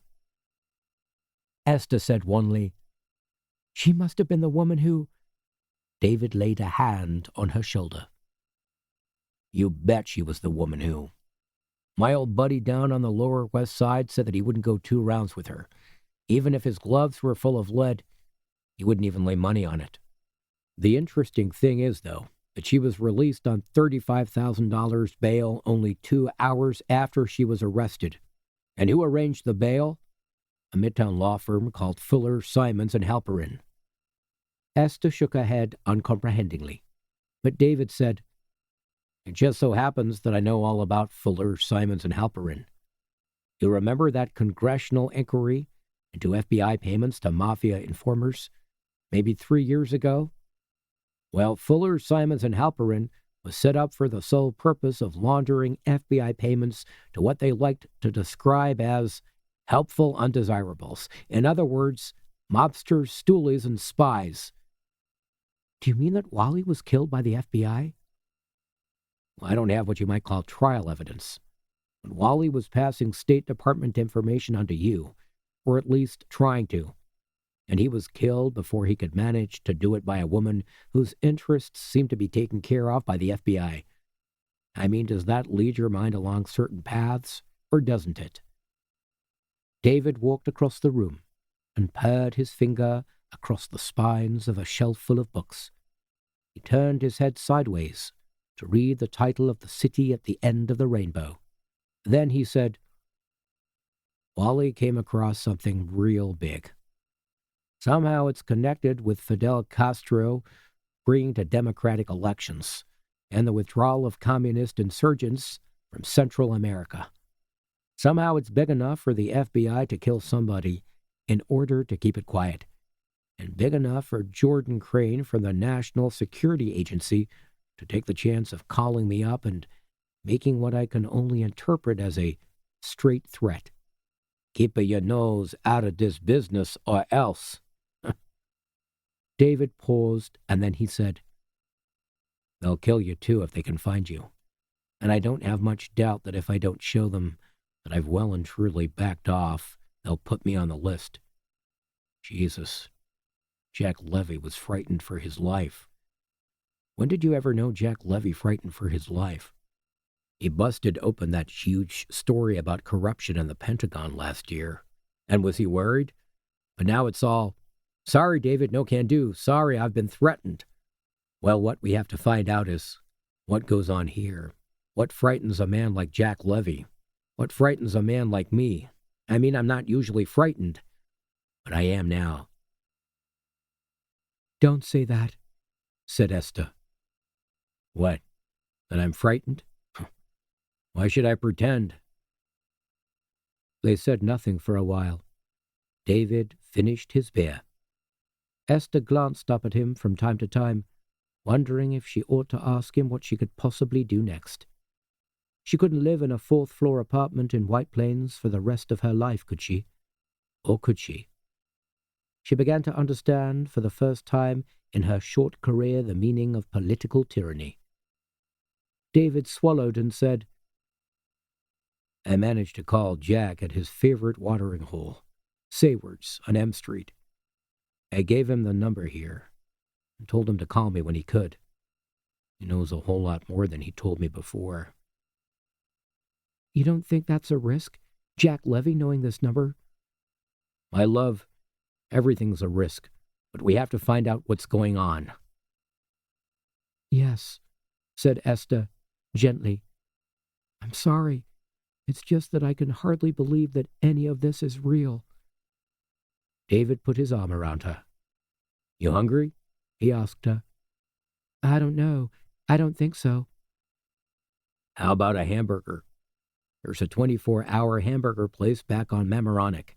Guppies or Whuppies, something like that. I don't think so. David tugged his necktie loose. Okay then, he said. What do you say we get some sleep? Something tells me we've got ourselves a long day in front of us tomorrow. They went into the bedroom. Esther had been watching an early morning movie, The Rose Tattoo. She took off her nightdress with her back to David, and then climbed quickly back into bed. There was no other light in the room but the flickering bluish glow of the television. She kept the sheet drawn up to her neck and watched him with careful eyes. He unbuttoned his shirt and said, I'm going to take a shower. Later, at dawn, they made love. He kissed her, and her cheeks were inexplicably wet with tears. He touched her nipples, and they stiffened. But perhaps it was only from the cool morning air. Her thighs parted, however, and he felt the slipperiness of a woman who was more than ready for him. He pushed into her slowly, trying to be graceful, trying to be stylish, so that she would always remember him as having been the very best. He didn't know that he never could be, not for her, not for any woman. The only place where he could be the best was inside his own head.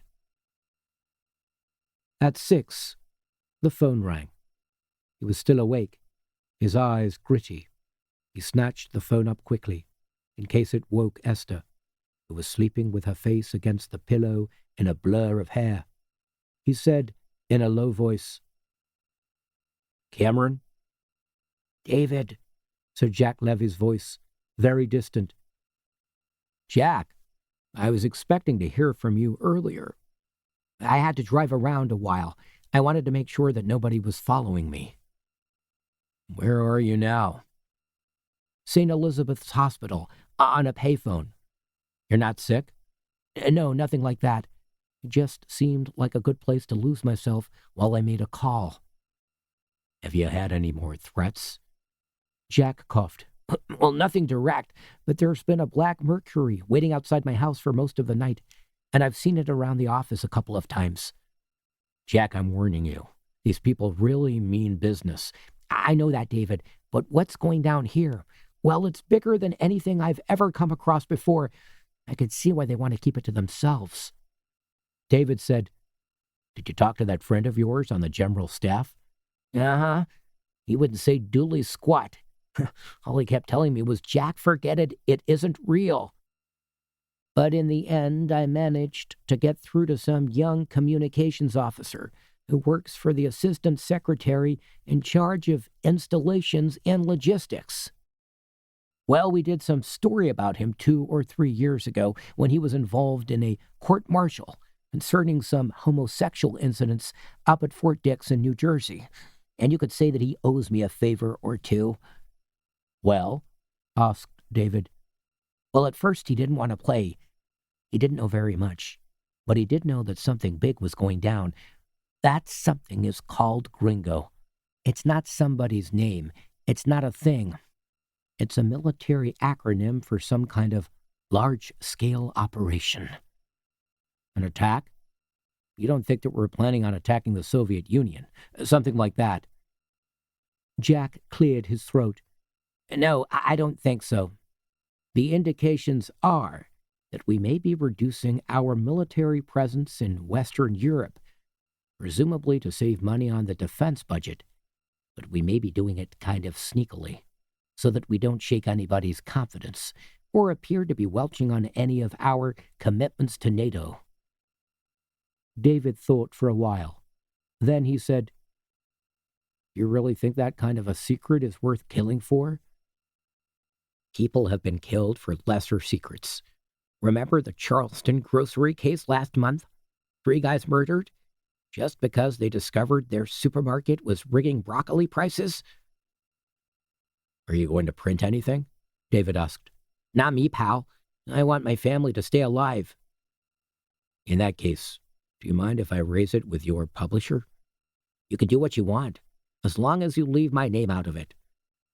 Okay, Jack, said David. I understand. Listen, said Jack, before you hang up, can I ask you a favor? Sure. If anything does happen to me, or to any of my family, make sure they get what they deserve, won't you? David told him, That's what I'm in business for. He hung up. Then he went across the room and found his small black Bijan telephone book, one of the last gifts which his ex-wife Helen had given him before they split up. He found the number of the publisher of the Washington Post and quickly punched it out on the telephone. Mr. Lewis, this is Senator David Daniels from Connecticut. Good morning, Senator. Always good to hear from our representatives, but it's kind of early, isn't it, for business? I think I have a story for you, said David. As he was talking to Cal Lewis, the affable new publisher of the Washington Post, Jack Levy was leaving St. Elizabeth's Hospital on the eastern side of the Potomac, next to the U.S. Naval Station, and climbed into his metallic green Chrysler Cordoba. He sat in the driver's seat, tired and haggard, and brushed back a long strand of thinning brown hair. He was only 48, and yet he was beginning to feel that he was far too old for this kind of story, far too worn out for this kind of physical and political pressure. You can only open up so many cans of political maggots.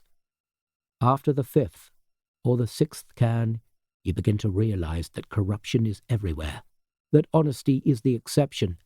You begin to think, what's the point? Take the money. Keep quiet. It's safer, and it makes more sense. He turned the key in the ignition, and for some inexplicable reason, he knew at once that he shouldn't have done.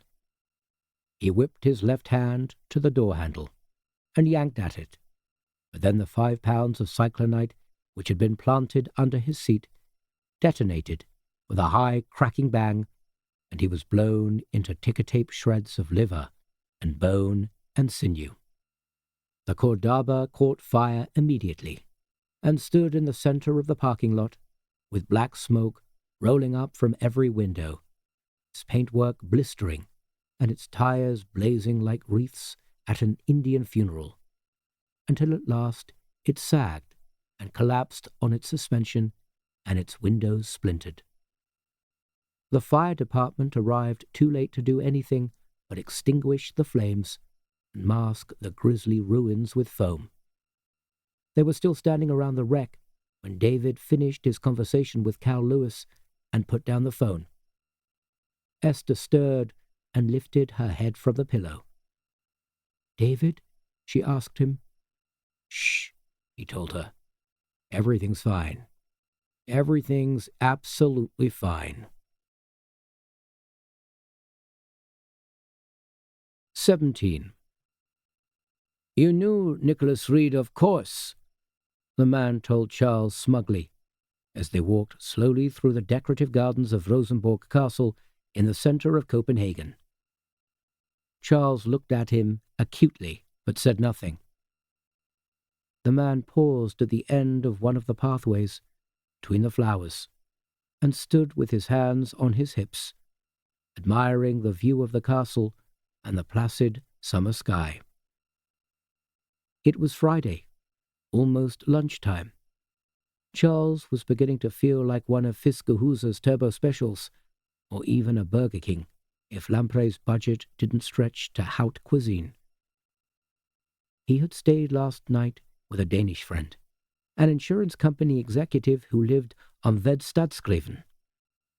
His friend was relentlessly mean, and had given him only one glass of schnapps with his supper last night, 3 slices of salami and salad, and only skimmed milk and muesli for breakfast. Charles had long ago passed the age where he could function equally effectively with or without eating, and right now in the gardens of Rosenborg Castle, he was beginning to feel as if his empty stomach was more important than almost anything, including the fate of the Western world as we know it. "Listen," he said, "do you think we could go find somewhere to nourish ourselves with? I'm starved." The man looked at him for a moment and then smiled and nodded. Yes, I'm sorry. My wife always prepares me a very substantial meal. Meat, fish, bread rolls." "I could use a drink, too," said Charles. The man had irritated him even more by reciting his breakfast menu. "I'll treat you," said the man, taking Charles's elbow. Charles didn't particularly like being held this way by another man, but allowed himself to be escorted out of the gardens of Rosenborg, across Kronprinsegel to Dronnens Tveegel, where the man politely propelled him into Hosven Hurtigar's restaurant. "I don't think I'm dressed for this," said Charles. He saw himself in the mirror behind the reception desk, and realized how shabby and crumpled he looked. His shirt was clean, but he had never been a good packer. The man appeared to have a regular table. In any case, they were discreetly escorted through to the back of the restaurant. Fresh napkins were cracked over their laps, and Charles had a large Jack Daniels in his hand before he knew it. All around them, there was the happy burble of people eating and laughing and enjoying one of Copenhagen's more expensive restaurants. Charles said, "Lamprey has an entertainment budget?" The man smiled. He was short, stocky with cropped blonde hair, and one of those open, fatherly faces that you feel you can trust. He wore a green twill hunting jacket and a brown checked shirt with a tightly knotted brown tie. He could have been any one of a million Danes. He could even have been a Swede, or a German, or an American. He was nondescript to the point of invisibility, and yet Charles felt instinctively that he liked him, especially since he was going to buy him lunch. "Lamprey is financed by those intelligence services for whom its members work," said the man. "The United States unwittingly contributes most of Lamprey's budget, followed by the USSR, then Britain, then Germany. Even Denmark pays its tithe. There is such waste, you see, in intelligence budgets, and such secrecy, that it is difficult for governments to keep track of where their money has gone. Appropriating a few $100,000 for our activities is not so very difficult." Charles swallowed his drink and set the glass back on the table. "You have a name?" he asked the man. The man continued to smile.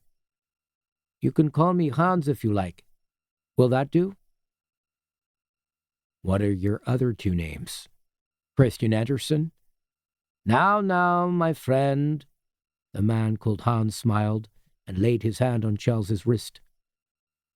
Charles had made the arrangement to meet Hans in the grounds of Rosenborg Palace with a thin-faced young messenger who had arrived yesterday evening as promised, at the bar, wearing a motorcycle helmet.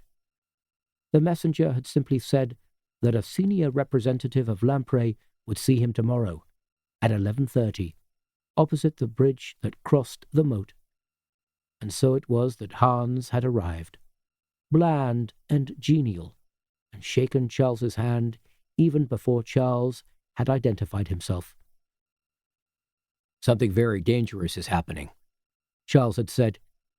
He had called Agneta twice during the night, round at Roger's place, to make sure that she was all right. "Well, my friend, you are quite correct," Hans had agreed. "There has been a disturbance throughout the world's intelligence communities for some months now. A strange kind of ripple. These men, of course, are chosen for their sensitivity to political fear, just as you were once chosen. Well, the feeling is very strong. You can lift your nose to the wind and smell it. Somewhere deep down the ground is moving." Charles had said, "Tell me about Nicholas Reed. What went on at the Vilstein Inn?" "You knew Nicholas Reed, of course," the man had told him.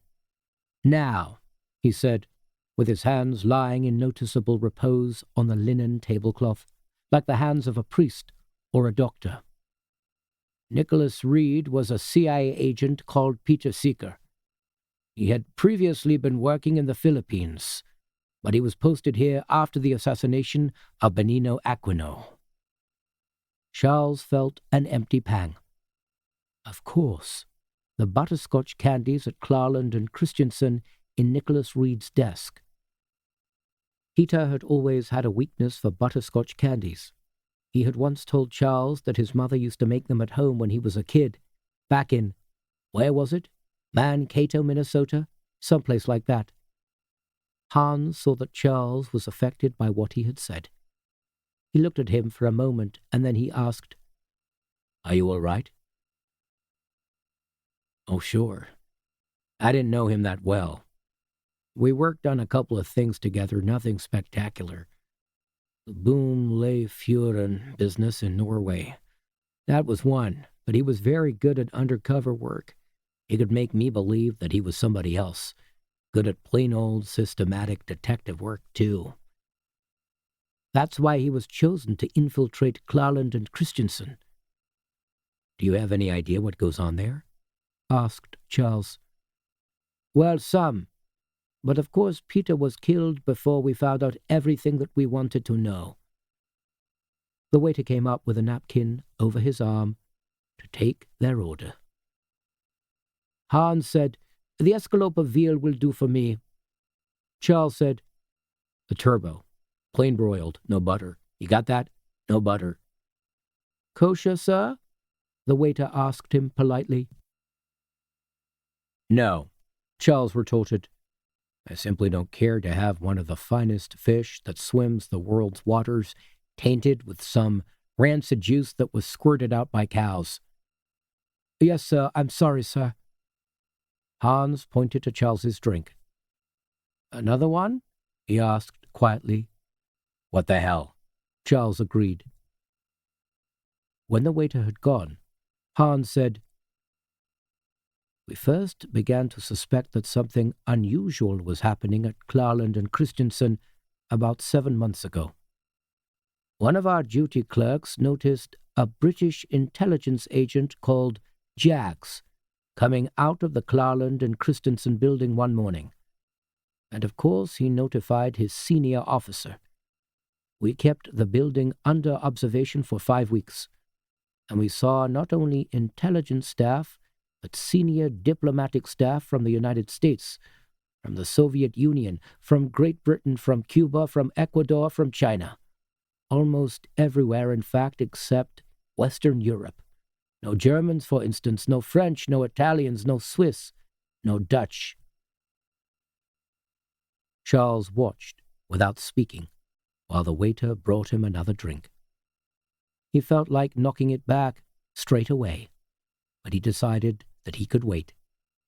He said to Hans, "Sounded like some kind of high-powered conference." "Exactly. And the indications were that some major agreement was being reached about Western Europe without the participation of those nations most deeply affected. Peter at first believed that it was economic, that Britain would agree to pull out of the common market and forge closer ties with Comecon. He had access to one of the Klarland and Christensen's computer terminals, but he was unable to break into their databanks. That, presumably, was what you and Jeppe Rifbjerg were trying to do that night you crashed into their lobby. Charles nodded. I'm sorry. If either of us had realized that you people were already on the case, well, the least we would have done was ask you for some protection. Hans hesitated for a moment. Then he said, You know that Jeppe Rifbjerg was found? Found? No, I didn't.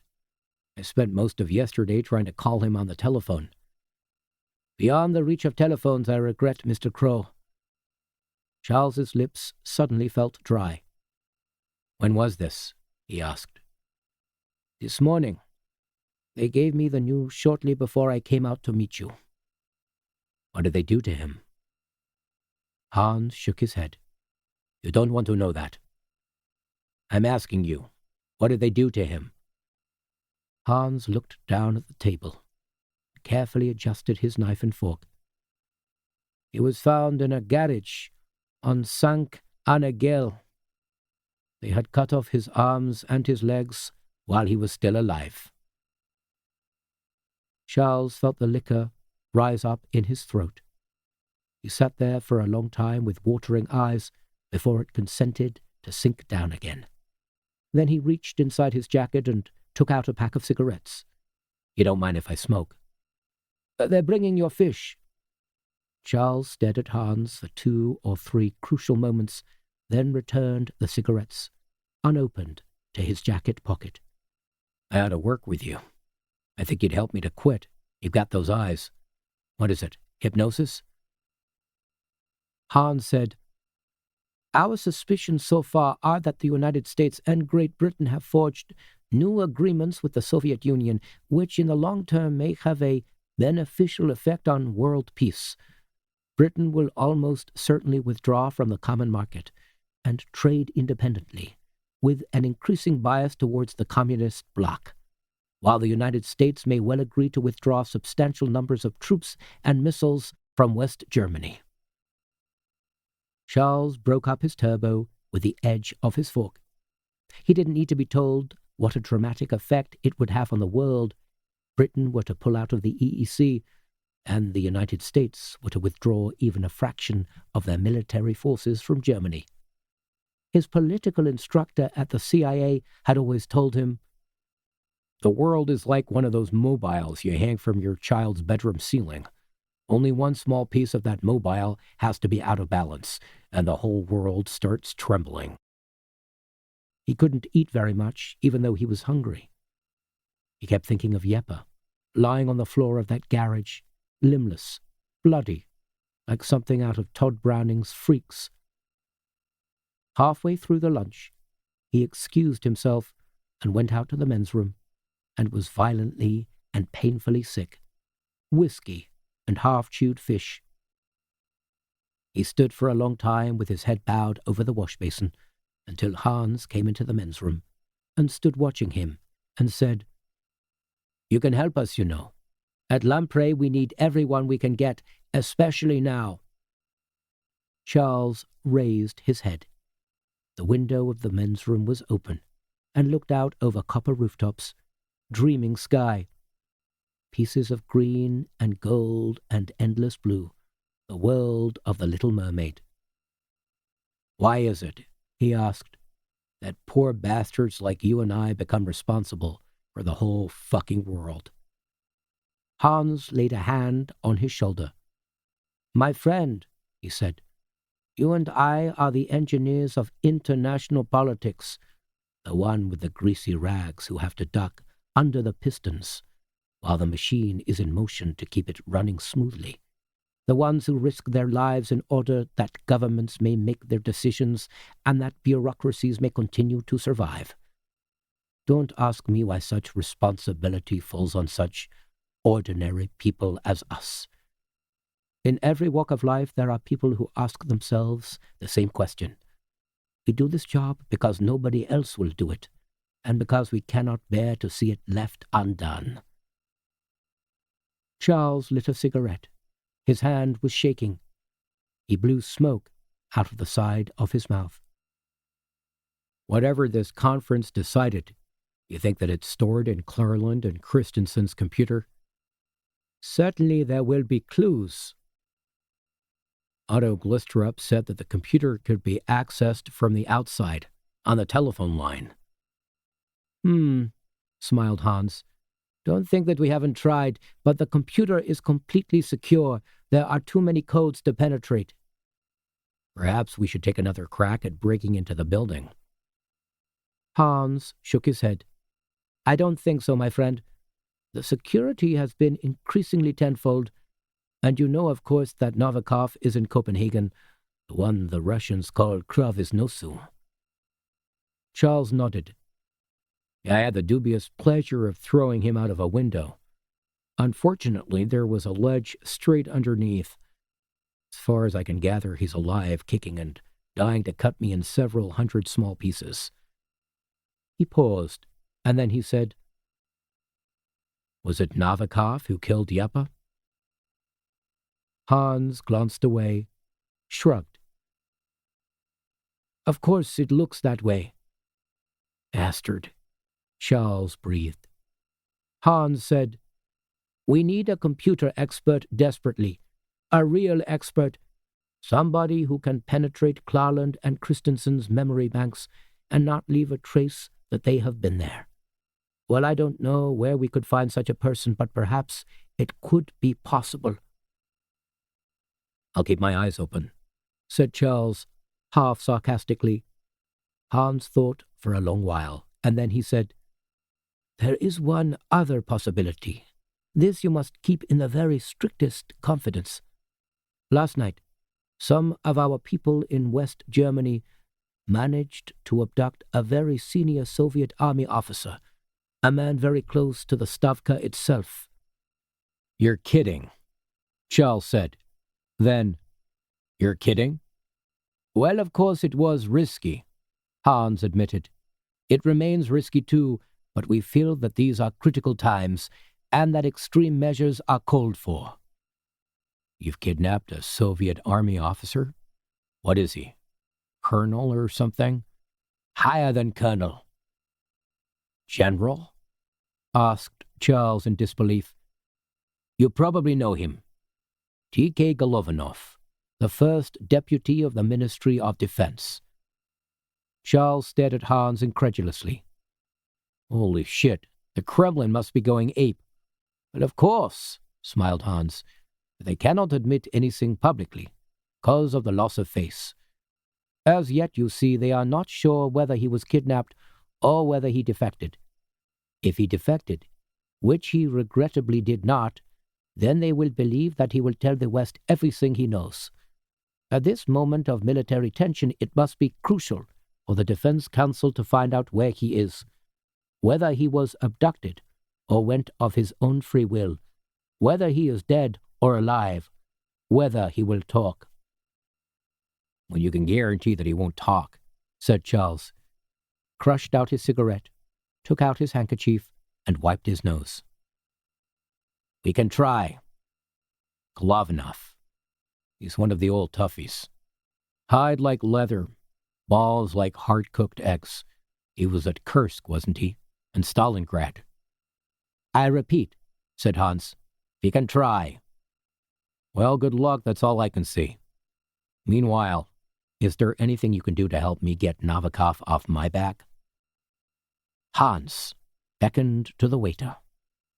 Do you want anything else? He asked Charles. Coffee? Tart? Charles shook his head. I want to get over to visit my lady in half an hour. Those Soviet creeps gave her the fright of her life. Hans leaned forward on the table. We have been trying to keep Novikov under surveillance. So far it has been very difficult because the Soviets have been keeping him well hidden and only letting him loose when there is a job to be done, like killing poor Peter Sika or attempting to dispose of you. Whatever information Peter had, it must have been vitally important for them to send Novikov to kill him. Novikov, as you know, is their only killer with 100% success rate. That gives me a feeling of overwhelming cheerfulness, said Charles. Ah, but you can help us, my friend. If you allow one of our people to follow you, inevitably Novikov will show himself, and then perhaps we can get a lead on him. Charles shrugged, looked down, and drummed his fingers on the table. I didn't think the time would ever come when I got myself used as the Judas goat. My friend, life is a succession of reverses. Charles glanced up again and said, Maybe. In the meantime, said Hans, we will continue to look for somebody who can break into Klarland and Christensen's computer. And we will continue to try to persuade Comrade Golovanov to tell us what it is that is disturbing Europe's intelligence communities so much. Charles walked to Pierre Skramsgel to see Agneta. It wasn't too far, and the afternoon was sharp and bright. He turned down Stor Konsgel Gil to Kons Nutor, then along by the water at Newhound, where the heavy cumulus clouds were reflected in the slate grey of the docks, and trees flickered on either side with warm and whispering gentility. Roger lived on the second floor, over a ceramic shop. The polished window was sparsely arranged with Flora Danica dinnerware and underglazed statuettes. The polished brass plate by the side door said, R. Strong, which was a joke. Roger's real name was Rubens. The door was open, an inch or two ajar. Charles, who had been taught to be suspicious of open doors, cautiously pushed it wider with the toe of his shoe. There was nobody there. He mounted the bare wooden stairs, his footsteps clattering. In one of the rooms upstairs, somebody was playing old Jimi Hendrix records very loud on a cheap record player. A small part of Charles's mind was instantly transported back 20 years, to summer days in Copenhagen and Stockholm, to young blonde girls in miniskirts, to flowers and sunshine and grass, and those hair-raising days when intelligence agents had actually come to believe for a while that they were James Bond or the man from U.N.C.L.E. Some of them had learned karate and came leaping out at you like idiots when you least suspected it, usually to crash flat on their backs on the floor and qualify for 3 months sick leave. Charles reached Roger's door and knocked. He waited with his hands in his pockets. He knocked again, and this time the door swung open. It stopped, shuddered, squeaked. Charles listened for a moment, slowly removing his hands from his pockets. No sound, not even the everyday noise of somebody vacuum cleaning or listening to Radio Denmark or taking a shower. Charles called, "Hello?" and waited. And then, "Agneta?" But there was no reply. He stepped into the narrow hallway. The floor was boarded with waxed pine, and the hall smelled of forests and garlic. On the wall was a drawing by Malcolm Luber, an arrogant and ugly young man brandishing his penis. At the far end of the hall was a white Danish ceramic planter, containing a fern, Aetherium Felix Femina, the lady fern. Highly appropriate, thought Charles, and called again, "Agneta!" He walked into the sitting room. Orange brick and pine and bright windows overlooking Inderhavn, where the ships from Malmo tied up. Chimneys, ferry funnels, green copper rooftops and dancing trees, and a sky that stretched all the way to Russia. He paused and listened. Nothing at all, and that was what was wrong. Agneta had promised to stay in all day and wait for him. He found himself saying under his breath, "Our Father, which art in heaven," and wishing for the second time in 2 days that he had a gun. He stepped into the middle of the sitting room, listening, waiting. "Agneta," he called again, and then shouted out, "Ha!" in shock, and surprise as the kitchen door opened and Agneta stepped out, her short blonde hair tousled and a kitchen knife held up in front of her in both hands. "Charles," she said with relief. "Are you crazy?" he asked her. "The door was wide open. I could have been anybody." "I didn't realize it was you, my love," she said, and came forward and hugged him and kissed him, on both cheeks and then on the mouth. He put his arm protectively around her and gave her a squeeze. "It might not have been me, for Christ's sake. It might have been one of those goddamn Russians." "Where's Roger?" "Roger stepped out to buy groceries. He isn't used to feeding two people. All he had in the icebox was orange juice and strawberry-flavored yogurt. Oh, and thousands of sacks of sunflower seeds. Roger believes that sunflower seeds, if you eat enough of them, give you gloss." "Gloss? That makes you sound like a horse, or a piece of antique furniture." Agneta was wearing a plain blue and white smock, very Danish, and short-knitted socks from the island of Aero.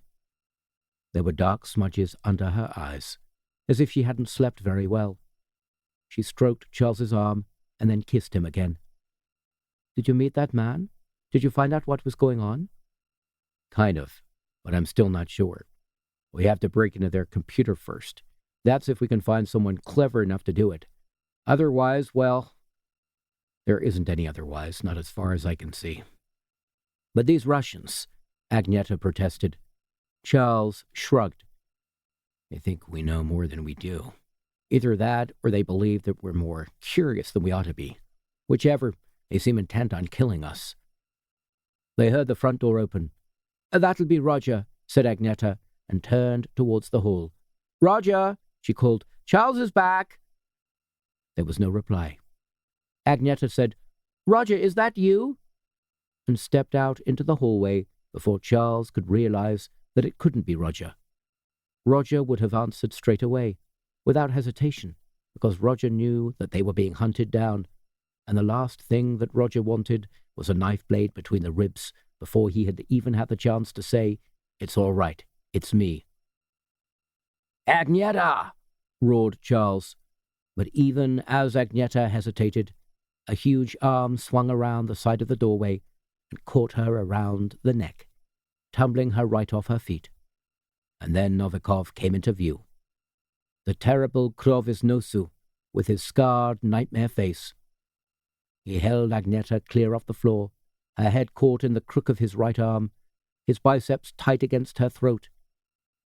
She clawed at his arm with frantic nails and kicked wildly at his shins, but she might just as well have been a kitten or a child. He stood motionless and unyielding, squeezing her neck with little flinches of his muscle until she was crimson-faced and hoarse with suffocation. Novikov said nothing. His twisted, scar-tissued face was expressionless, trapped forever in a meaningless grimace of burned muscle and fire-tightened skin. He said nothing, not even a grunt. Charles backed off, knowing with unappeasable dread that he was up against the fiercest and most relentless killer of modern times, a human machine without fear, without conscience, and without any morality except a dogged devotion to the men who had saved his life and who had sent him to kill others as an exorcism of his own agony and his own fear. God, he must have been following him, all the way from the restaurant. "Novikov," said Charles, "I'm warning you now. Put down the girl and back off." Novikov did nothing but squeeze Agneta's throat even tighter. Agneta was speechless. Already she was so starved of oxygen that she could do nothing but waggle her legs and cling on to Novikov's arm. "Back off!" Charles screamed at the killer. He picked up a wooden armchair and advanced on Novikov with it raised up over his head. The killer watched him with watery, mongoloid eyes, not blinking, not flinching, not retreating. Agneta let out a tortured gurgle, and Novikov squeezed his arm even more viciously around her neck. "You son of a bitch!" Charles bellowed. "You goddamned half-human son of a bitch!" He arched back and swung the chair around sideways as hard as he could, so that it cracked against Novikov's hip. Then he hit the huge Russian again and again, on the back, on the legs, on the ribs, wherever he could lash out at him without hitting Agneta. With the last blow, the chair's elmwood seat split in half, but Charles wrenched off one of the legs and brandished it at Novikov's face.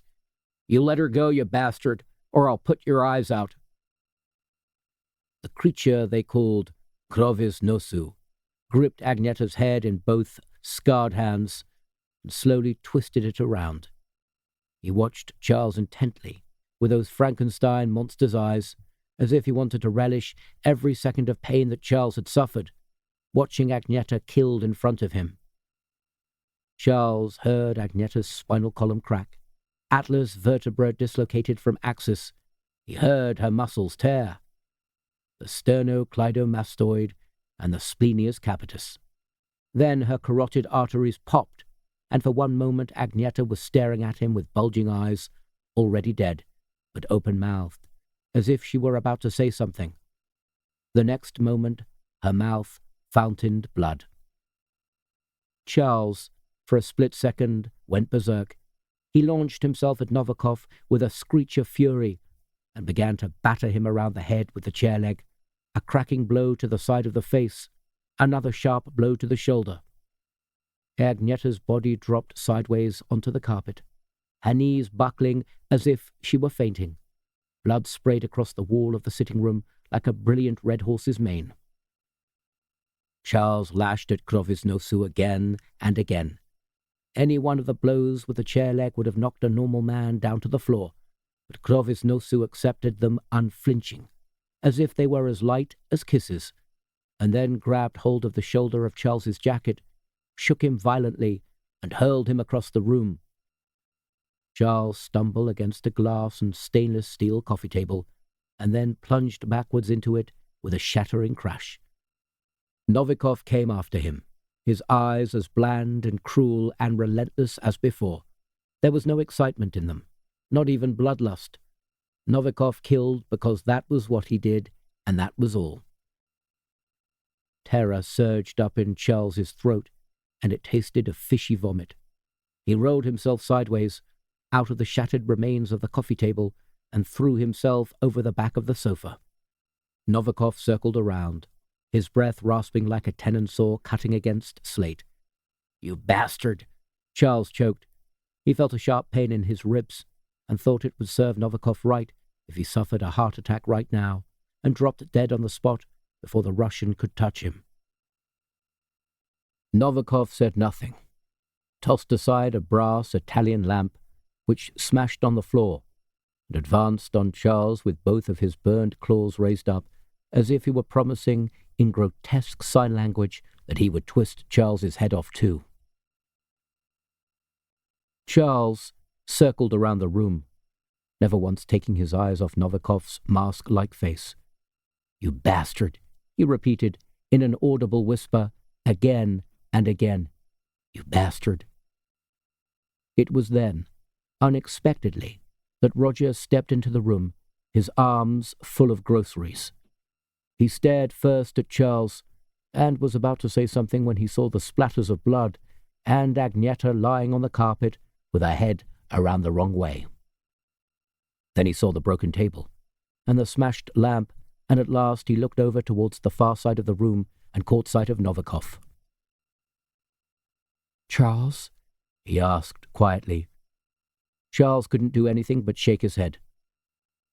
Roger put down his 2 brown paper bags of groceries, very carefully, one after the other. There was so much blood on the carpet that the bottom of one of the bags was immediately soaked in crimson. Roger eased off his cream linen jacket and flexed his fingers and said to Charles, "Anything I ought to know?" "Yes," said Charles thickly. "This thing's a killer. Do yourself a favor. Put your coat back on and walk out of the door. Call Pavelizin at the police headquarters. I mean right away. Tell him you know where to find me, and tell him to bring a busload of armed men." Roger nodded towards Novikov. "This is a killer?" This lump of overdone hamburger? Roger, please, listen to me. This is not just a killer. This is a killer. The most dangerous man in the KGB. Roger hesitated for a moment or two, then smiled. Quite a challenge, then. Not like those two meatheads who tried to attack you the other day. I could quite enjoy a run-in with a real killer. Roger, Charles pleaded. Listen to me. Call Povolaisen, please. But Roger didn't seem to be listening anymore.